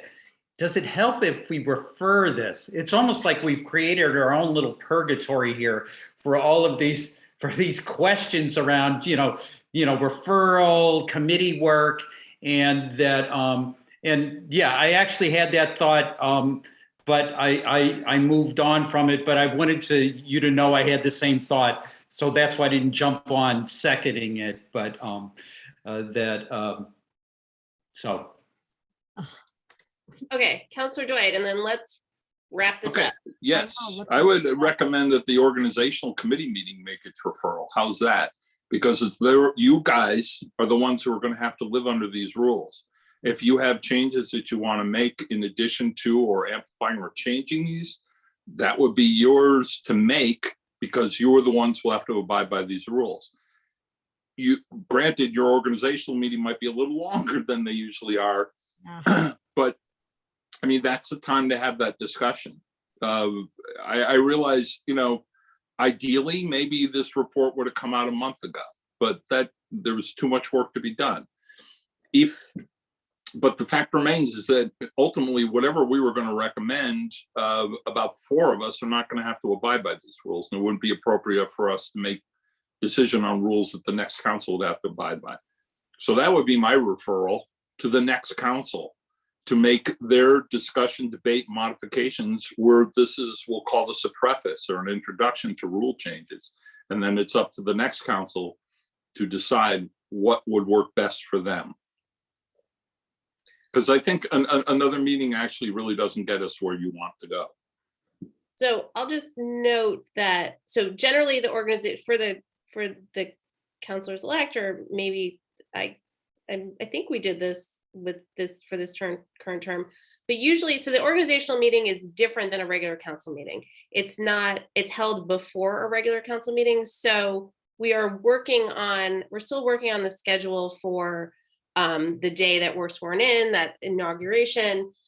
Generally what happens is there's a swearing in that happens, and then the council has their organizational, that's usually in the morning. It's not always in the morning. But I believe it will be in the morning this time around. And then there'll be an organizational meeting, usually by the council on those sorts of days, in the afternoon. That's usually a fairly fast meeting. And that's where you're going to elect the president and the vice president. You'll vote to accept the rules usually, and you will vote on the calendar. I think those are the main items. It's usually a fairly quick meeting. And then at your next council meeting, which will be that following Thursday, you will have all of that structure in place to be able to run your meeting. So I just wanted to give you guys sort of that layout, because this would be a different meeting than it normally would be, and you might want to think about how you want to schedule that organizational meeting. Councilor Dwight. It's worth noting, though, you won't have any committees to refer it to because they won't be populated. So just saying. Yeah, you will not. That is very true. Councilor Foster. Just, I'm moving toward wrapping up. Thinking about, there are some changes, concrete changes that would need to be made regarding the order of agenda. I hear there's still a larger discussion to be had about the proposed structure of Finance Committee. But I agree with Councilor Dwight here, actually, that I think that the value is hearing from others. Amendments can be proposed at the next meeting before accepting the order. And then, of course, it could not be accepted, or perhaps, as amended, parts of the recommendations are accepted and parts of them are not accepted. And that at least gives the new council a structure, you know, that maybe not all of the changes we proposed are accepted, and that's okay. Then we have a structure to start in January, and the new council could choose to continue working on things.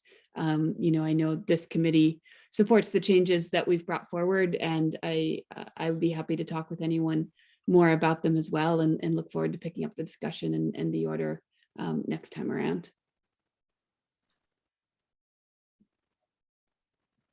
Except you have to be careful about discussing them with people. Exactly. Yeah, right. Yeah, Thank we you. can't Right, do because that. we're going to deliberate, and now it's. They will be, I won't the talk to any of rules you. will be voted on eventually by some council that Yeah. you will be sitting on, so. Don't call me. I'll see you here in 2 weeks. What time of the night, Karen? Councilor Mayor. Yeah, no, I think we should wrap up, but I wanted to say that I thought about this too, and you know, and partly that's why I hesitated around Council Jared's suggestion, because I feel like a lot is going to come up. These are kind of big changes, and I tried to like almost, I wish we could put on a VR headset and go through a meeting, because I think you have to see all of, you know, everything working in conjunction. Exactly. Now we're not reading you know, documents out loud. Now we're not taking 2 votes. Now public comment, you know, is shorter. And I think it's, I guess what I'm saying is I have a feeling that there might be adjustments, and we didn't do it very much this term, but we can amend these rules at any point. You know, Yes, we and can. the new counselors need to know that too. That this isn't working, we can adjust it. There's no hang up there. We can do it. And I kind of feel like that might have to happen. We'll see. It's just that there's so many interconnected points, and I think honestly, it feels like an experiential thing to me. And I think this conversation, I believe, is going to actually continue in some forms for the beginning of our new term. So that's just my perspective. Right. Okay. Okay, so if there's no further comment on this presentation, thank you very much for it. Thank you, Al Simon, for being here. Thank you, councilors-elect, for being here. And we can move, oh, I've lost my agenda. We can move on. Oh dear, hold on one second. To, so we will be postponing this order. Yes? I moved to table 21-370 to the next council meeting. Okay. Okay, motion's been made by Councilor Dwight, seconded by Councilor Thorpe. Any discussion? Sorry, I can't see. Roll call, please, Laura. You're muted. Counselor Nash, Yes. Counselor Quinlan, Yes. Counselor Shara, Yes. Counselor Thorpe, Yes. Counselor Dwight, Yes. Counselor Foster, Yes. Counselor Jarrett, Yes. Counselor Labarge, Yes. and Counselor Maori. Yes. Okay, that will be taken up at the next meeting. And we are moving to ordinances 21.371, an ordinance extending the effective date of section 272-18 to July 1st, 2022. This is a first reading. A waiver of referral to the ordinance to legislative matters is requested. So actually, do we need to, sorry, Councilor Jarrett? Yeah, I am going to recuse myself from this Yeah, sorry. item. My business pedal people may have a financial effect from this, from the previous one, and of course now that we're talking about it again. So I'll come back afterward. Thank you. So do we need to vote to waive, suspend rules to waive referral to legislative matters? Yes. So I do move to suspend rules to waive the referral. Second. Second. Motion made by Councilor Dwight, seconded by Councilor Foster. Any discussion on? Wow, I just totally lost it for there for a second. On suspending rules, that's where I am. No. Roll call, please, Laura. Counselor Quinlan, Yes. Counselor Shara, Yes. Counselor Thorpe, Yes. Counselor Dwight, Yes. Counselor Foster, Yes. Counselor Jarrett. Oh, I'm sorry, recused. Counselor Labarge, Yes. Counselor Maori, Yes. and Counselor Nash. Yes. Okay, so we've waived that referral and I Move will. approval. Get it? Motion's made by Counselor Dwight. Who was the second? Counselor Labarge. Counselor Labarge. So it's very short. I'm going to read it real quick. This is upon the recommendation of Counselor Rachel Maori. An ordinance of the City of Northampton, Massachusetts, providing the Code of Ordinances, of the City of Northampton, Massachusetts, be amended to extend the date on which Section 272-18, environmental protection and solid waste reduction, shall take effect. Be it ordained by the City Council, City of Northampton, City Council assembled as follows. Code of Ordinances shall be and hereby is amended as follows in Section 272-18 by deleting in subsection F the word January and replacing it with the word July. Counselor Maori, would you like to talk about? Yes, thank you. And I just noticed Amy Cahalane is still with us, so that's wonderful. Very dedicated person. So that's good. We can hear from her if we want to. Basically, you know, as you probably know, the plastics reduction ordinance was, you know, basically the pride of my first term, and I'm glad that we have it. We passed it, and I'm glad that Northampton is going forward with it. But you know, when I started working on, I started working on that ordinance before I was even on council, and of course, so much has changed. So when we made the January date last year, no, it wasn't last year, earlier this year, we knew that there was a possibility that the businesses would be in a situation that, you know, not non-optimal for a start date in terms of the pandemic and the after effects. And well, we're not even out of it, so we can't even get to the after effects. So anyway, I just got precipitated from a call or email from Amy Cahalane from the DNA, who described, I'm sure you all got her letter, you know, that across the board supply chain issues. So the issues what I see is I personally, as a co-sponsor on this ordinance, I really want businesses, I want to give them ample time. I'd rather look back and have said we gave everyone ample time, not just businesses, but we also, you know, the mayor's designee is going to be the solid waste coordinator at the DPW. That's a new position, a new person who just came in, and they're going to have to process exemption applications and help, and you know, they'll be responsible for helping businesses comply. I talked to Cindy today. She seemed relieved at the DPW, and she seemed very relieved by the idea of having more time for the solid waste coordinator to gain their footing. So there's that issue, and then there's the issue of composting services to match the need of businesses who will be composting more because of this ordinance. So I think for those reasons, I'd rather give ample time. I mean, exemptions to me, the spirit of an exemption was really an individual business's issue that they could apply for. What Amy is describing, and I'll let her speak on this more, but is an across the board issues for most businesses, not all, but for a lot of businesses, especially food service industry. So that's why I'm asking for this tonight, and I'd be happy to hear from Amy if she'd like to add more. Well, I move to recognize Amy Right. Cahalane. Thank you. Second. There's made and seconded. Any discussion on recognizing Amy Cahalane? Seeing none, roll call, please, Laura. Counselor Shara, Yes. Counselor Thorpe, Yes. Counselor Dwight, Yes. Counselor Foster, Yes.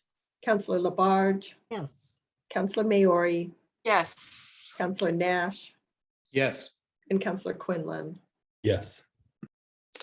Okay, Amy, you are recognized. Welcome. Sorry it is so late. You are a trooper. No, only 2 more of the city council's term, so I feel like it's appropriate to have it be a late one. I'll keep it very short, just a couple of points that I wanted to highlight. The first is that this is a nationwide trend that we're seeing just reflected in downtown, and the restaurants that I heard from, it's not just pizza places or Chinese food takeout or cafes, it's everything. It's pizza parlors, formal sit-down restaurants, coffee shops, it's across the board. They're experiencing incredibly high prices and difficulty in accessing supplies. And the businesses, I hope you could tell from my letter, they've done the work to try and source the appropriate materials. Many of them are working with Recycle Works. So it's not that they've just kicked this can down the road and they're hoping to just postpone having to deal with this ordinance. They know what they need to do. They're just not able to get the supplies at the same time as they're facing these incredibly high price increases and labor shortages and the winter season and COVID, et cetera. So this would just be an incredibly difficult time for them to go through this. The other thing that I would highlight is it is entirely possible that I will come and tell you the same story in June of 2022. Everything is so uncertain. I think the July 1 date, not to speak for Councilor Maori, it's probably a little later than she would have wanted, and it's a little earlier than I would have wanted, but it felt like a compromise date. I just want to be very upfront and open about the likelihood, given uncertainty, that I may come back to you, and it's not because businesses don't want to comply, it's that it's physically just not possible for them to comply right now. Thank you for that. Councilor Labarge and Councilor Dwight. Amy, I want to thank you very much for this very thorough email that we received. And being business owners ourselves, but not in the food industry, we do go out and eat quite a bit. And we've been hearing how they're struggling. And everything you have written here is facts. We have heard about the shortage of getting their products right down the line, plus the increase of everything and having the difficulties of finding staff to work.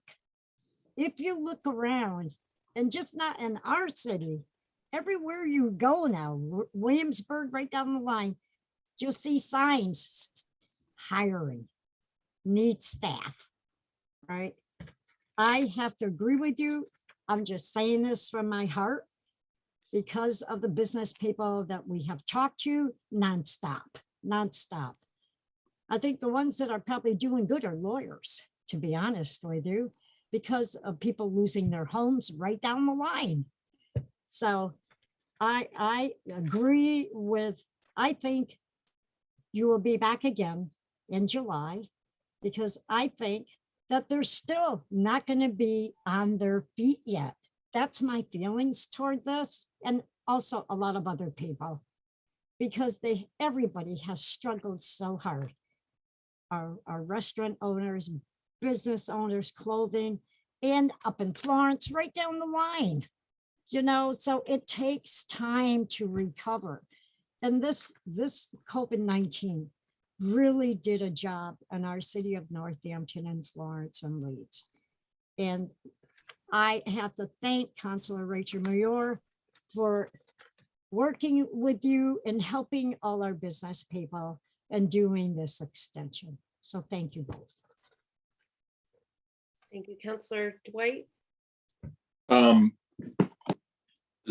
the other co-sponsor of this ordinance, this was not designed to be punitive. It was designed with aspirations. And in fact, actually, all the conversations with the restaurant owners that we've had share those aspirations. At the same time, we recognize and acknowledge the frustrations, because we were proposing this at a time when there was great uncertainty, which continues. And as Amy says, is likely to continue into the summer. But the fact is that, which is also accounts for why we built in a lot of exemption time and a lot of immersion time, if you will. The fact remains is that there's no upside to being rigid about this and inflexible. There isn't. That doesn't benefit the restaurant owners. It doesn't benefit the processes we're trying in the goals that we're trying to achieve. So I think it's appropriate at this time to allow for this delay. And I would, it won't be up to me, but I would suggest the future council be prepared for the possibility there's going to have to be some modifications and adjustments in order to make this work. The only reason things work is when we do them collaboratively, and that we do them cooperatively, and that there's buy-in, as much buy-in from the community and that we are regulating at the same time the community that we're serving. So this is a wholly appropriate request and done in the best way possible. I think it was Amy has worked very closely with the Youth Commission, which was the original sponsor and drafter of this ordinance. And I spoke with the Youth Commission last night and told them that this was a possibility. This is a likelihood, in fact. And they actually understood.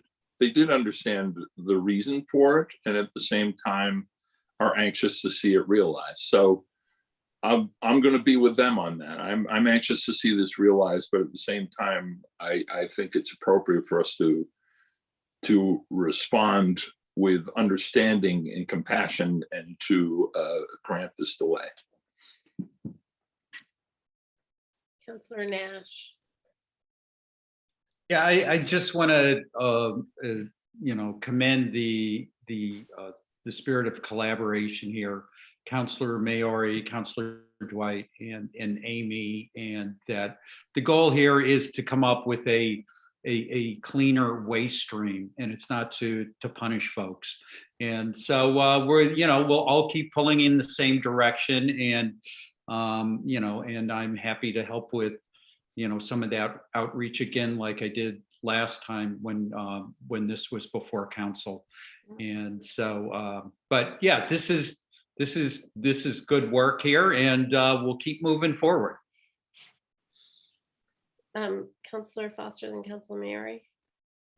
Councillor Maori and Councillor Dwight and Amy, thank you for bringing this forward. I believe in the ordinance and the goals of the ordinance, and recognize that we need to address plastics pollution and climate change with urgency, and yet also we can't address that. I understand the impossibility for many of the businesses and restaurants in complying, and it was never my intention to pass an ordinance that was unattainable. And so I support the request for an extension. I think we are all hopeful that supply chain issues will straighten themselves out, and or they're not going to straighten themselves out, but that supply chain issues get straightened out, and that moving toward compliance with this ordinance is going to be in our sights, and we'll see where we get. But I am in support of this extension. I appreciate your work on this. Thank you. Councilor Maori. Yeah, just briefly, I just wanted to say that my dream is that when this is rolled out, and it will be rolled out eventually, that we have like a really proactive kind of outreach and promotional, campaign, so that we get consumers really on board to support businesses, and that we are uplifting businesses, and we are saying, look what these businesses are doing, everyone, and let's be patient when they don't have the straw we like or whatever. I think there's going to be an educational component, an outreach component that would really help this process when it is rolled out. It'll probably come from the mayor's office, but I just want to put that out there that that I think it would really help when we do roll this out. If we have everyone on the team, the goal being to reduce plastics, not to punish businesses. And I think consumers can be more patient when they know it's for a good cause. And I think we need to make sure they know about what the cause is and what businesses are doing for us. Okay. Councillor Quinlan, did I see your hand? Yeah, thank you very much. I just wanted to echo the rest of the council. Everyone that's spoken is in agreement here. I think that this postponement is a good idea.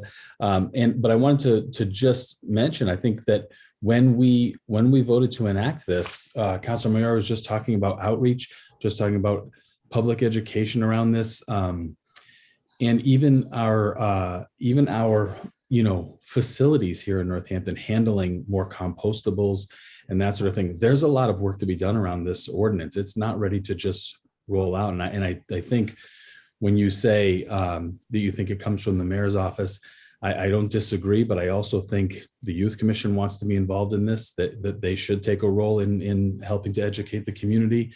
I think the council has to take a role in that as well. And I'll look forward to the businesses reaping the benefits of people supporting their efforts to reduce our plastic consumption.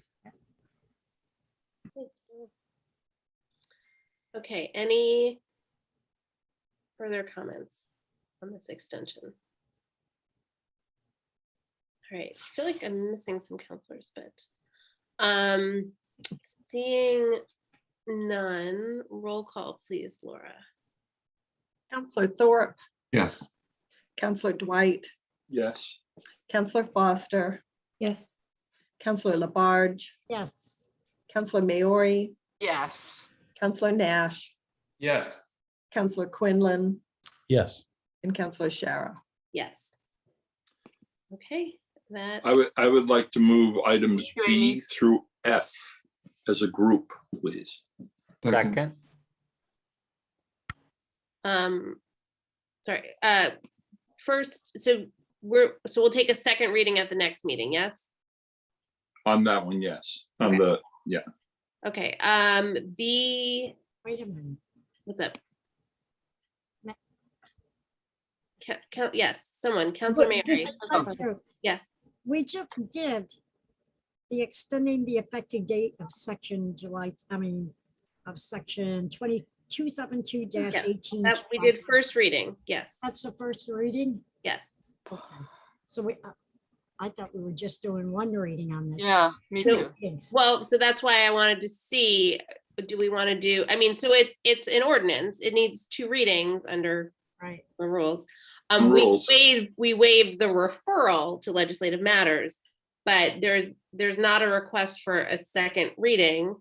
One could be made. But, the second reading would come before the enactment of the ordinance anyway, so, Okay. okay, so we're moving on. Okay. So, sorry, Counselor Dwight, B through The B through F as a B group. through F as a group. Is there a second? second, It's made by Counselor Dwight, seconded by Counselor Jarrett. Any discussion on this group of ordinances B through F? Seeing none, roll call, please, Laura. Counselor Dwight, Yes. Counselor Foster, Yes. Counselor Jarrett, yes, Counselor Labarge, Yes. Counselor Maori, Yes. Counselor Nash, Yes. Counselor Quinlan, Yes. Counselor Shara, Yes. and Counselor Thorpe. Yes. Okay. I'd those like, passed in second I'd reading. like to move to item 21.318 and 21.319 all as a group. Those two items as a group. Second. Second. Motion made by Counselor Dwight, seconded by Counselor Thorpe. Any discussion on second reading these two items? Seeing none, roll call, please, Laura. Counselor Foster, Yes. Counselor Jarrett, yes, Counselor Labarge, Yes. Counselor Maori, Yes. Counselor Nash, Yes. Counselor Quinlan, Yes. Counselor Shara, Yes. Counselor Thorpe, Yes. and Counselor Dwight. Yes, and then I would like to move adjournment. Second, Motion made by Counselor Dwight, seconded by Counselor Labarge. Roll call, please, Laura, on adjourning. Counselor Jarrett, yes. Counselor Labarge, yes. Counselor Maori, Yes. Counselor Nash, Yes. Counselor Quinlan, Yes. Counselor Shara, Yes. Oh, Rose. Counselor Thorpe, Yes. Counselor Dwight, Yes. and Counselor Foster. Yes. All right, we're adjourned. Yeah. Midnight. Look at how soft we've gotten, Right. guys. We've become